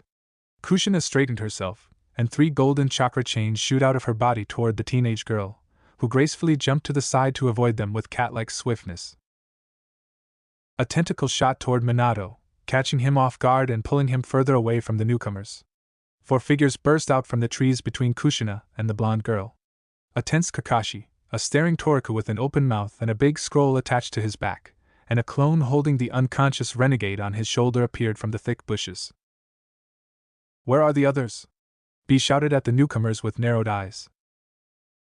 Alive, tied to a tree. Kakashi narrowed his eyes while he answered, eyeing the wriggling tentacles as they moved back to their body, and the flaming girl in front of him. Everybody back off. I won't leave you 2 here alone, Toriku yelled out as anger flushed his face. That was an order, not a request. Sensei Kakashi's voice was cracked and sore, and Toriku tried again to reason with Minato. But... Toro. I won't leave my comrades behind. Minato narrowed his eyes after the blonde's interruption, but he didn't let his eyes move away from B. He felt as Kakashi moved closer to Toriku, signaling that he also wouldn't leave regardless of being told. Ah, this is a really sweet scene.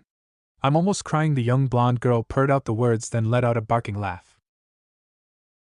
Shut up, bitch databane! Kushina burst out, spitting the words out from her mouth like it was poison.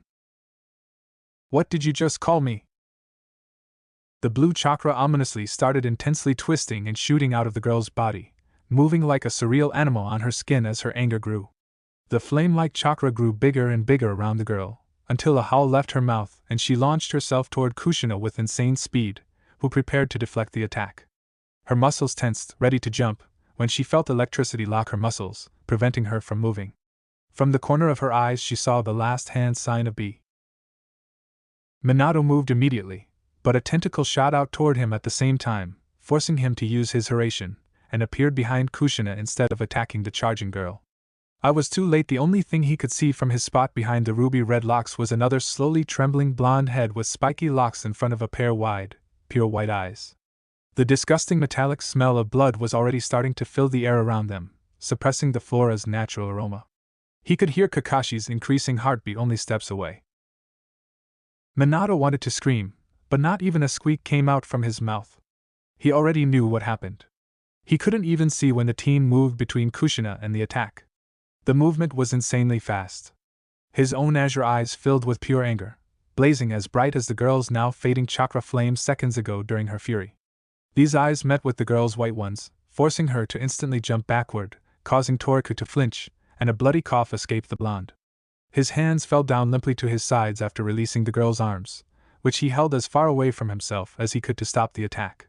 The teen girl looked down to her own blood-soaked hand in disbelief, trying desperately to shake the crimson liquid off herself. Minato moved his eyes toward B, his body trembling from the growing fury starting to burn his insides like acid.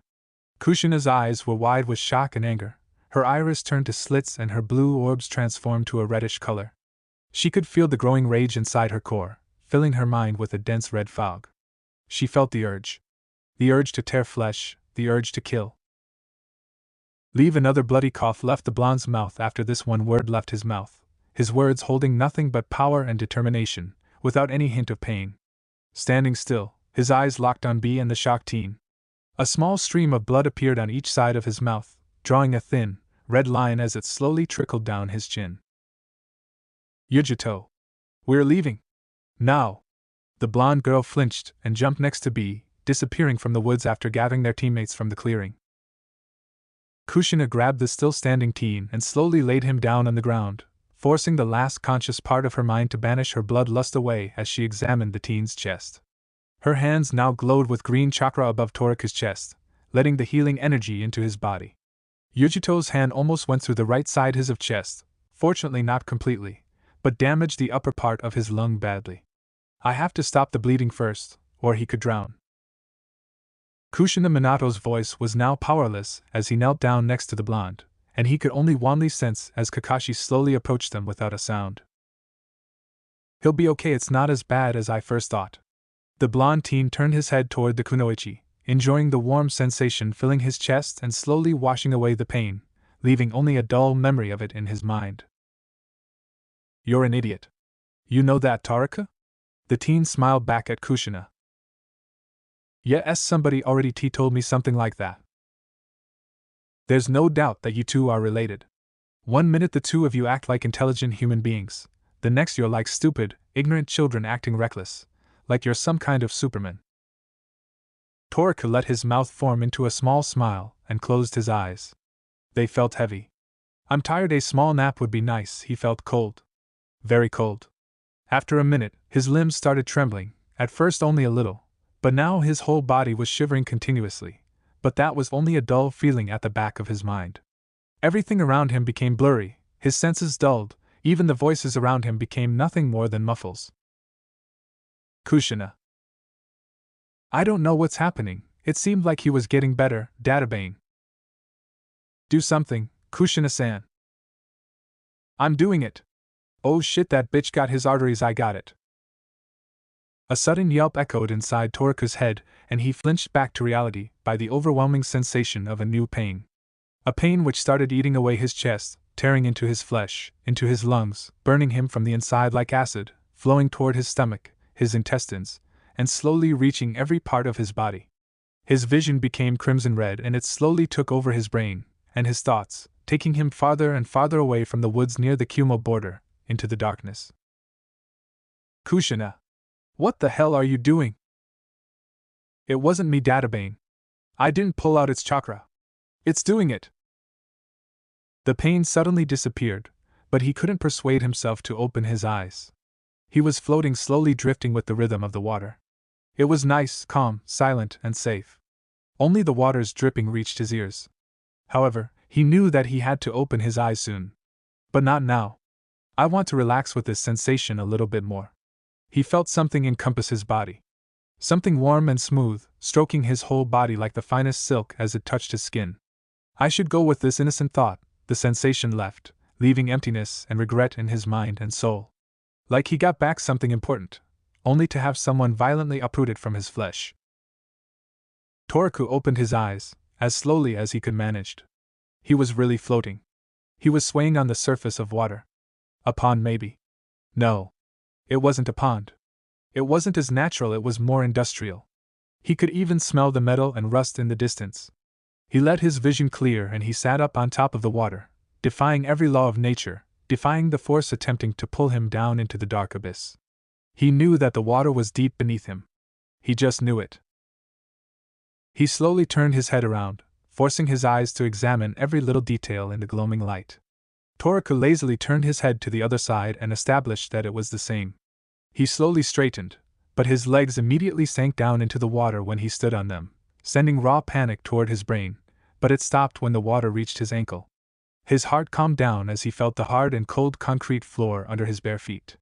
He shook his head and looked around once more. He was in a corridor. The concrete wall was spotted with gaslights, sending an unnatural yellowish glow along the passage. He turned around to choose a path, but the right direction looked just as good as the left one. After a shrug, he simply turned right. Nothing changed as he moved forward, the corridor was the same. Sometimes he passed by a burnout lamp, but that was the only change in the monotony. Wandering in the water, which felt like hours, he at last saw something in the distance. The end of the sewer. Yes, it was a sewer. He realized it in the first hour of his walk. Perhaps later, or perhaps earlier. He lost track of time a while ago. His mind was now filled with hope, as something was definitely in front of him as he approached it. He made his last wobbly steps to find a door. A rusty metal door, with monstrous hinges and without a handle. A surreal pattern was carved into its rusty surface, but he couldn't recognize what could it be. He had been standing there watching the door for what felt like hours before he finally made the last 2 steps and touched it with his shaking hands. It felt warm. Not hot, just warm, like a nice breeze in springtime. The temptation was overwhelming as he leaned closer to the door and placed his palms on its surface, feeling every inch of the fine carving. He slowly leaned closer, his cheeks were now touching the surface, enjoying its warmth with closed eyes, forgetting about everything, about time, about space. A distant voice reached his ears from the other side of the door. Almost unnoticeable, he thought he could more feel the vibration on the surface than actually hear it. It was the sound of something moving, rubbing against something continuously. Toriku let a small smile on his face as the warm sensation increased from the door, warming up his whole body from head to toe. He slowly raised his hand, and after a hesitant moment, he gently knocked on the door, leaving unnaturally loud taps echoing in the passage for a few seconds. No answer. He closed his eyes again, pushing himself further into the door, when he felt it. The impact as something ran against the door once then twice causing the hinges to tremble. Toriku moved slowly backwards, one step after another, as the thing rushed against the door and as his fear increased more and more with each step.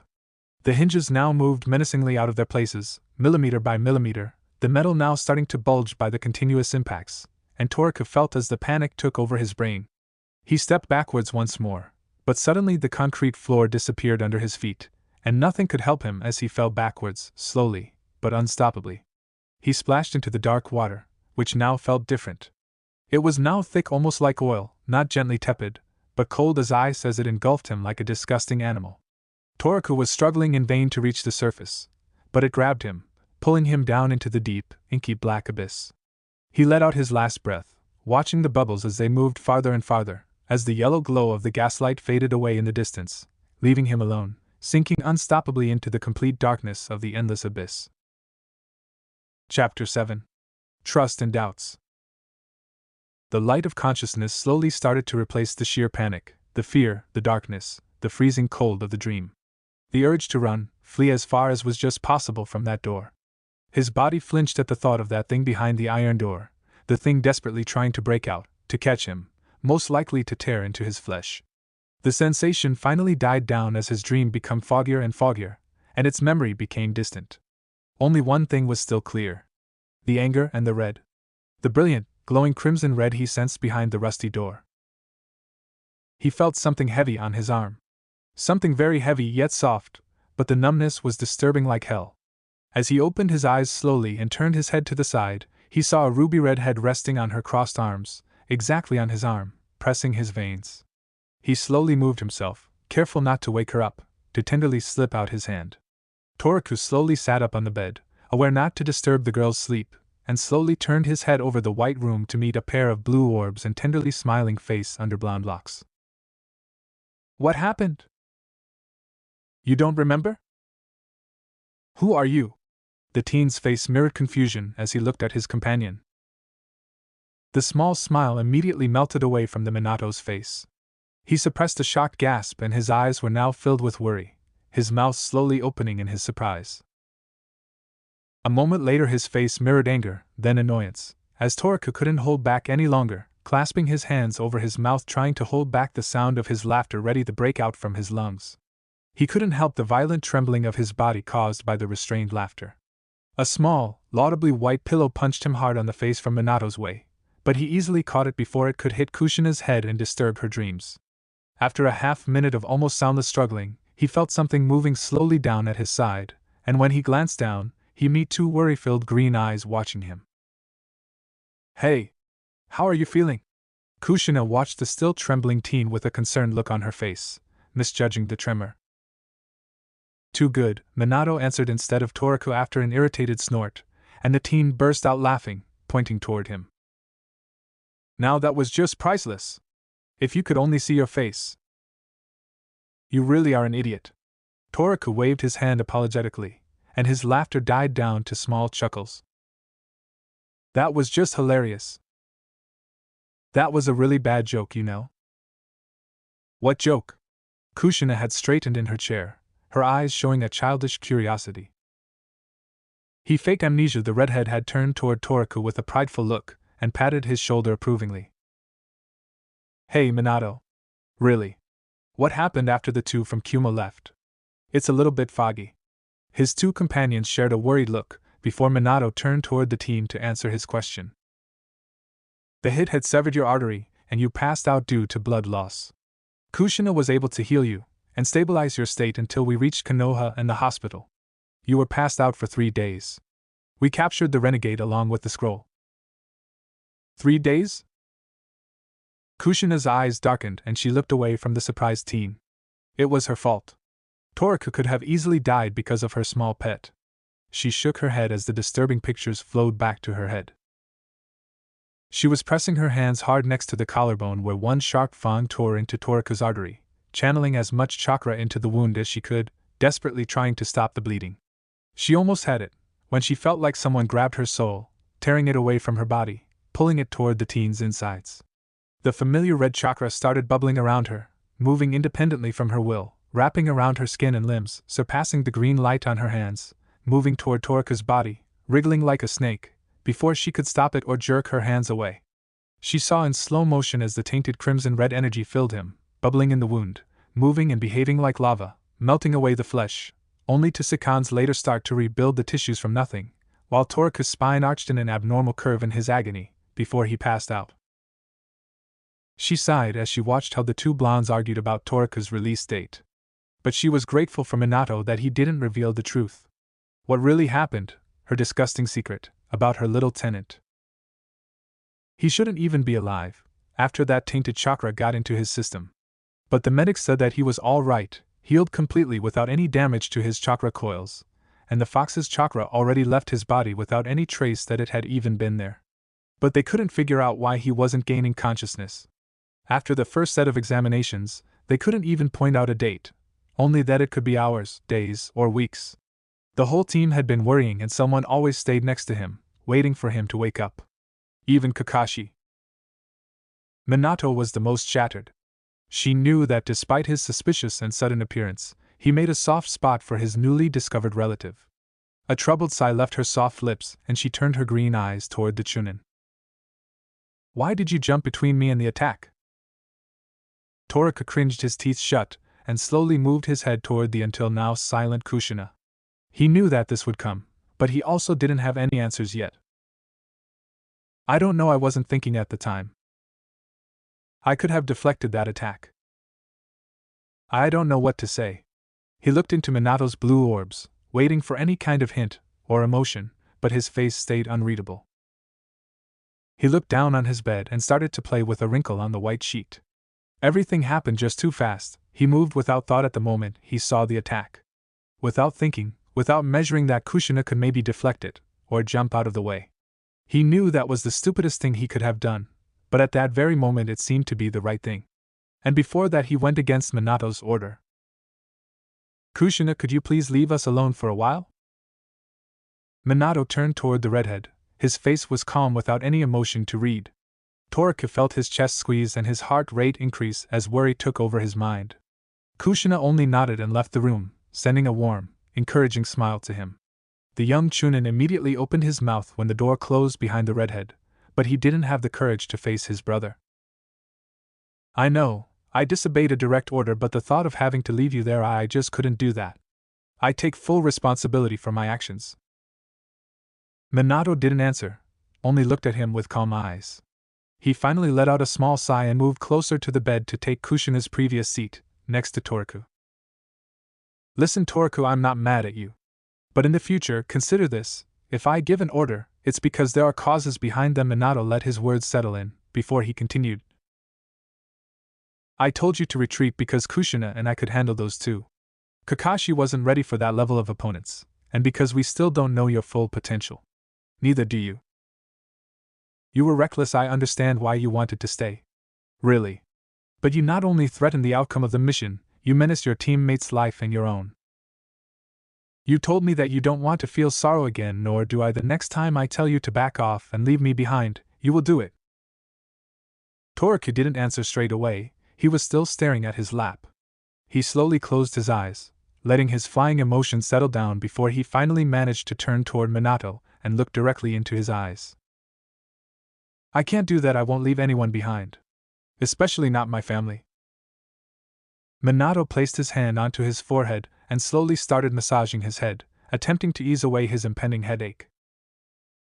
Toriku, you can't? Please, I don't know who I was, or where I came from, but I know one thing for sure from my past: I wasn't the kind of person who would willingly leave anyone behind. Minato didn't answer. They let the silence fall upon them. Fortunately, a nurse opened the door to help them out of their situation, and after a long fight with the teen, she agreed to speak with the medics about his early release. You should stay here for 1 or 2 more days. I hate hospitals. You'll have to reapply the seals on me if you want to force me to stay here more than absolutely necessary. That actually isn't a bad idea. Very funny. Toriku, we weren't finished with our little talk. But that's enough for today, I think. He only nodded, and they didn't share any more words with each other. They left the hospital together in complete silence. Toriku was now sitting next to one of the 3 thick poles sticking out from the soil of their dedicated training ground, where he first appeared in Konoha. After he was finally released from the hospital and arrived back at his apartment, after 2 hours of ceiling staring, he decided to take a walk. His legs moved separately from his brain, and in the end he found himself here. It was starting to become late. The sun almost reached the horizon, coloring everything a warm orange, but he wasn't concerned with the time. He was leaning against a pole with closed eyes, enjoying the last warm beams of the setting sun and thinking. He could hear his masked shadow's slow heartbeat near him, lurking behind a mayflower bush. He growled in frustration and started slowly beating the back of his head into the pole's raw surface. Not with force, only to conduct his hopelessness into the innocent rod. He was afraid. Afraid of his own emotions, afraid that he ruined everything when he stated clearly that he wouldn't follow orders if that meant he had to leave someone behind. He was afraid that he lost every bit of trust that he gained during these weeks with one simple sentence. He must think I'm unreliable because of that, and he's right. His thoughts wandered around Minato and Kushina. About family. About his irresponsible emotions toward them. It was strange. He wasn't looking at Minato nor Kushina as family earlier. They were just friends, neighbors, some of the few people he knew. He only knew them for a few weeks, but somehow, when Minato ordered them to leave, something broke inside him.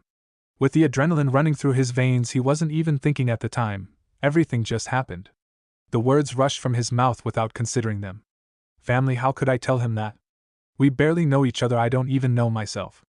What if I'm really just an assassin, waiting only to strike? To kill him? Waiting only for the opportunity to plunge a kunai into his heart, or in the Hokage's. Will I still be myself if I somehow get my memories back? Toriku shook his head slowly. No, that won't be happening. He let out a sigh, when he felt someone slowly approaching him from the woods. Toriku didn't open his eyes nor move an inch as the figure slowly walked next to him to the other pole. He heard the soft voice as the fabric rubbed against the rough pole as the body leaned against it, slipped down on its rough surface, and reached the ground with a dull thud. They stayed like that for several minutes, without moving a finger, or making a noise, enjoying the last warmth of the sun and the warm breeze. An animal hopped out from the woods and ran through the clearing. Maybe a rabbit. The birds still sang their song on the trees, while the warm breeze played with the branches and the leaves like they were strings of a harp. A cicada, a lonely survivor, or maybe a late riser, joined in the cavalcade of nature's sonata. So, what brought you here, Kakashi? Toriku asked softly without even opening his eyes. I talked to a friend. They stayed in silence, each other in their own thoughts, listening to the world's most perfectly composed music, when finally Kakashi opened his mouth. I wanted to thank you. Thank me for what? What you did in Kumo for Kushina. I wasn't fast enough to reach her. I made a complete idiot of myself. Perhaps, but still. I want to thank you. Toraku opened his eyes and moved his head up to watch the first faintly glowing stars appear on the darkening horizon. I have only one memory from my previous life. Kakashi stiffened, but stayed silent, listening to Toraku, who was speaking slowly, weary, leaving long spaces between his thoughts, struggling with himself. It's about a blonde girl. I watched her die while another girl tried desperately to save her life. I didn't even know her name, but it still hurts. During my first night in Konoha, I was mourning for her. When Minato told us to leave them there, and when I saw that girl attacking Kushina, I only saw that girl's face. He let out a sigh. Minato was right. I'm reckless. Kushina is strong. She could have deflected that attack and someone could have died there if the enemy hadn't backed off. I'm a useless shinobi. The blonde teen softened his voice, almost whispering as the words left his mouth slowly, leaving long spaces of silence between the sentences, unsure of himself. I disobeyed a direct order. How could I gain yours or Minato's trust if I can't even follow a simple order? Toraku let out a weary sigh and leaned his head onto his hands, which was resting on his knees at his chest. But still I feel that was the right thing to do. Databeo, I don't even know why am I telling you this. Kakashi didn't answer right away, just let himself dive into his own thoughts, before he opened his mouth after a long, silent minute. Someone told me something not long ago. Those who break the rules and regulations are called trash. Toraku turned his head toward the Jonin and let out a sigh. Now that's it, here it comes. Kakashi leaned forward and moved to sit cross-legged, resting his hands in his lap. But those who don't care about their companions are even worse than trash. The young Jonin finally turned toward Toraku, and he was sure that if he wasn't wearing a mask, he could see a soft smile on his face. But the emotion still came through his only visible eye as it smiled at him openly, which made the teen's mouth finally turn up. Kakashi's right hand had slowly raised from his lap and stopped in midair, waiting for his own. Toraku grabbed the Jonin's hand and let him shake it slowly and tenderly. Welcome to the team. Thanks. The blonde let the smile grow into a grin and let his hand drop down. They stayed in silence for several moments, each shinobi now looking up to the almost ink-black sky, watching as the amount of faintly glowing stars increased, spotting the sky with their white shine. Who said that? It was Obito. Kakashi stayed in complete silence for a long minute, weighing his thoughts. He told that to me when I was about to leave Rin behind in favor of the mission. Toraku raised an eyebrow and turned toward Kakashi. I was an idiot back then, worshipping the rules, placing them before my comrades, because the Jonin slowly shook his head. But after that day when Obito, something changed inside me. I'd happily become trash if I could save someone. They stayed in silence, each one in their own thoughts about what had been revealed. You know, if you and Obito would have had a chance to meet, I'm sure you would have gotten along well. He was the same as you. An incredible person with great talent? No, an irritating, loud-mouthed moron. Kakashi let out a weary sigh. Sorry for my behavior before. I was acting like the boy looked up behind his silver locks, looking for the word he wanted. Jerk? Idiot? Kakashi rolled his eye at the offered words, then he just shrugged in the end. Yeah. The two boys stayed in silence before the both of them burst out laughing loudly on the clearing. Toraku knew that this was the start of something really good. He felt a great burden fall from his shoulders and his frustration flushed away. However, it wouldn't last long. After he came home from the hospital, he didn't have a chance to speak with Minato. However, he was the one who stated that the conversation wasn't over yet, but it was already the second day and Minato was nowhere to be seen. He was definitely avoiding him, masking his chakra. A sigh left his mouth as he moved his hand to knock on his neighbor's door as his last attempt for today to catch the blonde. He wasn't surprised when he saw the green-eyed Kushina in the doorway instead of his own reflection. Sorry. He isn't home yet. I see. He let out another disappointed sigh and started to turn to leave. Hey. Despite him not being here, you can come in. I just finished making dinner, and I really don't want to eat alone. Toriko looked back at her with an unsteady glance, but before he could speak a word he felt a soft hand on his wrist. Come on. I won't bite your head off. He slowly nodded and followed Kushina into the apartment, and sat down at the small dining table. Blue orbs followed her movement as she grabbed the plates and the big bowl of roasted beef and put it down on the table, before she finally settled down at the other side of the table in front of him. They ate in complete silence in an absolutely unusual way. When they were together they were the loudest duo. Picking on each other, laughing, and then picking on somebody else to laugh at him or her together. Toriko squirmed in his seat, uneasy at the awkward silence, trying to finish his meal as fast as he could to run away from this surreal situation. What do you want to talk about with Minato? Toriko blinked in his surprise. He wasn't expecting anything this direct. He carefully thought over what he wanted to unfold to Kushina before he answered. I want to settle things with him. I have a lot on my mind since our last mission, about our relationship and this whole brother thing, and about my actions at that time. I want to speak with him truthfully. You know he's frightened. He was never afraid of anything, but now he is, because he's tiptoeing in the dark. He's unsure, and he's worried because he doesn't know what he should do. Toriko frowned. I don't really get what you mean by that. He was frightened back at Kuma when you passed out. He was worrying himself sick when you were in the hospital, unconscious. Until our mission, he was trying to stay professional in your sensitive case, trying to deny his own feelings, but this incident opened his eyes. He's avoiding you because he doesn't want to face his own fear. Do you know why he told you to back off? Toriko shook his head. He ordered you to back off to protect you. You and Kakashi. He was unsure of himself, of his own leadership, unsure of your abilities. After Obito's death, he pledged that he wouldn't lose another person. Someone precious. Someone from the family. Family? Toriko flinched and glanced back with wide eyes at the softly smiling Kushina. Yes. You know, sometimes he calls you brother unconsciously when he talks about you. She let out a soft chuckle. Minato would kill me if he realized that I told you this. It's okay, I won't tell him, and I'm grateful about this, because at least I know that he has the same feelings as I do. Kushina stayed silent, not daring to cut off Toriko, who buried his face into his hands. I'm afraid, Kushina, I'm frightened of losing everything again. I don't know how I should handle him.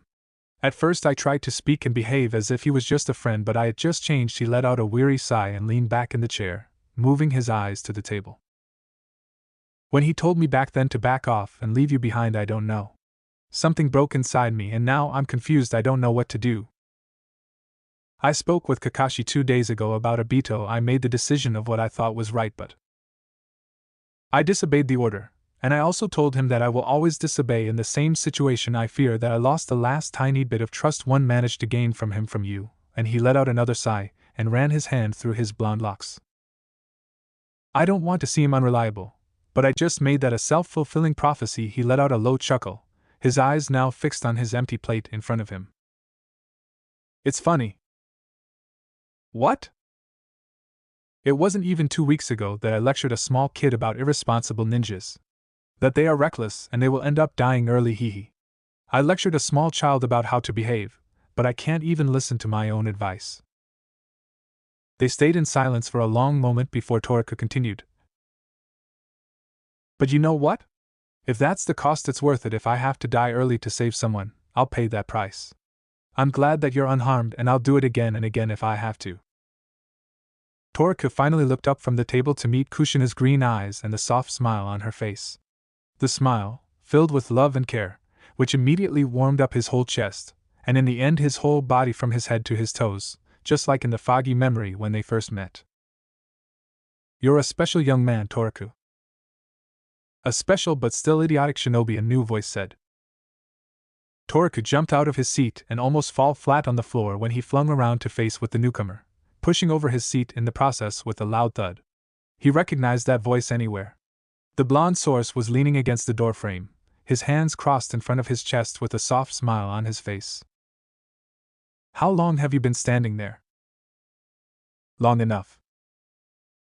Minato moved closer to set the seat back to its original place, next to the still shocked teen with wide eyes, full of alert and fear.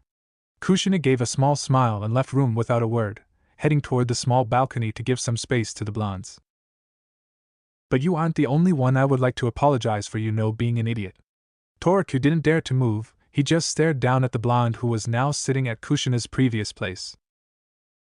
I'm sorry, I was a fool. I should be grateful to you, because you protected Kushina, and instead of thanking you, I lectured you. And it was undeserved. Minato glanced up at Toraku, waiting for any kind of reaction, but seeing the lack of it, he just continued, averting his glance from the teen. I came from seeing Kakashi. He yelled at me like a maniac. I never thought he could do something like that. That reserved child. But it was necessary to realize that I was wrong, that you aren't children. You are Shinobi of the Leaf, and I should trust in your abilities. I was wrong and selfish to order you to leave us behind. I thought only about myself and my own feelings, not even considering you two.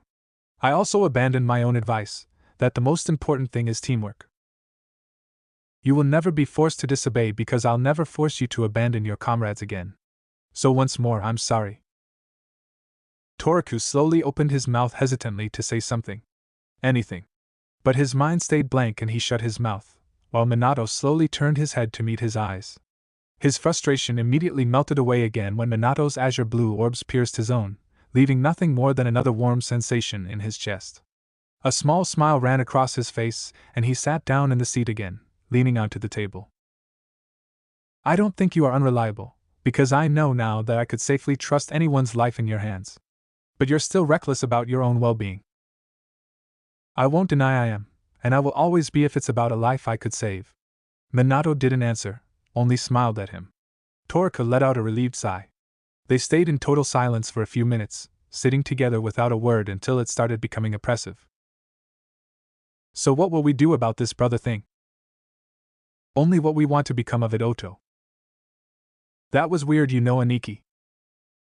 That was also weird. They smiled at each other softly, then the smiles slowly grew to a grin, then a chuckle, and at the end the two blonde shinobi were laughing uncontrollably next to the small table. A red tuft peeked into the room to stare at the scene in disbelief. That was a fast reunion, Minato chuckled and waved to Kushina to come closer, who immediately obeyed and hopped into the blonde's lap because of the lack of the seats. So, I see the peace settled again. You hungry, idiot number 2? The redhead turned to Minato cheekily, who just nodded in response, earning a big bowl of roast beef for himself as they moved toward the living room where they could settle down much more cozily. Before they could start their conversation, a dull knock could be heard from the door and Kushina returned with a confused Kakashi at her side, eyeing the two blondes sitting next to each other, chatting and joking like nothing had happened before. Sensei, I came to deliver another kick to your ass, but it seemed you were faster. Minato just chuckled and pointed toward an empty chair. So, now that we're gathered like this, let's see. Toraku, you told me that you would show me that small barrier tag of yours. Toraku blinked and turned toward Kushina. I did. Sure. Why? Is it some kind of a secret? He shook his head and smiled at her. No, of course not. I'll go get one for you. It's okay, leave it to me. Where are they? In my pouch next to the door. Toraku turned to his side to get his keys, but when he turned back holding his keys into the air, the blonde next to him disappeared. He could feel the vein in his forehead starting to throb violently, waiting, only for his brother to reappear in the next second in the middle of the room, holding the open pouch in his left hand, while the right was already digging into it searching for the tag. Minato, a sullen grunt left Toraku's mouth, his eyes narrowing to a thin line. You put a mark inside my apartment? Without my permission? Minato stepped back and nervously eyed the angry teen, letting an embarrassed smile run across his face. I'm sorry. Toraku shut his eyes until he was now grimacing and ran his hand through his hair, ready to tear it out in his frustration, but only a loud, animalistic growl left him. He dropped his hand into his lap and snapped his head toward idiot number 2. Have you ever heard of privacy? Never mind. I don't even need an answer. Minato chuckled and sent an apologetic smile to Toraku, handing over his pouch, who in the end just shook his head slowly and rolled his eyes. He immediately found the small paper tag from the right pocket and handed it to Kushina. Wow. Now that is a very unique design. I never thought to use the Guardians of the Beams like that. The problem is that you can see that it could safely counter only one attack. And only up to a medium B level at this size. But if I made it bigger, it wouldn't be so easily controlled in a real fight. But that is still a very useful tag. Kakashi thoughtfully eyed the small paper in the hope to understand what they were talking about, but in the end he just shrugged and turned to Minato. Sensei. When you used your Hiraishin for the first time under the paralysis seal, you used Toriku's clones as a destination, didn't you? Yep. As they were perfect clones, they also copied my seal. When will that thing come off of me anyway? It's not that it's a very bad thing in a mission, but how will I kick your ass in our next spar if you receive instant access to my clones? Toriku crossed his arms in front of his chest, and the last part of his sentence turned into a muffle, countered by Minato's chuckle. Can I count it as a challenge for a spar? Toriku only answered with a wide grin. I've learned a lot since our first match, you know. I also want a rematch. Kakashi folded his arms and gave a cocky glare toward the blonde with his only visible eye. Minato gave a warm smile to the blonde teen and started to chuckle. You've become quite the popular sparring partner. Because I'm just that amazing. Minato rolled his eyes in response, but he took notice of Kakashi's wondering eye on Toriku. Why did you collapse to the ground at that time? Toriku blinked in his surprise to hear that question from Kakashi. Another flashback? Minato asked from the blonde curiously, who just shook his head. Actually no. Just a headache. But quite a vicious one. I thought my brain was going to explode. Minato nodded. How did you find their captive inside that barrier? Minato now turned his curious eyes to the blonde in wonder. I went after the smell. I mean my clone, underground. That barrier seal was really quite something, but it wasn't as secure from its underside and his smell leaked into the ground. My nose is pretty good, you know. After you knocked out the guard, it was still hard to deactivate that seal. The yellow flash of Konoha nodded in acknowledgement. Toriku let out a sigh and was now looking at Kushina. I really hoped that I would see you in action, Kushina. I'm eager to see you fight. I'm too special to display my skills. The redhead gave her answer with a cocky wink and earned rolling eyes from Minato. I don't want to seem rude, but I've had a long day and I'm about to collapse. So if you don't mind, could we continue this little chit-chat tomorrow? Minato let an apologetic smile run across his features. Oh, sorry. Of course. Toriku instantly got up from the chair and the two boys left the apartment, leaving the couple alone. Minato let out a weary sigh and he moved toward the bedroom, collapsing onto the bed face down in his clothes. The redhead followed him and sat down onto the bed next to his head. You should at least take off your clothes. Minato turned his head toward Kushina and answered with a cocky smile. That task is waiting for you, my love. Kushina rolled her eyes at the statement and pelted his head with a pillow she was about to fluff up. Minato chuckled and moved to sit on the bed to remove his clothes. The woman eyed his back in silence for a minute, watching him as he started to get rid of his garments. Why did you lie to Toriku? The blonde froze in his movement to take off his shirt, and after a long moment, he slowly continued. About what? You told him that you would trust anyone's life in his hands. Have you ever heard that eavesdropping is impolite? Kushina didn't answer, and Minato let out a weary sigh, turning toward the woman on the bed. I don't know, maybe because I want to believe it. Minato, you give him false hope. What are you expecting from me, Kushina? Tell me what? To tell him the truth? The truth that I don't know how to feel about him? That maybe one day I'll be the one who slices his throat open? I know you don't trust in him, but he tried to save my life and you can't deny it. He's working really hard to gain your trust and acknowledgement. Consider your own words, that he's now a teenager, as confused about your whole situation as you. Don't make it worse. I'm aware that you're already attached to him. It doesn't matter how mad you are trying to deny it. Yes, I'm attached, and this is the problem. I know my responsibilities. Believe me, I know very well that maybe one day I have to kill him. Kushina, you know very well that he was suspicious enough from the start. Then this whole relative thing, you know very well what it could mean, don't you? Then why are you acting like a caring big brother databane? Because I want to believe that I'm really his brother. Minato snapped with a raised voice, his face turning into an irritated frown. Then choose. The blonde's anger melted away, confusion replacing his frown. Between what? Choose one option. Be his brother, or be one of his superiors and judge, but don't play this two-sided game anymore with him, because it's disgusting. I'm ashamed of the way you're acting, Databane. I thought you were a direct person who never wore a mask. Oppressive silence fell onto the room as Minato let the words sink into his own thoughts, and calmed his intense nerves, burying his head into his hands and letting out another sigh. Kushina didn't interfere. She wanted Minato to finally open up to her. To open up and express his doubts, his thoughts, because they didn't speak about this properly ever since the Sandaime revealed their blood relation, and she saw that Minato was struggling between his own emotions since then. He really liked the boy in the first few weeks. They become fast friends and he had a really good effect on Minato after Obito had died. That was the only thing that left the spirit burning in him.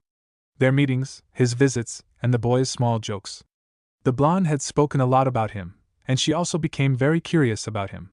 And when they finally met, she felt like she found something long lost in herself. Something warm inside her, and for a long moment she finally felt whole. Even that damn fox disappeared from her mind until their last mission. Kushina watched Minato with worried eyes. She knew Minato's trust disappeared within a blink of an eye, when his relation to Toriku was revealed, and Kushina also knew what this could mean.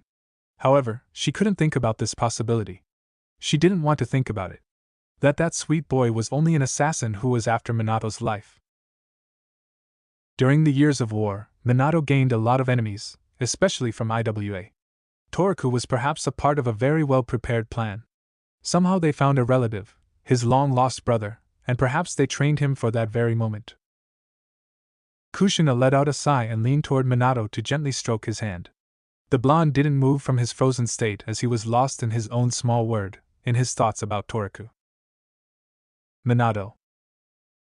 I'm thinking, Kushina. Then tell me, what are you thinking about? I don't know, it's just too complicated. Everything was so perfect until 2 months ago. I wasn't worried about death, about my own possible assassination. He finally lifted his head from his hands, looking at Kushina with weary eyes. He looked a decade older. Help me, what should I do? Enjoy your time with your new brother. He's a special and valuable shinobi. If the time comes, you will know what you have to do, and I know you will do it. But until that time, don't struggle with your feelings. Accept them. Minato stayed silent for several minutes. He slowly grabbed a towel and headed out to the bathroom, leaving her behind without a word. The woman slowly shook her head and let out a sigh. Stubborn blondes hovering around each other. The news spread across the village, hidden in the leaves like a virus in a human body. The news that Sarutobi Hiruzen, the third Hokage of Konoha, started negotiations about ceasefire with the other elemental countries. The missions onto the battlefields were delayed. The guard posts at the borders were fastened, leaving more waiting shinobi at the village than it could handle because of the lack of assignments. Everything was full. The bars, the restaurants, and the biggest annoyance for the trio of 2 blondes and a young silver-haired jonin, every available training ground was occupied. Well, any other suggestion to kill some time? Toriku turned toward his companions after he let out a disappointed sigh at the most far-out training ground of Konoha. Before any of them could speak, an eagle appeared in the distance, approaching the small group. The majestic bird floated on the winds without movement, slowly hovering around Minato high in the sky. Minato carefully watched the predator and sighed. Well, our wish is granted, it seems. We're heading to the Hokage Tower. Toriku looked at Kakashi in confusion with a raised eyebrow, and the jonin pointed upwards to the eagle. That is a summoning sign for jonins from the Hokage, and as it is concentrated on Minato, he wants to see him. I see. Come, we are going together, then you can go wherever you want. Minato grabbed the shoulder of his 2 companions and disappeared from the small path with a flash of gold and silver. The trio reappeared in front of the Hokage's desk with a second delay. Toriku rolled his shoulder to ease the after effect of the technique, and moved his head to the side to see a tall man with straight, waist-length black hair on his left looking at Minato with narrowed eyes and folded arms. Moments later his sight moved to Toriku without moving his head, and he couldn't help the expression on his face as he frowned when his blue orbs connected with his amber-colored ones. Toriko couldn't avert his gaze from the split pupils as he suppressed a shiver when he felt a drop of cold sweat slowly running down his back under his clothes. His brain emptied, and black dots appeared in his eyesight, masking the purple marking on the unnaturally pale skin. At the back of his head, he felt as his hands began shaking, and he immediately squeezed his hands into fists with his last resort of self-control. He distantly felt as his nails painfully plunged into the soft flesh of his palms as anger started to rise inside his veins. Dizziness floated into his brain, his sight was filled with the amber eyes with the split pupils. Something started boiling inside him, bubbling deep in his veins. Toriko felt as the world started to split out under his foot. The surroundings became only a distant feeling and the black dots slowly started to overwhelm his eyesight as his fury increased, leaving nothing but the two yellow orbs. Orochimaru-san. Toriko suddenly snapped out from his temporary stasis as the familiar voice echoed inside the office. Minato-san, the man greeted him without moving his eyes from the young teen, who couldn't suppress a shiver when the cold voice of the man reached him. The man finally moved his eyes from Toriko to meet another identical pair of azure blue orbs. I heard you had a very interesting new companion, and indeed he is a fascinating young boy. The pale shinobi's face moved to an animalistic half-smile, and he slowly opened his mouth to lick his upper lips with his tongue. Another drop of cold sweat ran down on his spine and he couldn't restrain his movement as he stepped back from the pale man, almost bumping into Minato. I also heard you took apprenticeship over a young girl, Orochimaru-san, Minato replied with a chilled voice, not bothering to mask the icy cold tone of it. Yes, the rumors are true. Enko-chan is a very promising young kunoichi. Your conversation is fascinating as always, but we have serious business here, so please. Finally, every eye turned toward the table where Sarutobi rested his chin on his joined fingers, leaning on the desk. The three newcomers bowed and greeted the leader of the village politely, and Minato dismissed his team immediately. Toriko looked over his shoulder from the doorway and he connected his blue orbs again with a narrow pair of amber-colored ones. He quickly averted his gaze and almost fled from the office. Toriko glanced down at his hands to note that they were soaked in sweat and still trembling a little. He quickly shoved them into the pockets of his slacks to hide them from sight and jogged after Kakashi, who almost reached the stairs leading outside. The two young shinobi slowly walked down the passage leading out from the tower. When they finally reached the open air, Toriko lifted his head toward the warm sun. He felt like he was frozen deep inside his body to his bones, and he gratefully drank in every warm beam of the afternoon sun. He finally looked down at Kakashi to meet his eyes. Don't be too hard on yourself. I also freaked out when I first met him. The Jonin averted his gaze and his shoulders trembled as a shiver ran across them. I hate that snake. I always felt chills running up and down my back when he looked at me with his creepy eyes. Toriko watched his companion with curious eyes and opened his mouth. Who is he?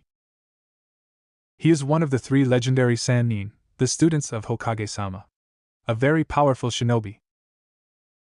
Toriko only nodded in understanding, and he glanced up for a last look to the Hokage tower, then followed the already leaving Kakashi without a word. He couldn't avert his thoughts from Orochimaru, and he felt another cold tremble building inside his spine. When the two young shinobi left the room, Sarutobi was finally left alone with the two men in the office. A quick motion with his arms and Minato felt as four imperceptible chakra signatures disappeared from the room as the Hokage's personal A and B guard dismissed from the office. Well, this is going to be a serious talk. Sarutobi slowly reached for his pipe, knocking out the remaining ashes without scattering any of it onto the desk to replace it with fresh tobacco with his experienced hands. He snapped his fingers and blue chakra flames appeared on the tip of them to light his pipe. After 3 small puffs of the smoke, the old Hokage leaned back into his chair, eyeing the two shinobi carefully, then motioned toward 2 chairs in front of his desk. After a minute of complete silence, he closed his eyes to gather his thoughts, and slowly lowered his hand with the pipe onto the desk. As you know, I sent out delegations to the elemental countries to negotiate a peace treaty. The two shinobi only nodded and Sarutobi raised his pipe for another puff. The end of this war is near, and with that there are other important matters that must be taken care of. Thanks for watching, Shinobi Squad. If you enjoyed this what if, hit that like button, subscribe, and ring the bell so you never miss the next twist.